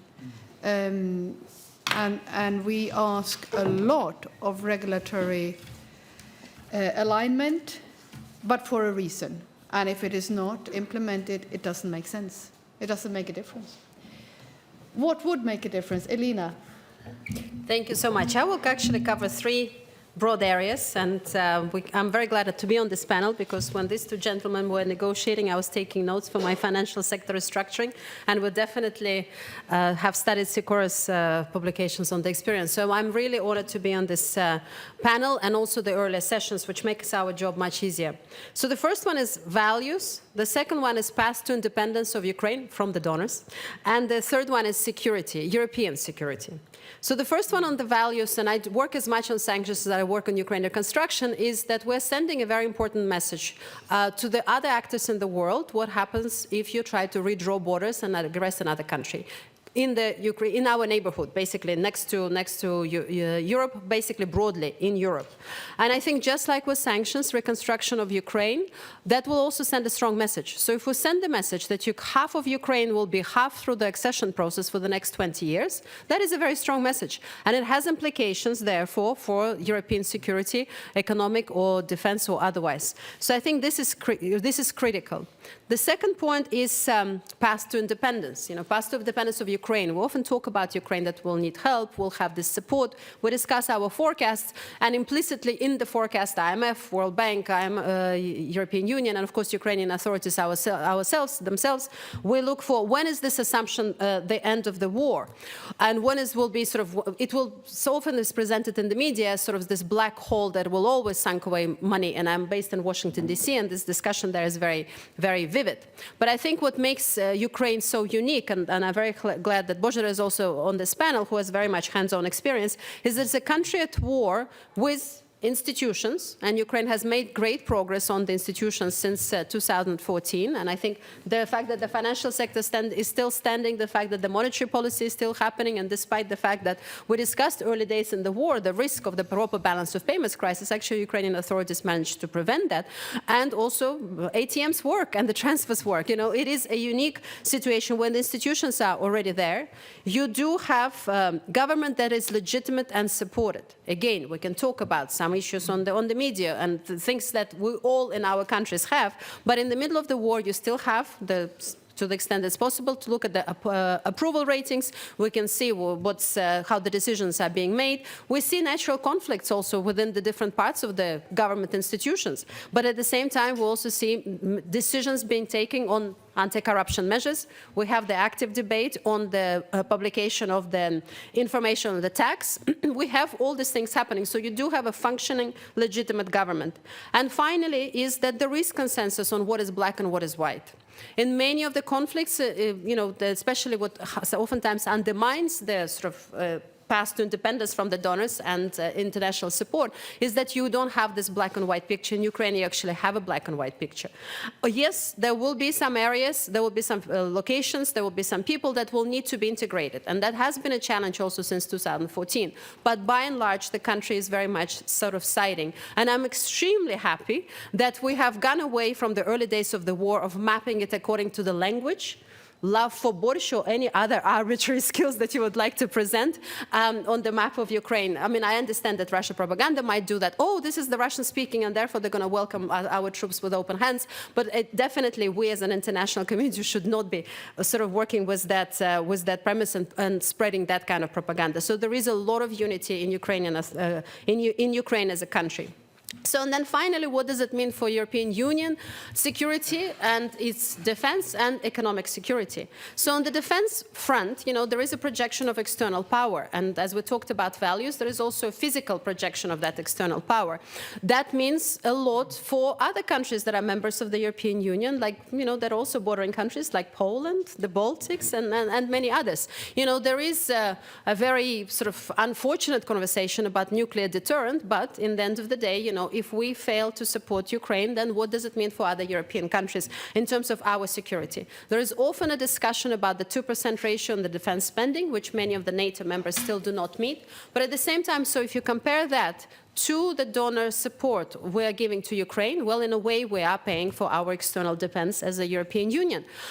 We can also go more into the information in terms of the loss of Russian military equipment, the loss of Russian military equipment per the unit of Ukrainian military equipment being lost, and most importantly, the loss of life of Ukrainians versus nobody from the European Union is actually having boots on the ground there.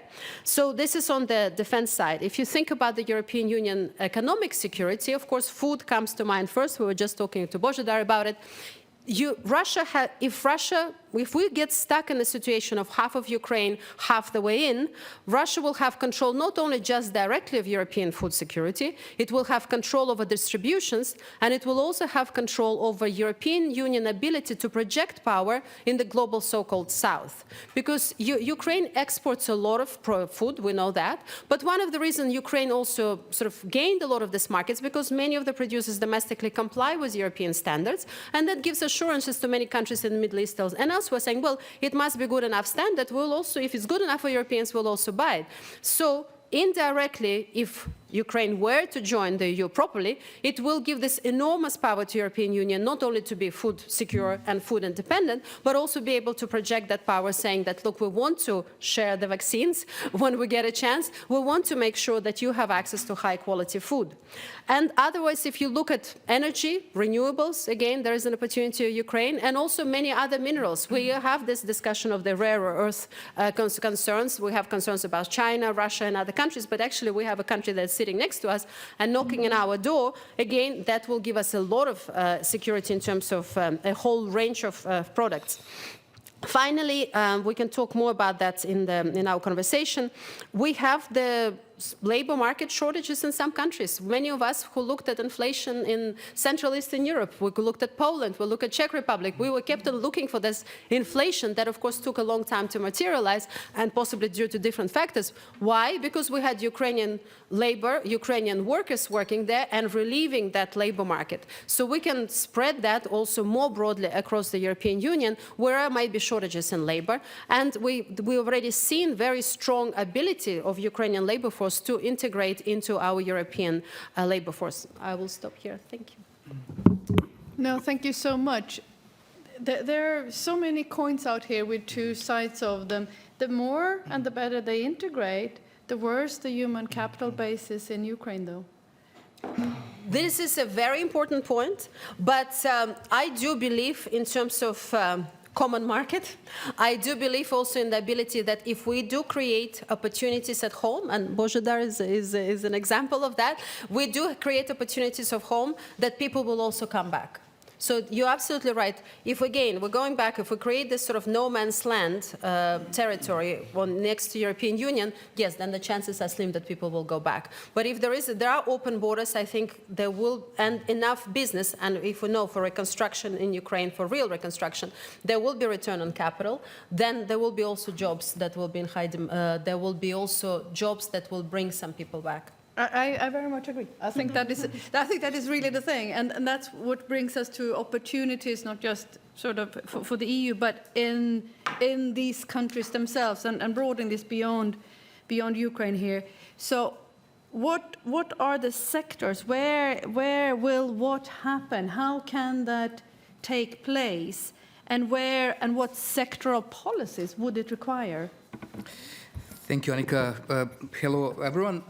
As was mentioned, I mean, we are seasoned. At times, I start looking at myself a bit as Jurassic Park of transition, frankly, because I've been there since 1989, working in Warsaw with Balcerowicz, Lewandowski, and then many other stuff as well. So I'm mindful not to be the grandfather talking about First World War, because I think it's new. One needs to look at how things are going to evolve in the future. So here, because I understand this is taped, I'm speaking strictly in a personal capacity and not of the institution I work for right now. But this being said, one of the reasons I'm here is that for the last 10 years, I've been covering Central Eastern Europe for a leading investment bank. So right now, I work for Naftogaz. I work for the Ministry of Finance of Ukraine, representing them on a big win in March in facing the Supreme Court in the UK, whereby for the first time in sovereign debt, an argument of duress was accepted, and therefore Russia will need to prove that it's not imposing duress on Ukraine for it to be repaid the 3 billion bond that was given to Yanukovych in the last minutes of his regime. So, and believe it or not, acting currently on an M&A deal, which will be an interesting kind of canary in the mine to see if we're able to close a deal under the current circumstances. And I'll come back to that as you asked, Annika. But first of all, I mean, I'll come to the sectors. It's easy to get frustrated. And I was 5 years the chief negotiator for Serbia to move towards the European Union. I would not dare join the European Union, but move towards the European Union. High times, signing the SAA, having the visa-free travel, but a lot of frustrations. And yes, sometimes you want to break the racket like Djokovic, but like Djokovic, you should not do it. Because as is proven, year and a half, 2 years down the road, the one stable thing facing those countries, and in particular Ukraine, and I'll be focusing on Ukraine in my remaining 6 minutes, it is the stable partner. And so it is very important for everyone, and above all, people in the countries not to lose faith, because it is still the best game in town. The proof is that demand for membership is overtaking supply of membership these days still. One was out, but many more want in. And so it's going to be a long haul. This being said, we're going to have another historic day before the end of the year at the proposal of the European Commission for Ukraine, but also other countries. There's going to be a significant step forward. So this is history in the making, and I think that the right turn is being taken by Europe. It is going to make the continent safer and stronger. But now let's move to the problems. So I will have only time to have you share some thoughts on, let's say, 3 vignettes on 3 topics which I think are important and interrelated, obviously. The first one is about the organization of the movement, and in particular of the reconstruction, which is clearly now interlinked with the negotiations to move towards the European Union for Ukraine.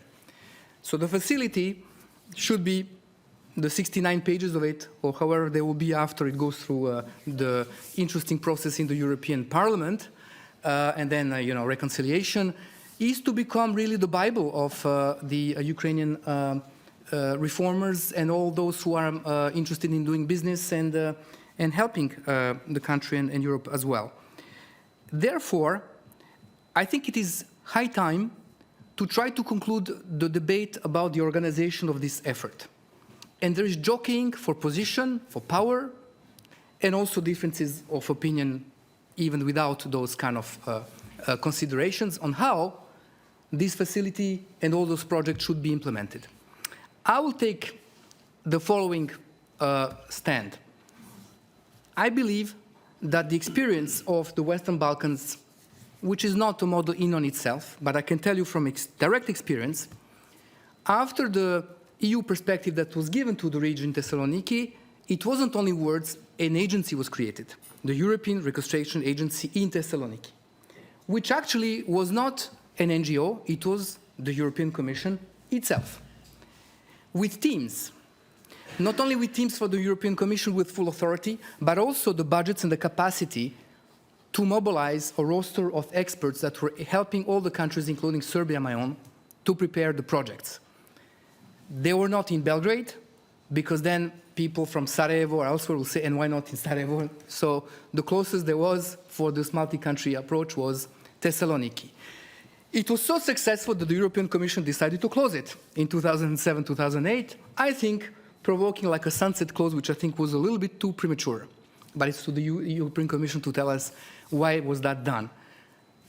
Ukraine is Balkan times 10, not only because the fact that the conflict is ongoing, but what I'm driving is that I believe that they should be in Kiev as soon as possible, and before that maybe in Lviv, and maybe not if it's not possible for safety, let's say in Warsaw or Lublin or I don't know where, a nucleus of this reconstruction agency in order to be much closer to the field. I know that there is this multi-donor platform. I know that people are flying in and out, but I'm sorry, the task is so high and the demands and the needs of the institutions in Ukraine from my direct experience are such that a lot of precious time will be lost if we don't have full authority of the European Commission, but on the ground. And then on top of that, because the central thing is the European process, of course, all other countries, all other institutions are more than welcome to come. I'm afraid if something like that is not created, that will be very much be standing in the same place in a year or two, where people having still very good ideas, but projects not taking off the ground. Another idea is about the coordination, because when you say European Union, well, it's the EU Commission, but you have the EIB, the BRD, and then many other national, KfW, AFD, sorry for those I did not mention. Here the experience of the WBIF, the Western Balkan Investment Facility, I think is very good. Why? Because one day our friends from Brussels said, hey, guess what? You've been complaining we don't talk to each other and you need to negotiate terms of reference 5 times, and then we take separate decisions, and therefore project that should take 3 months take 2 years. We are going to do it. And we said, great, where are we from the region? Oops, you want to have a say? Maybe, because those are projects for the region. Okay, so in the end, the governance was kind of a shared governance, so therefore, for that agency, and let's have some real politics. I think I understand fully my Ukrainian friends who want to lead, to own the project. But the money is European money. So at the end of the day, it will be somebody appointed by the European Commission on behalf of the member states that will be leading this thing, which does not mean that there should not be very much involvement of the Ukrainian side and all the other partners. And I think the experiences from the WF is quite interesting, because here it is. That was a place where for already 15 years, different countries, different sectors had to kind of optimize the programs that in the end were being implemented. And these days, you cannot just land and say, oh, well, I have 2 million, I want to do this kind of project, and off you go, and then it's duplicated or it's going in a different direction. There is some order to it. So to finish my first vignette, European Reconstruction Agency in Kiev as soon as possible. Don't be shocked, probably a few hundred people will be working there, and a few dozen thousand experts will need to work if we are to go through that. Of course, the amount of money we've heard, I'm not so sure that these loans are going to be not increasing the debt of Ukraine, but it's too long a story, as discussed in the previous panel. What, of course, will need to be solved is the issue of the frozen Russian assets, the 300-something billion. Of course, the European Union, European Central Bank are worried that it might hamper the international standing of the euro as the reserve currency. It is a valid point. But I don't think that anybody in the Kremlin would expect to see this money back. Anyway, you see which way I'm going. It might change very much the non-refundable money that Ukraine might get to do the job. Second vignette is about the sectors. So, of course, everything is important and vice versa. This being said, I believe that what has been presented at the latest G7 paper and meeting on the donor is actually quite right. And in fact, as it was to be, the Ukrainian reformers proposed these sectorial priorities. And they go energy, agri, tech, and then there's kind of more of the infra enablers. 2 or 3 words on each. Energy. And here I'm going to say something controversial. Please excuse my French. We have today Germany importing 4 billion euro a month of natural gas. We have today Italy importing 1 billion euro of natural gas a month.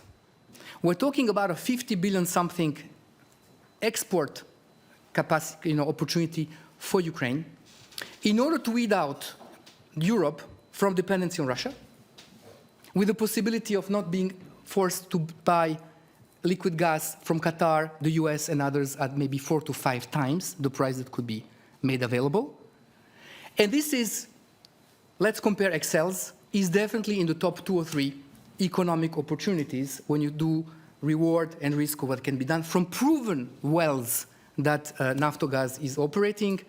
And therefore, I'm at a loss to understand why, when I present those facts as I present to you, people from IFIs, commercial banks, sometimes the Commission, they look the other way and they say climate.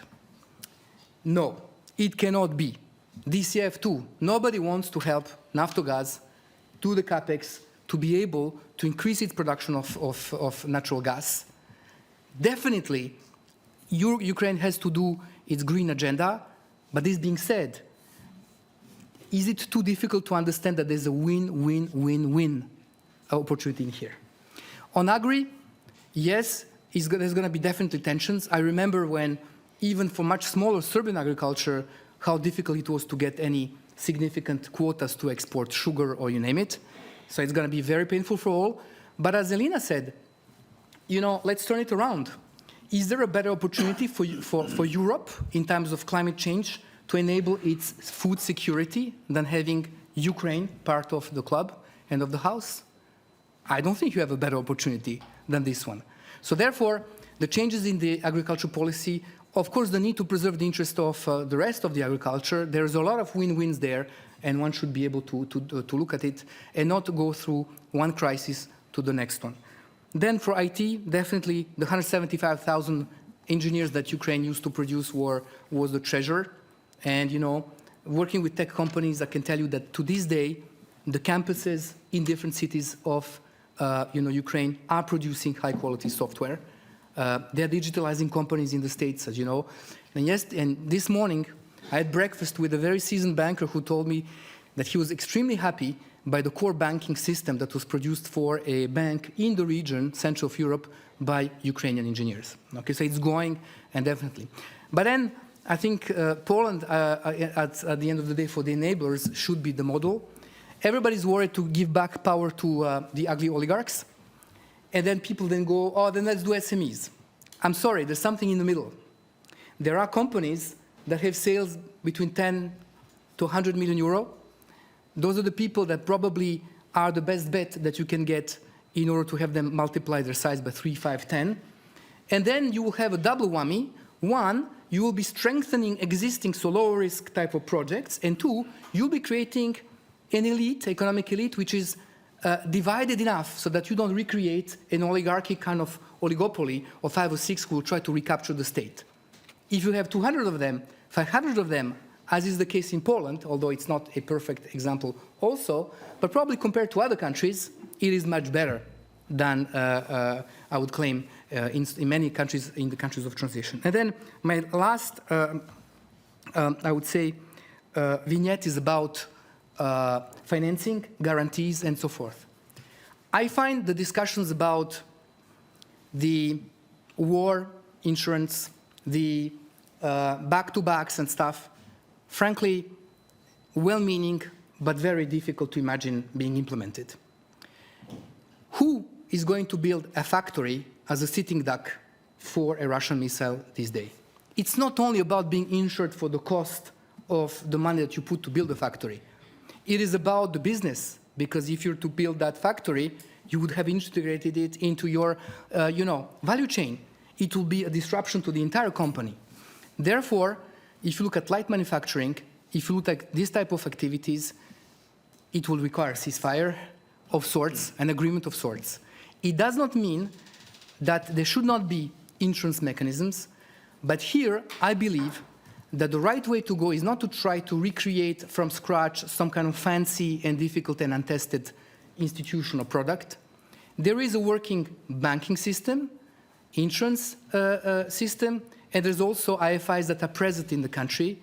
And indeed, all those initiatives to strengthen or to back the balance sheet of, let's say, the EBRD, as is the case already to some extent, but also others, and help, as I heard was the case for the Development Bank of Poland, to help it do it for Credo, which is the PKO BP subsidiary in Ukraine, is probably the better bet, because they know the clients, they know the market, and they know what is actually insurable or what is bankable on what's not. Obviously, there's the issue of what to do with the existing banking system where 70% of the assets are now in state hands. Too long a story, but I'll leave that to Slovomir, who is doing that. Last point, in terms of financing, one needs to take care also of the existing liabilities. So today, MHP, a very important poultry producer, announced that even though they were backed by IFIs, to refinance their 500 million euro bond, they were able only to purchase at 85 cents on the dollar, 30% of it. So they're still out there trying to put their finances in style. We don't know exactly what's going to happen with the sovereign debt. And I'll give you one example, just to end up a little bit more controversial, just for fun. A live example where we have been advising, and I will give no names, a very important Ukrainian company in a very important sector, one of those I have already mentioned. They had hundreds of millions of debt. They were not able to export for a while. They could not reimburse. We have nice words mentioned, but then you sit and you try to negotiate the rescheduling of that debt.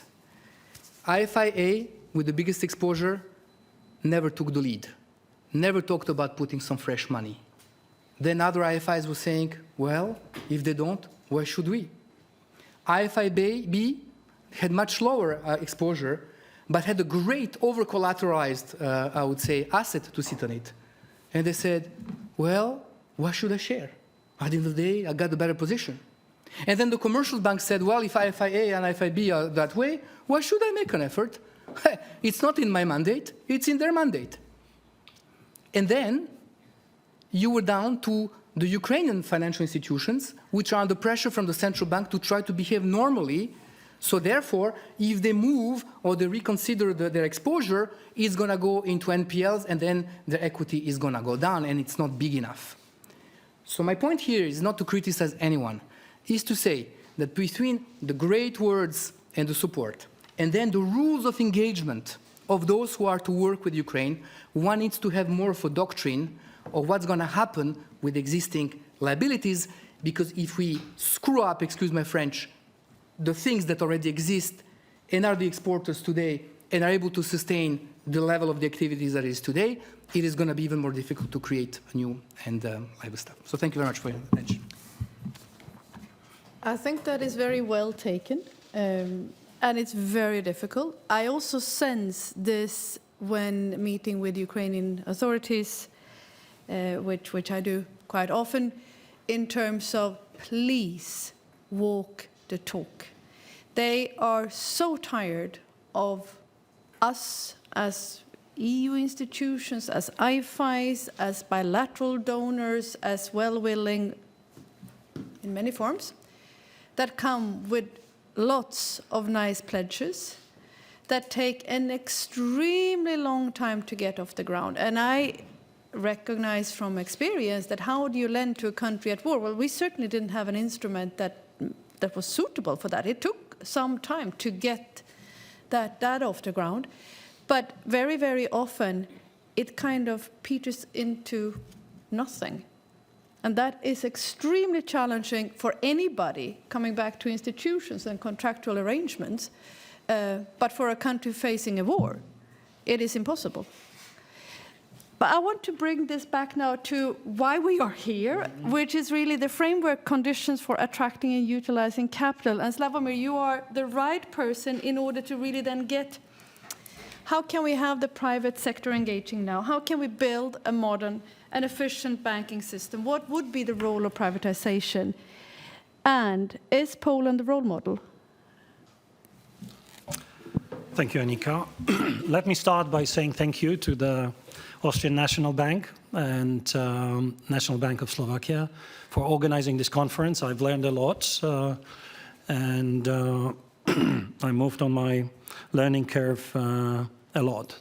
However, as the person who spent the last 30 years in the private, as a private banker or banker in the private institution, including the 20 years in the global institution, I can hardly resist one comment which I want to start with. But before that, let me just repeat what Božidar said. All comments I make here and opinions are just only mine and not the institution I'm associated with. Since we are recording that, that's for the record. Let me repeat. No, I think it got recorded. So first, when we talk about FDIs, I believe that we somehow, even today, doing the analysis, we missed the point that there is a war going on. And I think we easily combine the wartime with reconstruction and growth stages. And I wanted to bring one perspective.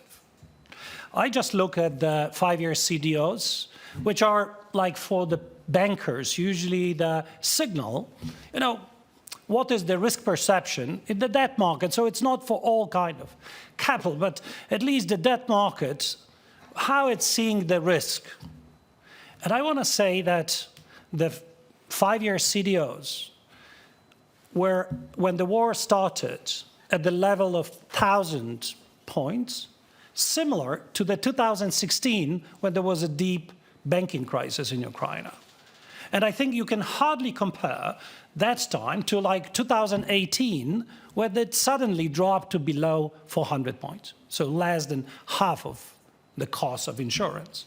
So when we look at the analysis, and which I understand why, we should like look at that through the eyes, through the lenses of private investors. Otherwise, we might be missing something. And my second point at the beginning is about the changes.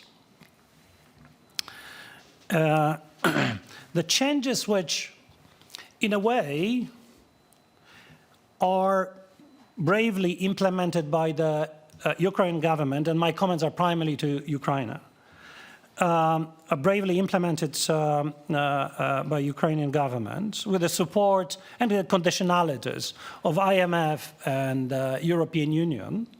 But speaking from my experience, and I've been 5 years in the Polish government when the Berlin Wall fell down, and I've been 5 years doing the various stuff at the epicenter of the transition.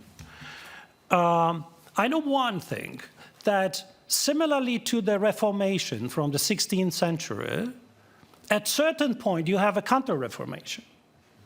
And when you implement changes, there will be a time, sometime sooner, sometime later, when the people will not be happy, and some politicians would like to take advantage of that. So conditionalities, from my perspective, and probably from the FDI perspective, is it's not only being implemented one day, but it's also the question to what extent they are sustainable, to what extent they are resilient to potential counter-reformation, if you like. And if I recall this with a bit of a smile, I just want to remind those who don't remember the Reformation and Counter-Reformation. The first one, the Reformation lasted about 30 years in the first stage, and the Counter-Reformation lasted 100 years. So in a way, we should not like be blind to that feature. So from that perspective, I wanted to kick off by saying that a couple of years ago, the World Bank published a report for the FDIs in Central and Eastern Europe. And what caught my eye was actually the change in terms of how the investors perceived the opportunities and what the factors which are impacting the FDIs. So in the 90s, most of the investors were looking at the factors like access to new markets, leveraging the scale, and cost of labor. Cost of labor attracting and moving the factories to the Central and Eastern Europe.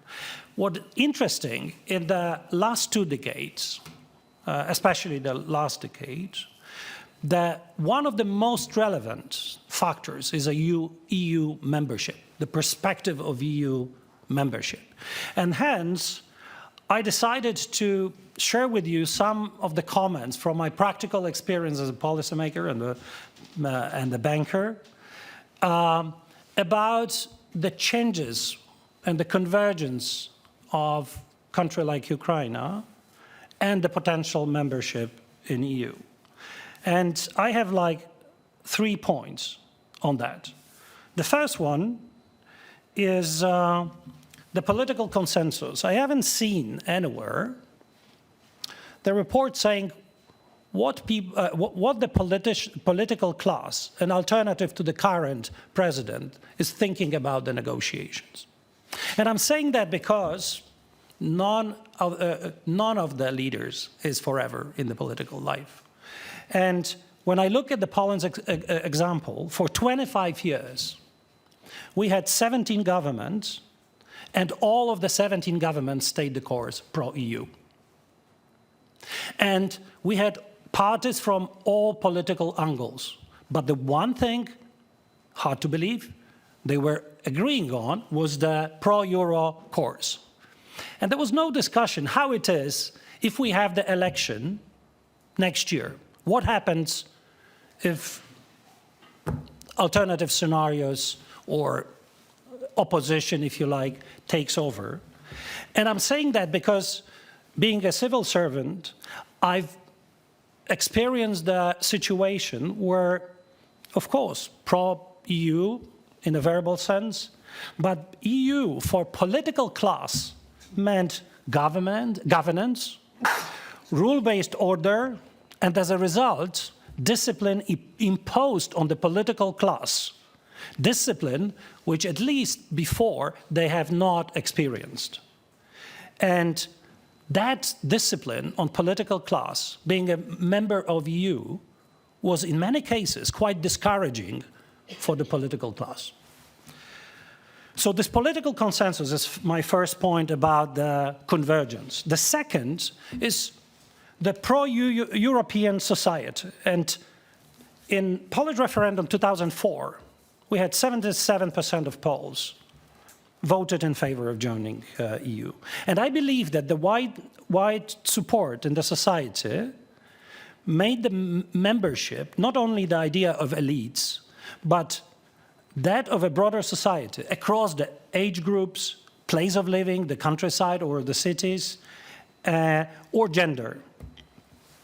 And I think that related to that 2 comments. The one is that it's very important that people at their individual level, they understand and they feel the benefits of being in the EU. And I think from my experience, people appreciated new infrastructure, the improved quality of public services, but also the fundamental civil rights. But I think that those solid fundamentals of support of the society prove to be very valuable when you have this, what I call the counter-reformation. And I think that the fact that on the 15th of October, in the Polish election, actually the populistic government lost the democratic election is a unique in the long history of Europe. And I think that goes back to this changes which have a very deep fundamentals. And my last point on the EU membership or accession is the value of compromise, the ability to compromise both on the side of European Commission and European Council and the candidate country. We had 2 points which many people said this is no go. One is that actually Poles, 80% of Poles have not supported the sale of the land to foreigners. And one might say, yeah, emerging country coming from the communist era, this is natural. But I reach out to some of my deep memory, and I brought that in '89, Americans started to feel like the Japanese were going to buy out America when the Mitsubishi estate bought the Rockefeller Center in New York. So, and I can bring, and probably you know, many of those situations today in Europe where it's not obvious that you can go and buy the land in other country. And I think that that was one of the tension points, and that was solved by the compromise, which I'm going to talk about. And the second, on the side of the incumbent countries, we had a situation that many politicians in the old, so-called old EU felt that economically motivated job seekers will be flooding those countries and the labor market will be completely out of order. And I must say that with a long perspective, if we look at the Brexit process, what happened before Brexit and what happened after, we know that maybe not the first day, but the longer perspective, EU stability will depend how those problems will be tackled. And they have to be tackled with empathy and understanding that the compromise is necessary. The second point I wanted to the second, as you call the etiquettes? Vignettes. So for the recovery of Ukraine, I think it was again World Bank said it's about $500 billion will be needed. $500 billion. So when we saw the numbers today, and it's not to undermine those numbers, but we are talking about the really big numbers, and that requires the private sector involvement. So usually the supply of this 500 billion has to meet the absorption capacity. So you ask yourself how this country can absorb 500 billion if that's to be offered. And in my opinion, in Ukraine, like in many other Central European countries, it will be the banking system more than the capital market. I think generally the continental Europe, whatever we say, we might have the capital market Europe energetically implemented, but I don't think anytime soon Europe will restore the London market for capital markets. And we have to, like whether we like it or not, this will be banking-dominated market where the financing will come from either public sources or the banking sources. And I think that, therefore, it's so important that we do right and the changes which are being implemented. And I wanted to, since I've been doing and I was in charge of that, I wanted to highlight 3 points. The first is the proper diagnosis. The Ukrainian banking system is dominated after the crisis by the state ownership.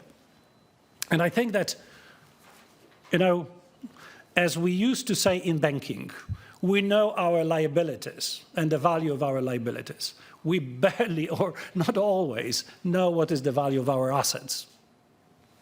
And I think that, you know, the need for independent diagnosis of the banking system in Ukraine and truly answer the question, what is the value of their assets, is extremely important, because then you have to recapitalize it. If you make a mistake, you might follow the model of the countries which recapitalize the banks like in 3 waves, making the cost to the taxpayers very high and, of course, not popular. And I want to highlight that maybe before the diagnosis even starts, that IFC or the World Bank or the European Commission might consider to do what we've done, which is that initiating the partnership between the banks in Western Europe, or Central Europe, for that sake. Sort of a consultancy agreement. It was called the twinning arrangement, where the 10 segments of expertise was shared with the banks in transition, like in this case for Ukraine. The second point is about privatization, and I want to make argument in favor of inviting the foreign banks. And I know that there is a discussion that sometimes if you have the foreign banks and there is a crisis, you have a pro-cyclical behavior where the headquarters of one of the international banks will just cut the risk-weighted assets in your country. But I'm just pointing at the experience of Poland, and I can tell you that risk is well overweighted by the risk that if you privatize the bank on the domestic market with your domestic investors, you are running a risk of highly politicized banking system. And I must say that from my practical experience, I was also on the licensing side. I came across people with a lot of money, the private investors, applying for license because they felt like having a bank will give them access to capital for their industrial venture. That level of understanding on the shareholders is unacceptable because ultimately we'll end up in the taxpayers paying for the bailout.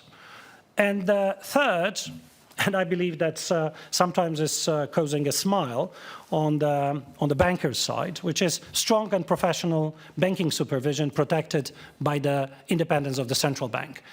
And I'm saying that because commercial bankers in my country, but not only in my country, but in other post-Brexit movements of the businesses by many Western banks, also prove that case, that commercial bankers only gradually learned to appreciate in their business the quality of professional banking supervisor authority.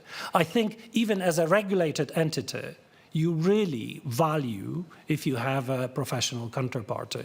So investment in that capacity and skills is extremely important to build a stable financial sector and hence building the absorption capacity for whatever billions will be needed. So I stop here.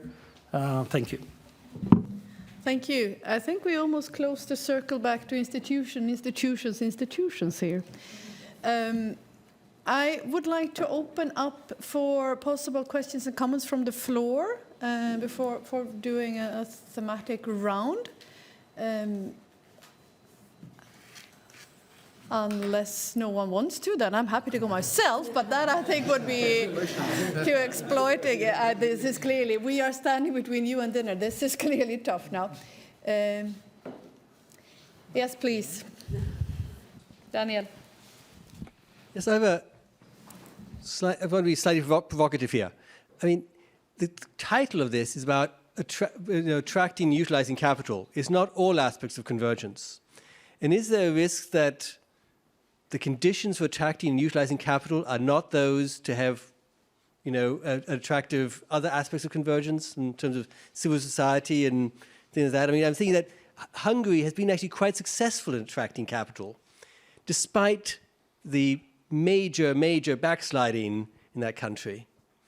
And I guess the question is like, how concerned should we be about this? On the one hand, we may admit countries then backslide, and then countries also, in order to become so attractive capital, they sacrifice a lot of the other values. Thanks. Just want to see if there is someone else who wants to come in. Yes, please.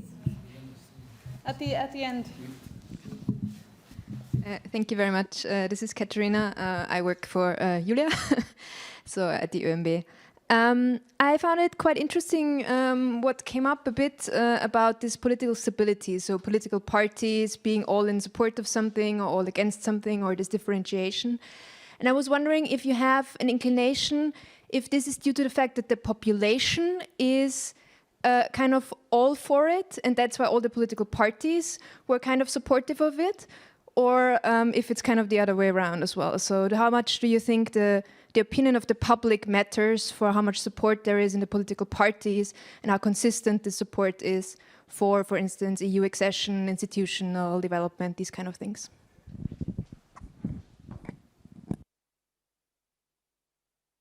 I do not see any. Sorry, I do. Now I do see. Thank you.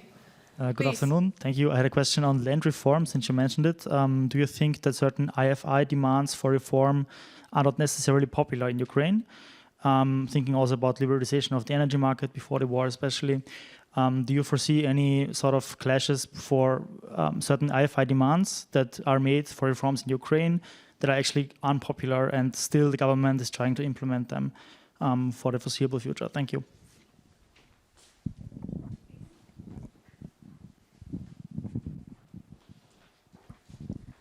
Thanks a lot for a very interesting panel. As far as I formulated, it may end up being a comment, not a question, but if there are any comments that you want to give, I will appreciate them a lot.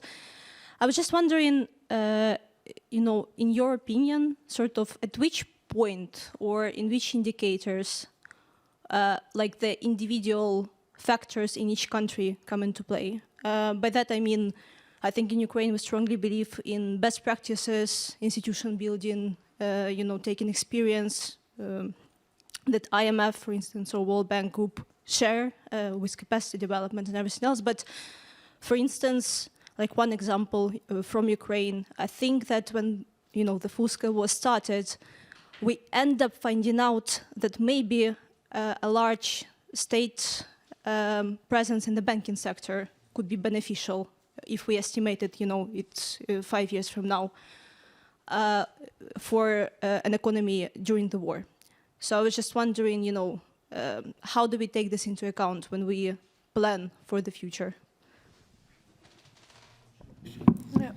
No, thank you. I think we stop here and we have a first round. And I think I'm going to be abusing the chair possibility and start myself in terms of picking up on the question on what do parties decide and does it reflect the population? And I'm going to use Georgia as an example. So of the trio that we typically call the three new countries, the Eastern Partnership countries that have applied for membership last year and have now, all of them by now being granted candidate status because now also Georgia has been so, if endorsed. Ukraine and Moldova are on a very sort of positive track and seen as fundamentally pro-European, and there is no limit to the wish we want to stand by them and support them. We also see how Moldova is supporting, notwithstanding it being a very, very poor country, the migrants coming from Ukraine and how they have sort of stepped up as best they can to this. Georgia, not so much. Georgia is actually having a positive impact from the war on its economy, following a very large inflow of Russians, in part setting up businesses in there or bringing funds into the country. So it is a different ballgame. Now, if we look at the populations, the population of Georgia has a larger share, firmly pro-European compared to that of Moldova. So somehow we need to look more into underlying trends, and I would say over time, normally this will kind of converge, and over time one would hope that the political masters are reflecting the views of the population. That can take a long time in some countries, but I think we need to be very mindful of it when we look at what is decided by and driven by a government and ultimately representing a country, and how representative is it of the views of the population. Second point I wanted to make, being typically in engagement on to what extent have Ukraine or Moldova or other countries that we provide, also now North Macedonia, macro-financial assistance to what extent have you fulfilled your conditions? And if so, good, disbursements are done. If not, sorry. this is not viable unless the reforms make sense, contribute to addressing the underlying imbalances, why they have a balance of payment crisis, first. Second, if that is not a shared wish, if there is no ownership by the country, then for sure it doesn't make sense. And then for sure you will have a resentment, and that is when you will have a backsliding. So when we look at things that needs to be done, there is of course a discussion going back and forth. But once there is an agreement, there needs to be an agreement that is solid and owned by the country. If we force them, I kind of collectively also put on the hat of the IMF or the World Bank or any other IFI, that doesn't work. Or it works up to a point. If a country is really in a dire situation, yeah, sure, it's easy to kind of push for too many reforms or too sort of far-reaching, but it is not sustainable. And we are in this business with the view of being not only partners, but of being in the same family. And you are not going to trick your sister or brother into doing something that a sister or brother doesn't believe in. That does not make sense. But I would like to maybe ask Istvan to start off on the institutional one. Well, first of all, I would call my former colleagues' attention. We used to be together in the IMF. Hi. There's a wonderful paper presented yesterday at our research conference which looks into the electric vehicle battery industry, which is a EU priority. This is an area where massive investment is coming in, by Dora Györfi, comparing Sweden and Hungary strategy. And I think it's a very good read to understand what success might mean or might not mean and where success leads to. And I think that is perhaps my best answer to this without getting any further. I also wanted to make one point, a quotation from yesterday from Professor Sir Tim Besley, who was our keynote speaker, who said that European nations were defined by wars.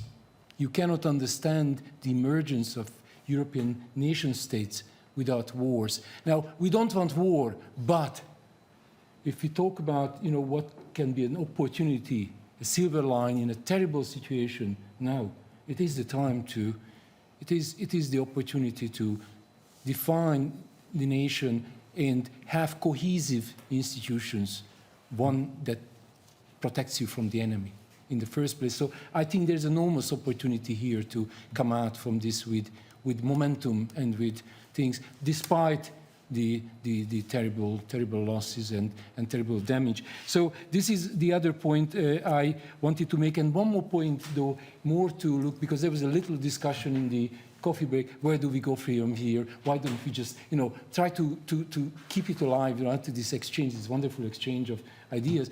We actually had last night, we invited 4 Ukrainian academics to our research conference with the very generous support of EIB. Luca is here to represent them, and also Rainer is here, who also the Slovak National Bank was so generous to finance the DG Equin GRC.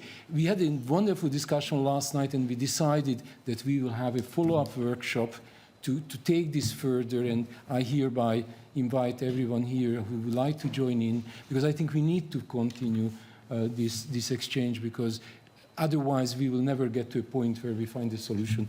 And I stop here because I think the others are better to answer the difficult questions. I picked up the easy ones. Very good. Shall we do Slavomir first before? Shall I give the longer answer on 1 or quick on 3? That is the question. All right. So I believe that state ownership in Ukraine ultimately will lead to a misallocation, and you will not be able to build the efficient banking system, nor the efficient real sector. In terms of parties or society, I think it's both. And I think there is a proof that society pro-EU was won. but the parties and the politicians ultimately felt that they are better off in European Union. And one comment which might be relevant for the new candidates is that we haven't had a very strong interest groups which try to either derail or slow down the accession. And as to Hungarian case, David, I think that one might ask if this is a success or a free ride on the back of EU, and why this free ride is possible. This is a separate question. I'll try to do short on 4. So, should you be virtuous or successful in FDI? First question, both. But sometimes you have to sin a little bit, like everybody else. In other words, I mentioned energy. Natural gas is such an opportunity that if the West doesn't want to help Ukraine, it has to help itself. Yes, it has to do everything for greening, but that's such, the West needs natural gas, and if Ukraine doesn't produce it, somebody else will sell it. So why not do it? Land, here I agree with Sławomir. I'm very worried about enormous pressure to make land ownership easily changeable with no limits and so forth by Ukraine. It's very worrisome because it could lead to some very serious backlash, because we know that it's one of the unique assets of the country. So one needs to have understanding that it cannot be treated like any goods. And look at Romania, after 10 or 20 years, backlash, impossible as if you're a foreigner to buy land anymore, okay? More or less. It's not written like this, but believe me, that's how it is. So one has to have understanding. And then, I mean, OECD, IMF, others will tell you, you should not provide subsidies to foreigners to come and establish shop in your country. And look at how Sławomir is smiling, because you see that Slovakia, that co-organized this thing, that's exactly how they got their 6 factories, and they are the biggest producer of automotives in the world per capita, starting from 0, okay? And look at the amount of money that the French and the Germans and the Americans are giving to people who want to produce electric batteries and vehicles in their countries. My only problem is that actually, in the short, medium term, Ukraine will not be able to compete. I'm not saying that they should not. And then, in the area of supporting their champions, well, I read today that Siemens in energy received 7.5 billion, guarantees from the German government. Okay, because it's important. I kind of noticed that the French renationalized EDF, because it's important, nuclear. The issue is not that they should not do it, and now I'm coming to the second point, which is state banking, because it's very important. The risk is that then you do it too much, and frankly, in commercial banking, I was the finance minister who privatized all the commercial banks, save 3, and they made 2 billion euro whole 6 years down the road. I call it telephone banking. It works like this. Minister, hello? No corruption. It's an important company. They're about to turn the corner. You should help them for the next quarter to meet, at least the pay and just, working capital. It's going to take care of itself. Telephone banking, the politician is not there anymore. The losses are there. It shouldn't be done. So here, I believe that there is a relatively clean thing here. And here, probably, I don't know if you will agree with Sławomir. I am of the opinion that Ukraine has to have a development national bank, 100% state, to be an institution that will be engaging with this European agency, which will be sitting, in Kiev. Why I'm saying that is because when you need to reconstruct everything, you cannot pretend that there are lots of projects which do not stand on their feet just on commercial purposes. Forget about PPP, okay? So you need it. But you should not mix it with commercial banking. That's the problem, is that you have something in between. That's where the problem starts. That's where billions amass. If you have a proper state-owned national development bank, which will be created despite the protestations of the European Commission and the OECD and the IMF, you will focus the attention exactly where it should be, with people to watch every single, and guess what? The European Union will want to be present on the supervisory board.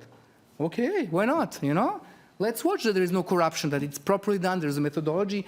Better focus those non-commercial projects in one place and make sure they're done properly, rather than pretending that there will be none of them, because there will be. Last point, the second to last point is about energy. Yes, there's, as else, look at the West. we had those vagaries in prices of gas. The West completely, made people whole. Ukraine cannot do it, should not do it. But you have to be mindful, as Istvan said, you have to be mindful of how life looks like. You should not create a misplaced nostalgia where people say, oh, but at least at that time, the gas was and electricity I could afford. It's not taking 30% of my family budget, you see? So it's a balance, liberalization definitely. But look at even the European market. It's being reformed as we speak. So, you should not defend the model that actually the Europeans are about to abandon themselves. So why? Because it was a little bit too mechanistic.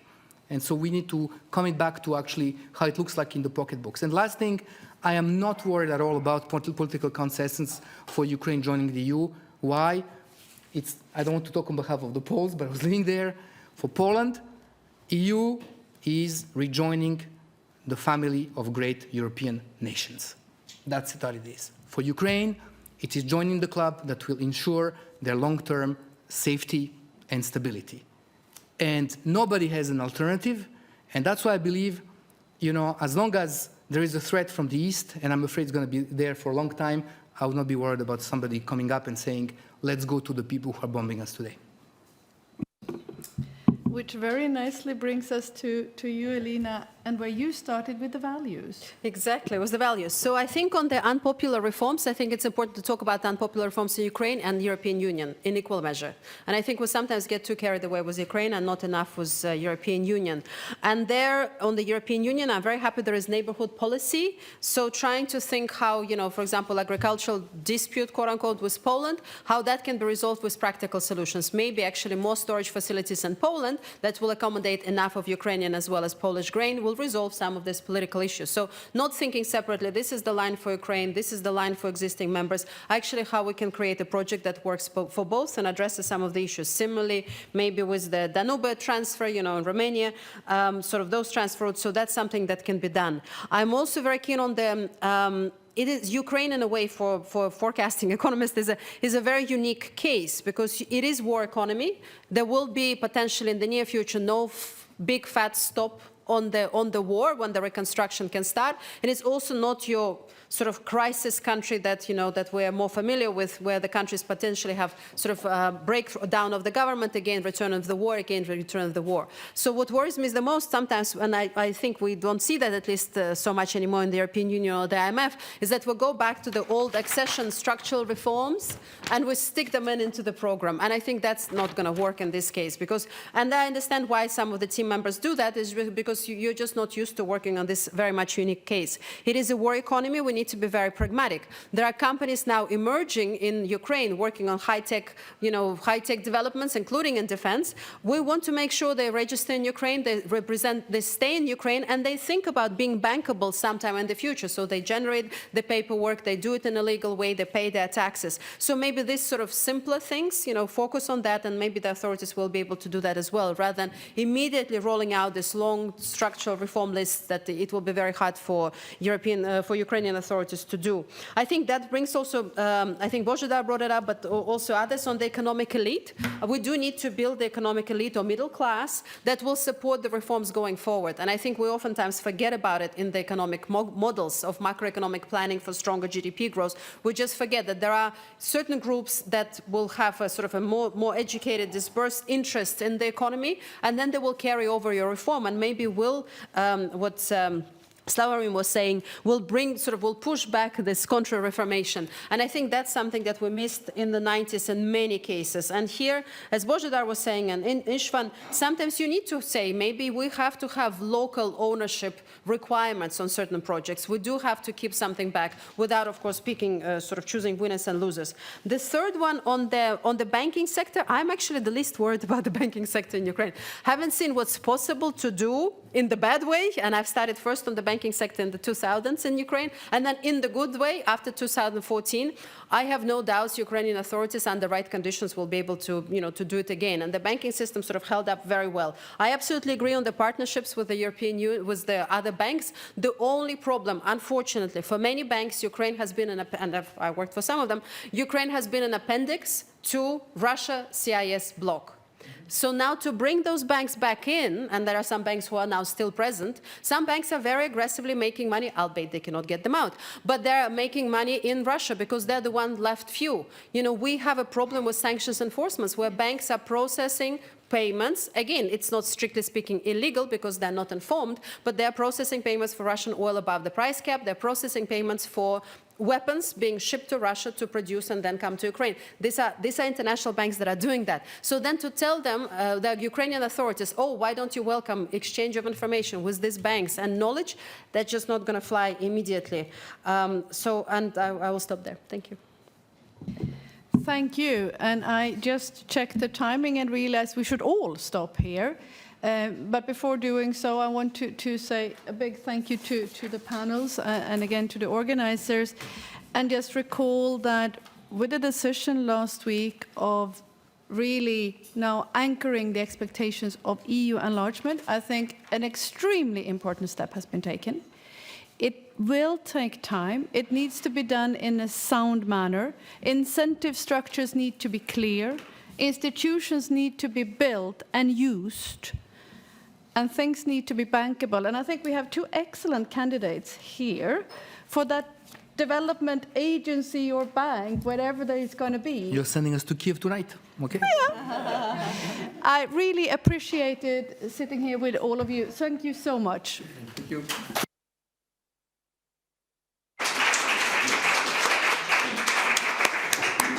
Well, thank you all. I think this has been an extremely rich day. Thank you to all the speakers. It was very enlightening. There would be thousands of questions.